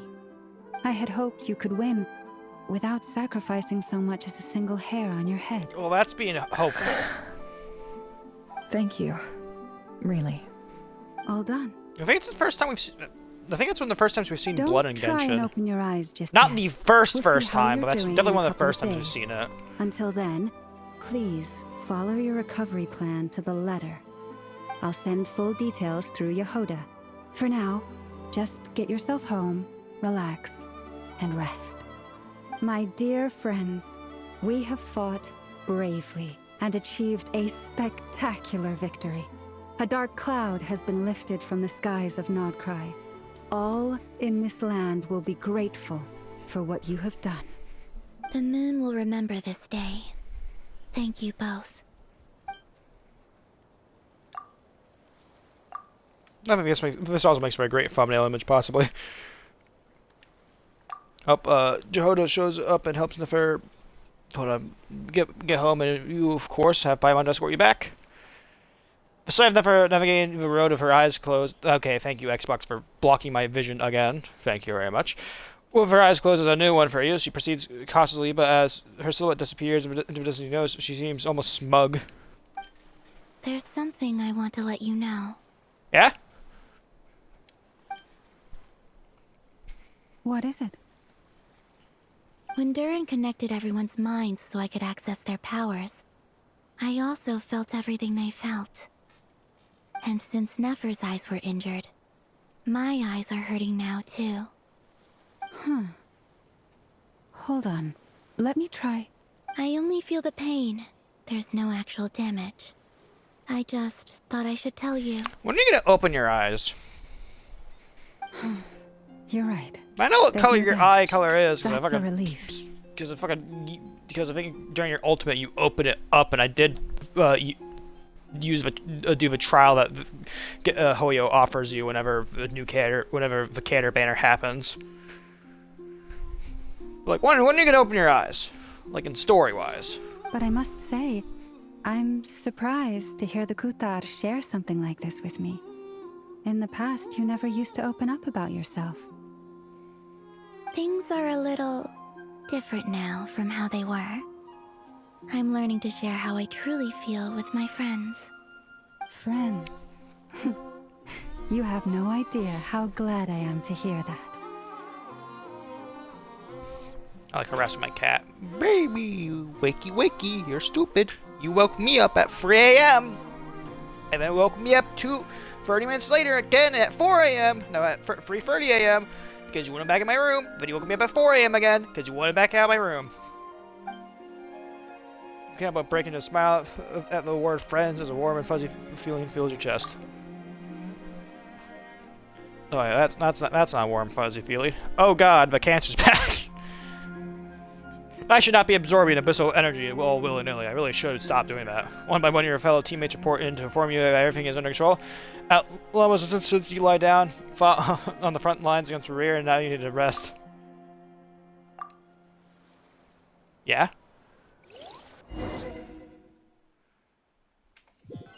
Who's gonna knock on my fucking door and crash my party? Where's Paimon? Hi, Paimon. What you POV. You never want to see this when you wake up. I'm taking another screenshot. How are you feeling? Any aches and pains? Did you sleep well? I'm doing all right, Paimon. No need to worry about me. Afer's voice actor must be fucking punching the air right now because he has to actually voice the character. Motherfucker, when he walked into like the recording booth. Fuck, I don't know why my brain just like blanked there. Walked into the recording booth like Nodcry, like, okay, what do you guys need? Like a few lines of dialogue? Like, no, you actually need to read. We actually have a script for you. He goes, huh? No. Phew. A script. That's good. Paimon's been sitting on the edge of the bed worrying about you for ages. You slept a whole day and night. Poor Paimon had to eat all by her lonesome. Did you touch the bread at all? That's my question. The bread, Paimon. How old is the bread? Glad to hear you didn't starve. How was the food? Well, it wasn't the same without you there to share it. You just like stealing my food. Honestly, Paimon just can't relax when you're not your usual self. She couldn't enjoy the food and settle down to sleep. Well, I'm back to normal now. Yeah, I just fought like a demigod, Paimon. Give me a break. I said to tell you to head to the tavern when you woke up. Varker and the others are organizing a victory feast, and they want to celebrate with you. Fuck yeah. He also dropped off some medical supplies, but you seem fit as a fiddle, so guess you won't be needing those. I think the only time I've at all Afer's actively sought out like medical help to my knowledge, is the Skirk story quest. And that's where you go to, like, I forget what the place is called in Liyue, but you head there, and the guy running the shop goes like, you are the last person I ever expected to walk through those doors. Because, like, seeing Traveler, like, walk in and request medical help must be like a, what the fuck happened to you out there if you're asking me for medical help? Because it never happens. You never seeing Traveler walk into your pharmacy or, like, fucking hospital or whatever and, like, request medical help must be like, oh my god, what fresh hell did he just face, and will we be dealing with it again? Luckily, it was only part of my soul that was stolen, and I got it back. If you're feeling up to it, let's head over now. Wouldn't want to keep them waiting. Yeah! Victory feast for me! There's a kid in here.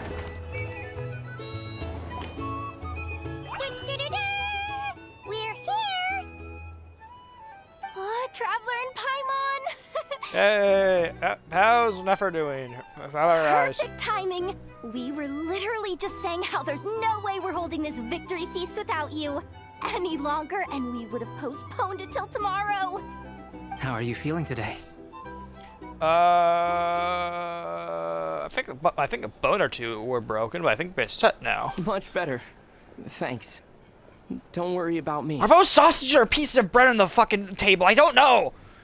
This irks me to a degree!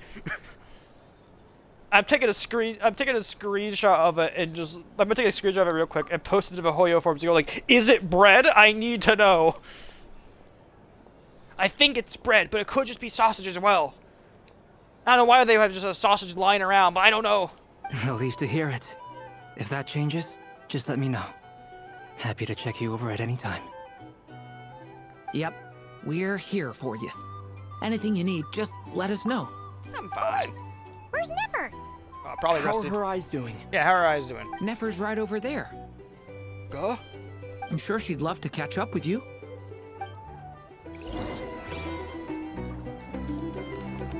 Oh, she actually is. How's the bread? Yeah, now I'm looking at hold on.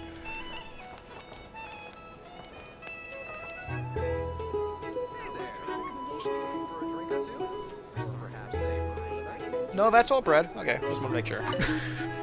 That's bread, not sausage. Okay, I confirmed to myself that's all bread. Hey, how you doing? Traveler, Paimon, are you recovering well? Much better, thanks to a good rest. You're looking well too. Turns out that moon chanter has some real talent after all. My eyes were mostly recovered after just a couple days rest. I can actually open them again now. Yeah, but you gotta be careful. Lauma says not to strain your eyes while they're still healing. Yes, thank you. I'm well aware. Yehoda, could I borrow you for a moment? I could do with an extra pair of hands. What's my cat doing?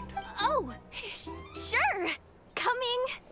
Well, if we're having a feast, I might as well open up this box again and grab another snack out of it. For a second. What do I want? You guys chat among Check mix yourselves. sounds good. I'll grab us some drinks on the way back. Paimon, you Are still those like 'em gummies? sweet? Those are gummies. Oh, what is that? Make it extra sweet. Oh! Paimon's earned I'll it. have that later. Sure thing. I have a box of food in front of me. You can't expect me not to snack, chat.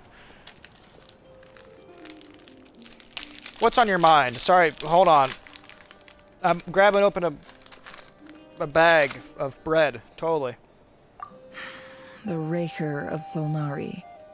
Kind of a snake, don't you think? More of a wolf in my mind. No, definitely a snake. A poisonous one who spewed his venomous hatred everywhere. Anyone who seeks revenge out of hatred for other people has become a snake. That's something my dad used to say. I guess you didn't like seeing people go down the path of vengeance. Perhaps. I'm sure it sounds like a very wise and open-hearted perspective to your ears. But me? I think hatred is a perfectly justifiable emotion. What else is left when everything you depended on in life gets stripped away? Something's gotta fuel that drive to keep on living. When I look at your life, I see a lot of things that you can depend on. If you're worried about me, you can nip that in the bud. I'm not someone who gets stuck in the past. It's just... I suddenly feel like I was wrong to call my father a liar. He was just a fool. That's why the Academia turned their back on him, and why the other tribes ganged up on him. Oh, Father. How much better things could have been if you were a skilled liar. Look at the Ibis King. Thoth is a fiendishly cunning liar. And yet, strangely, he feels more like a father to me than my real dad ever was. He's never brought it up, but I'd bet he feels the same way. Why else would he give me the power to perceive the truth, while at the same time training me in the art of deception? Sadly, I've never heard the Ibis King's voice. What's he actually like? Well, King Deshret banished him to Aru, which is essentially a prison, and posed 3 questions to him. He promised that he'd have his freedom if he could find the answers. His response was to take on a physical form and approach me, hoping that I could become his envoy and search for one of the answers on his behalf. Did he really think I'd fall for that? He's stuck there. He can't make me return what he gave to me. You definitely sound like father and daughter. So that's enough for you to decide he's nice, is it? He's a prisoner, and he was scared. So he decided to perform some good deeds to win people's approval. He lives in fear because he's a deceiver. How is Rerir any different? You can't work as a spy your whole life and expect a happy ending. It's preposterous. Yet I can't say I don't understand it. Liars live in the darkness of their own making, but it's still human nature to want to go on living. They say that a liar's soul is the most worthless thing in the world. What do you think?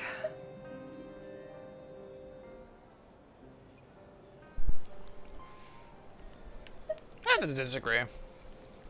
Oh, really? Well, it takes a very kind person to find compassion even I'm a very for kind man. liars. If you ask me, the soul of a liar really is worth nothing.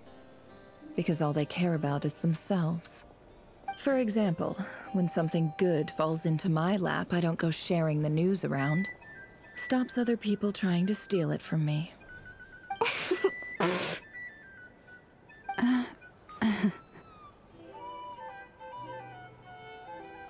I have a feeling some people over there may have overheard that. So be it. They have sharp ears. I can't keep anything from them. Is that your way of saying you've warmed up to them now? Wow. Is that what it looks like? What it looks like is you're starting to see us as your friends. Well, you all know my past now. And I can't simply eliminate everyone who knows too much. So I guess I just have to put up with you. For the foreseeable future, at least. When you find yourself in a situation you can't control, the safest play is to keep calm and start monitoring everyone involved like a hawk.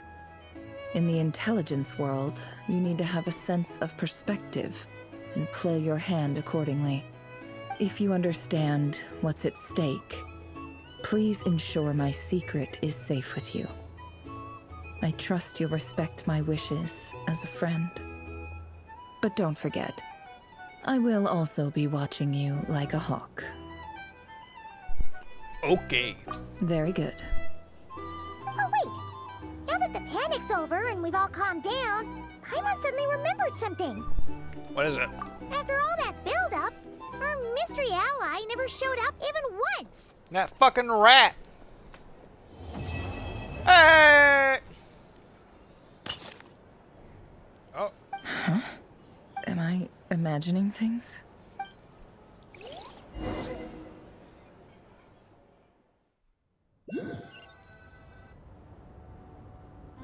So, that close colleague I who didn't want to stayed fucking behind be with front you? of this. I want to go do other What's he shit. been up to recently? Don't know, don't care. I get more normal human interaction from hanging out with Bosco too than him. Although, now you mention it, he hasn't bothered me in a while. I wonder if... What are you guys talking about? If he's disappeared without a trace, it's the biggest gift he ever gave to the world. But I somehow doubt that's what's going on. He won't lie low forever. So we'd better stay on guard.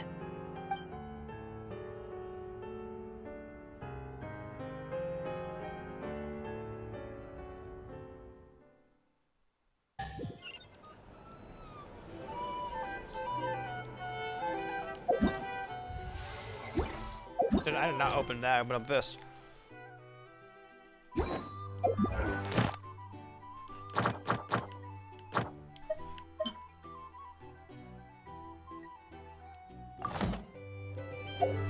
Did I complete the Archon quest there? What?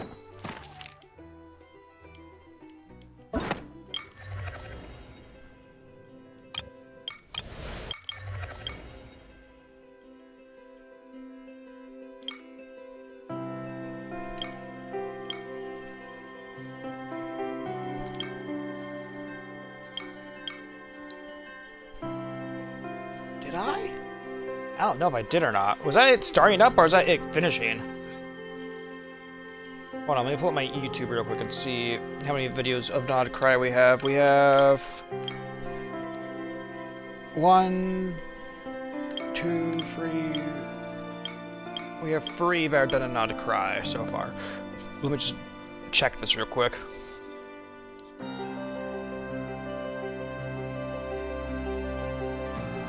If it will load, but it's not loading right now. There we go. 1, 2, 3. Okay, no, we're still on Act 4. Okay, was that it starting or that it ending? I don't know.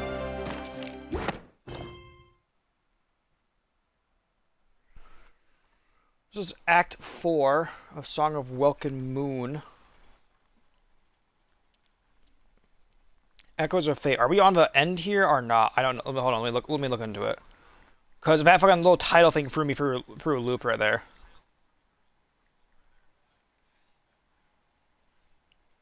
I don't need to open up fucking that.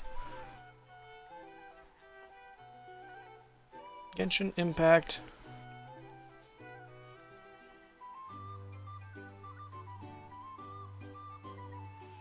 Song of the Welkin Moon. Act 4. Yeah, an LG for Fate. Hold on. We are on Echoes of Fate. Okay, we are on the last one right now. We are on to the last one right now actively. Okay. This last one seems like a lot of talking right now. My stream isn't loading for some reason on my end. Okay, but this is it right here. We're just gotta talk to we gotta talk, just a bunch of talking, so maybe like another hour or two. I'm gonna go use the bathroom real quick.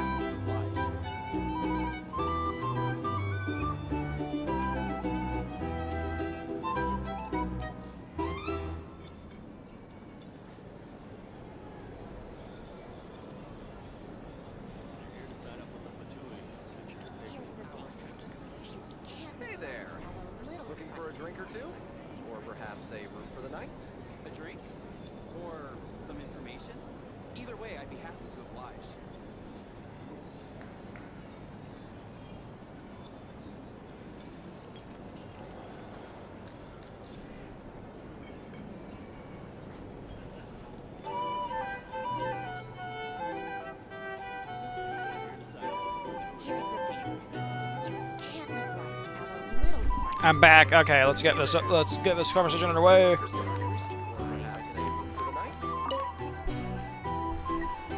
The last part of this questline is talking to the marionette. Lord Sangamabe. How lovely to see you. I must thank you for the device you provided. It was an enormous help.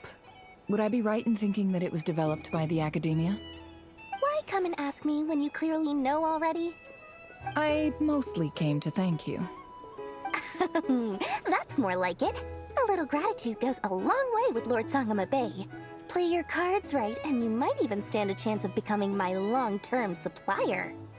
The chance to work with such a kind and charitable investor as yourself would be a great honor for the Curatorium. Huh? Charitable? Who said anything about charity? First I'm hearing about it. Let's see. The first plot of land you purchased in Nodcry, your desert interests, and... Stop! What do you think you're doing? Exposing my investment history! It's nothing to hide from. They're all perfectly legitimate investments. And some of the land you purchased was with the intent of building a sanctuary? Yes, I heard about that too. How did you... You're a curious case, Lord Sangama Bay. You don't like people finding out about your good deeds, do you? But I'm afraid no matter how hard you try to keep things under wraps, where there's a will, there's a way. You did it for Sumeru, didn't you? It was empty land that was gonna go to waste otherwise. I figured if I built something there, it might at least get some use in an emergency.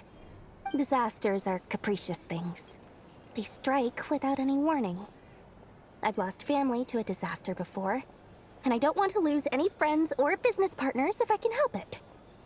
My elder sister used to dream of finding a sanctuary. Somewhere with plenty of food, water, and medicine. Where everyone could live happy lives. It was something I looked into, but after discussing things with the Dendro Archon, I decided on a more effective strategy. The tech people handled the tech, and Moneybags provided the Mora. It just made the most sense. It's a pity that so few people know the truth about you. Everyone says that you view everything in terms of Mora, and all you care about is growing your own wealth. So, what's the problem with that? Everyone wants to be rich. It's human nature. So yes, I love Mora, and it's nothing to be ashamed of. But surely you have dreams of your own beyond just making Mora. You don't get it, do you? My dream is to invest in other people's dreams. And, you know, make a nice little slice for myself along the way. Just thinking about it makes me happy. That sweet, sweet sound of Mora. Thank you.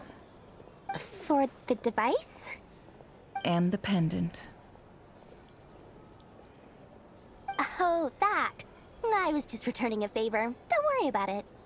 Seems like we've both been away from home for a very long time. Yeah. So long that I barely remember what my family even looked like. That would be your mother, father, and sister? Yeah, though it's been years since my sister passed away. It's not like I want to forget them, obviously, but memory can be even more ruthless than the most calculating business person. Beyond a certain point, if something isn't helping you, it just gets rid of it. My sister can't help me now. Slowly but surely, her face is fading from my mind's eye. It's become a vague impression. That's Not everything will fade. When loved ones pass away, the beautiful memories are the ones that last the longest. Yeah, that's true. If you ask me, that's the one silver lining in all of it. Well, that, plus, I'm sure that life is much better now than it was back then. Oh, absolutely. I have tons of Mora, a big beautiful house, business is booming, and I'm as happy as can be. You've got a lot going for you too. Boss of the Curatorium of Secrets? I'm sure there's plenty of Mora to be made in that line of work. I appreciate the vote of confidence.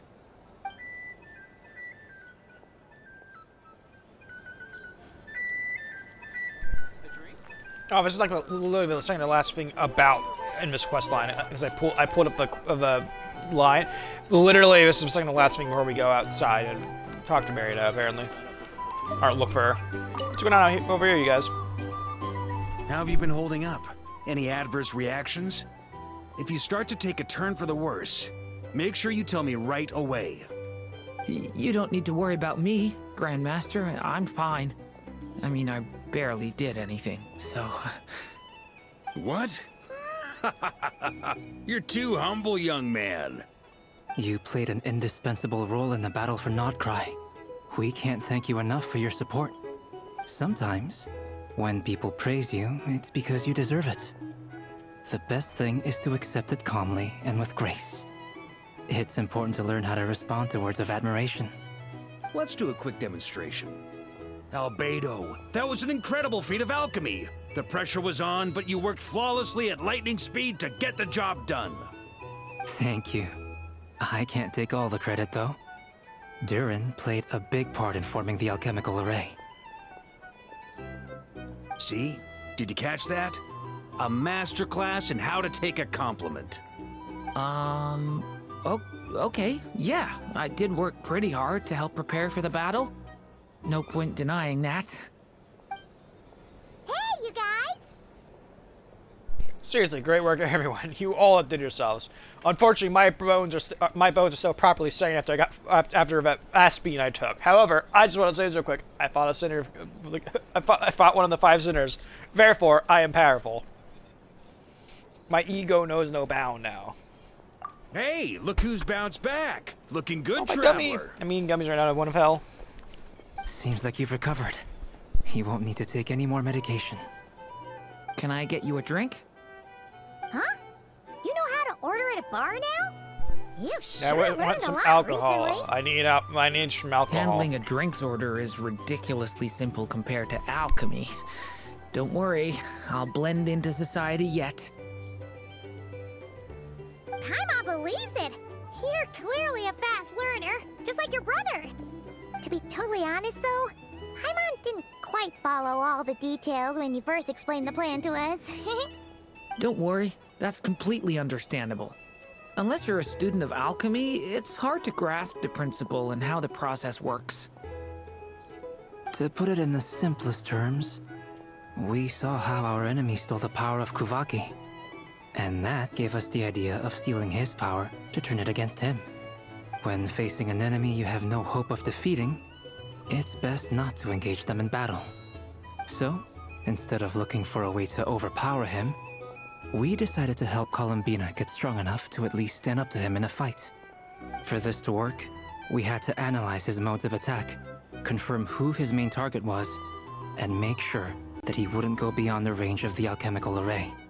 For added security, we prepared a total of 4 arrays. But to mitigate the impact of the battle, we identified one location in particular as the ideal spot, which is where the confrontation took place. The alchemical array absorbed his abyssal power. Then Durin processed it to render it usable by Columbina. That power enabled her to do what would otherwise have been nigh on impossible. What surprised me was that Dainsleif actually agreed to join us. Given his history with Rerir, he had every right to sit this one out. But we're extremely grateful for the decision he made.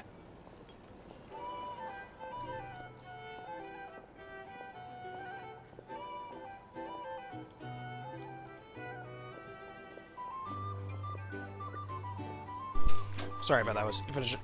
Sorry about that. I found a small bag of Oreos in my box, and I was eating them. Confronting a former friend in battle. That can't have been easy. It must have been a painful choice to make. But I'm sure that making a decision was far better for him than staying in limbo. Absolutely. He was torn between 2 paths, but in the end, he made his choice and stuck to it resolutely. He doesn't strike me as the sort of person who'd stay trapped in limbo for long. Anyway, however you cut it, everyone gave a stellar performance. And now, it's time to kick back and celebrate.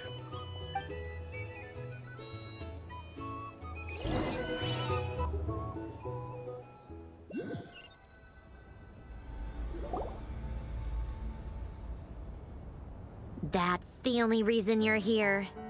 Yes. I've thought a lot about it. And I've realized that you, me, and Arlecchino should be friends. I think this is very important.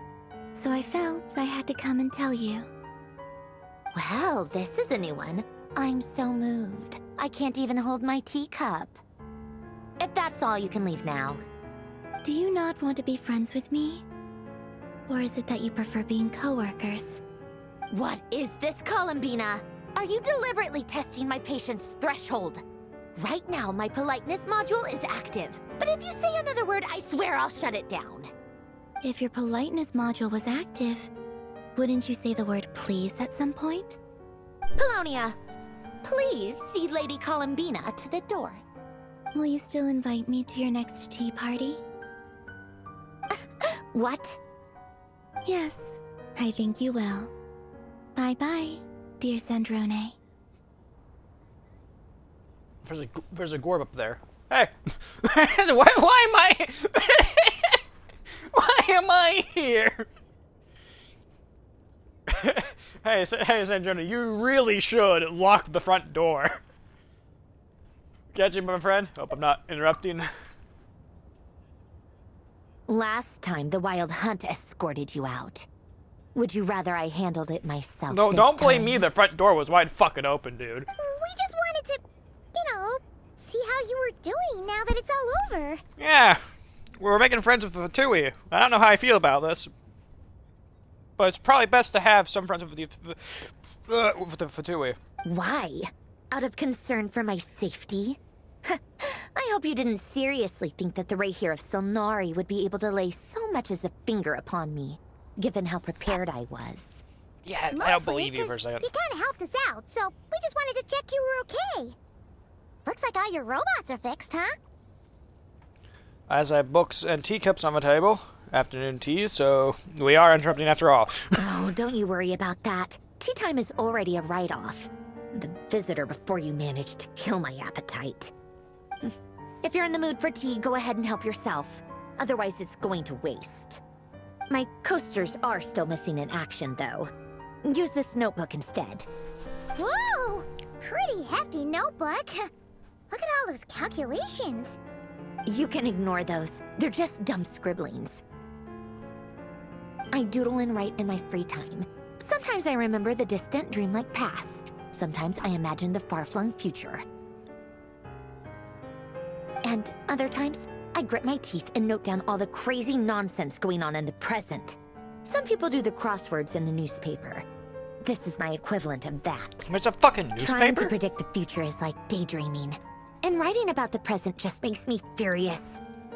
The past is my favorite.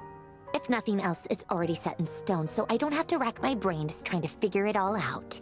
I really do love how the relation I've had with Sandrone, Seventh of the Tui Harbingers, is that extremely hostile at first, and now here I am right in front of her, fucking having tea, like not even 4 fucking quests deep into the Archon quest, dude.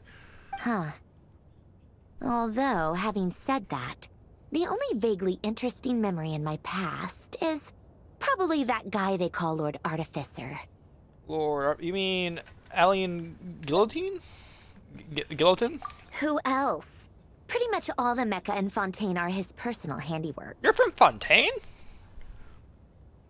Wait, are you saying you know him? Like, personally? As a friend? I mean, I guess we were friendly enough. So you've actually met him, but he lived hundreds of years ago. Yep. In fact, I'm probably the only normal person left who knew him at all. Huh. We used to chat occasionally back when he was still around. Before he passed away, he asked me to destroy all his manuscripts. Well, if you're from Fontaine, I already instantly like you a lot more now. Everyone from Fontaine's pretty chill. I honored his request, but I did read through everything first before destroying them. I mean, yeah, you gotta find out what's important. I mean, I couldn't let the genius of Lord Artificer Alain Guillotin disappear like that. Would have been such a waste. So, that's where the formulas in your notebook are from? Don't worry, I don't understand any of I it. just told you. Those are my equivalent of crossword puzzles. They're just dumb formulas that I solve for fun when I'm bored. Alain's work was like epic poetry. The formulas in my notebook are just silly little riddles in comparison. Not that there's anything bad about them. I mean, at least, solving those riddles isn't going to hurt anyone. Except me, 'cause I lose a few brain cells in the process. Right. Anyway, while we're Welcome on to the topic, I might welcome as to well Low tell Brain you Cell about Club. what happened to him and his friends. Alain Guillotin had two close buddies, Renee and Jacob. They spent their childhood years together in the Nazissenkreuz Institute. Oh, this world quest! I remember this world quest. I did it a few weeks ago. I assume he's the one off to the left. They were all quite competitive, so there was some rivalry between them. But it was a friendly rivalry. But beneath the friendship and the rivalry ran something deeper, a sense of nostalgia for the past. Unfortunately, childhood would end, the prophecy would come true, the apocalypse would arrive, and the future would never be.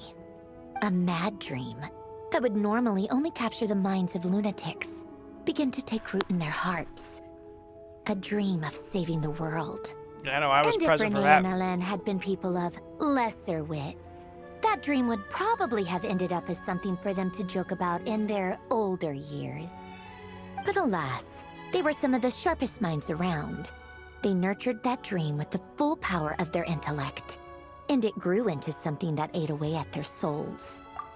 Personal theory, and I think what the game's hinting at here, is that Alien, however the fuck you say his goddamn fucking name, it was the responsible for building Sandrona here. Cause she's not she's clearly she's not human. She's a weird robot. You kind of like she's in a Nepha scenario essentially, or a Catherine situation. Actually, now that I think about it, Catherine's are all built by Sandrona to a degree. So yeah, I guess Sandrona would know. I guess just Sandrona uses herself as a blueprint for making Catherine or whatever. The first of them to fall under its spell was Renee. Against Alain's wishes, he persisted in experimenting on a mutual friend of theirs to try and save their life. Alain did not approve and parted ways with Renee. It's complicated. Alain wanted to believe that Renee only did what he did for the sake of their friendship. But when he told me about what happened, I could tell he still had some suspicions about Renee's motives. Perhaps the seed that would grow into a nightmare had already sprouted in Renee's mind. Even then. The next time they met, Renee's soul had been completely engulfed by the dream of salvation. His futile attempt to change the tide of fate only resulted in a wave that swallowed up the world, even before the apocalypse came. And although that wave died down eventually, I hear that it just recently came back with a vengeance. Oh, yeah, I handle that problem. As I understand, Renee wanted about his dream of salvation once Yeah, I fought more. that thing. But I'm told that the attempted resurgence finally died out for good. At long last, Renee awoke from his deluded dream. Though of course by then it was far too late. What do you think of Renee? Do you admire his transcendent genius? His view that any price was worth paying to achieve the lofty goal of saving the world? Or do you despise him? Dismiss him as an evil madman who wrought havoc on the lives of everyone around him as he pursued his delusional dream? Same difference, really. Just a matter of perspective. I honestly don't know, because it's been a while since I played through that world quest. I don't know. What a cop-out. But I suspect you'd have a more incisive and insightful answer if we dug into it further. What about you? What's your take on Renee? I don't like fanatics who give up their whole lives for their ideology. Nor do I like fools who let their delusions take control. Maybe I could understand if Renee had just been an ordinary person. But he had a sage-like intellect. And still managed to get himself lost in the labyrinth of his own desires. Anyway, that's enough about Renee. Now, moving on to Alain Guillotin, the Lord Artificer. He managed to put a stop to the first storm whipped up by Renee. But after that, Alain lost his friends and family. To his credit, I suppose, the loss of his family and friends was purely a tragic accident. It's not like Alain sacrificed them for his cause or anything. After that, the only thing supporting his work was the same dream that had dragged his closest friend down to the abyss. But although the desire to save Fontaine drove him to found the Fontaine Research Institute, Alain continued to reject any form of transcendental knowledge or power. He was suspicious and fearful of it, having seen the way it had affected his closest friend. I think that formulas and machines derived solely from human intellect were the only thing that gave him a sense of spiritual comfort. Yet Alain's intellect was simply too great. It barely left him space to breathe in his lifetime.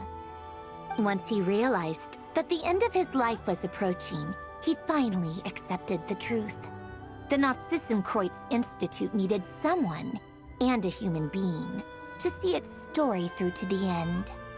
He quit working on his formulas, trading them in for the fairy tales that had played such a formative role in his childhood, but which he barely touched in his adult life. He told me that the director of the Nazissenkreuz Institute used to read those fairy tales to the children as bedtime stories. Apparently, they worked wonders at sending kids off to sleep. I think that all he wanted at that time in his life was to be able to sleep deeply without being plagued by depression. By that point, nothing else really mattered. At the very end, he laid down to rest in the ruins of the former Nazissenkreuz Institute orphanage, while the Fontaine Research Institute he had founded continued tirelessly with its work.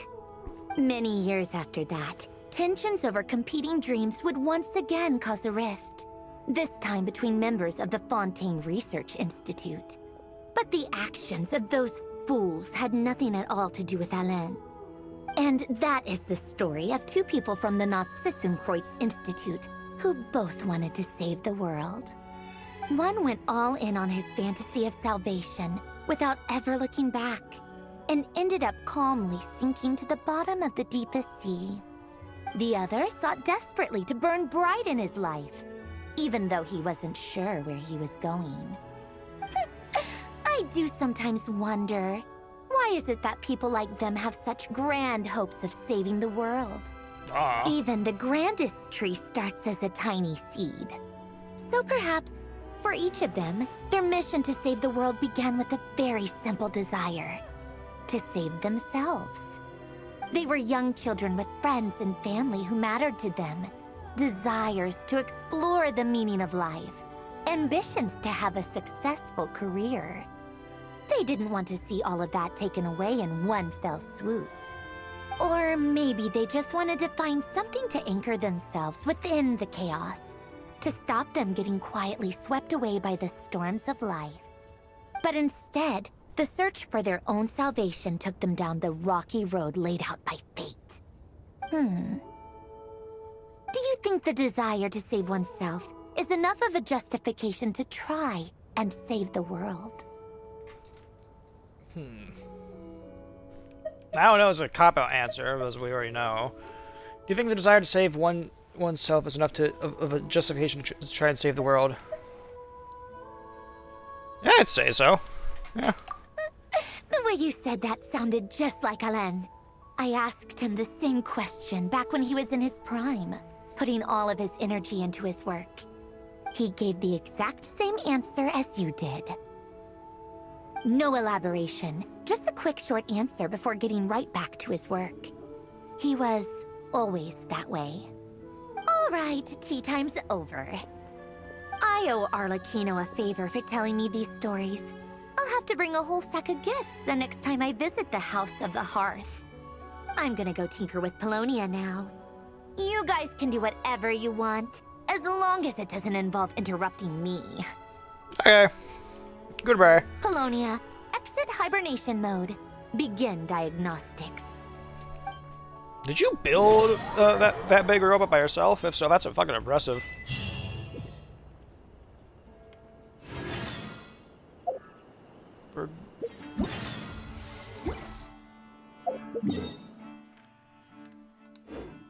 Let's quickly open up this and see where we have to go. This is back to the Adventurers Guild, so as long as I avoid Nasha Town, I can do everything else over here, like all these story quests. And yeah, surely this story quest won't involve anything going horribly wrong. How many? Ooh, I have a good primos. I can do like.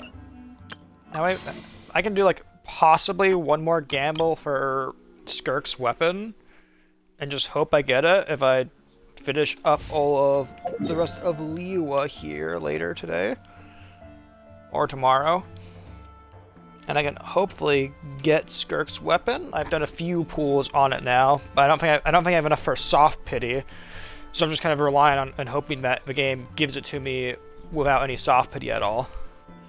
Which, by the way, soft pity doesn't start building. Here's how Genshin Impact's gacha system works, from what I know on how it works. Soft pity doesn't start building up until you have done 70 pulls.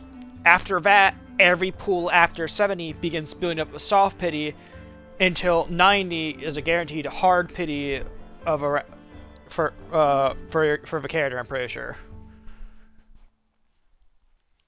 So I think it's about 70 pulls normally before soft pity starts kicking in, then 20 pulls after that, hard pity hits, and basically essentially guarantees you the character basically upon your pull. But then after that, it goes back to being soft. It goes back to being no pity again. And from what they say in the things itself here, each pool probability of obtaining promotional 5-star weapons, including wish guarantees, is a 1.4%.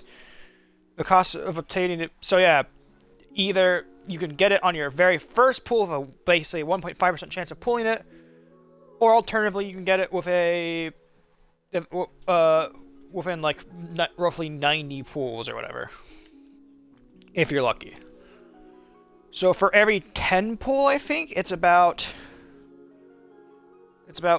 like, it doesn't feel like it's a 10% chance every time. I think it's but like you have basically you have a 1% chance every pull of pulling that weapon. So your odds do raise up slightly of doing 10 pulls, shit like that, but it doesn't really matter at all either. But yeah, that's how I know the gacha system works normally. Also, I will say this real quick as well. Just for anyone who doesn't know, the gacha system works real quick here. Event characters, event banners and stuff like that. They'll 1 and 2, event banner 1 and event banner 2, both share the same pity. So if you pull for, let's say you put 80 pulls into Wish Banner 1, and then you do a pull, and then you do a single 10 pull in Wish Banner 2, you basically be guaranteed the Wish Banner 2 character because of the hard pity you hit. Weapon banners also have their own pity system as well. And then Standard Wish has its own pity as well here, because it uses a different currency entirely than the other ones. So this does mean that if you build up enough pity in all of these, you get free 5 stars back to back. A 5-star character from the event banner, 5-star weapon, and another 5-star Standard Wish character. Oh, my cat one's in my room. Okay. Anyways, that's how I know it works. Anyways, yeah, I will be letting you guys go now. I wonder if I can fight Rerir again. Is that possible? I have no idea. Nope. I don't think it is. What's this? Oh, that's that. Anyways, yeah, that's it for this stream. Thank you all for watching. Remember to follow the Twitch space, YouTube channel, join Discord, and Tumblr. And I'll see you all on Tuesday here, so about 2 days from now, where I will begin. We'll start up another Genshin stream, and we'll be making our way through more of Nod Cry. We have about how many streams of Nod Cry left right now? I don't want to pull that up. I want to pull this up. We have about 1, 2, 3, 4. 4 Nod Cry missions left. So by next Monday, we should be wrapping up Nod Cry. And then we can move on back over to calm down, cat. I'm fucking talking. We can move on to the new stuff in Mondstadt, which is going to be the new world quest they're adding here with Dorman Port. And that'll be neat to do. And then after that, we can finally move on. Then after that, I will continue doing once a week Genshin streams where I tackle, for example, the desert here over in well, I won't do, not like one a week, but like maybe whenever I feel like it, I'll like boot up a stream of us trying to tackle all of Sumeru in the stream. I gotta finish getting the last bit of percent for Inazuma done for reputation rewards, so then I can get the compass. And then after, so like maybe 4-ish weeks from now, we should be able to tackle we should be able to tackle Sumeru. Possibly more, probably around closer to five or so weeks from now. So like maybe a month and a half from now, the Sumeru streams will begin, which will be not fun at all to do. But I gotta finish up Liyue first, which will actually give me some more pools here if I get to this area quickly. Anyways, yeah. Thank you for watching. Follow my Twitch, subscribe to my YouTube channel, join Discord, follow my Tumblr, check out my DeviantArt for stories I post occasionally, and also I now have a Hoyo Lab account. So I don't know if you want to go check out the random shit I post there. That's usually just stupid things that happen in Genshin when I'm playing there, like other bots and current things. So I guess you could go check that out. Or if you would, I don't know. Or if you just want to try and find me easier, just harass me there, you can. Anyways, goodbye.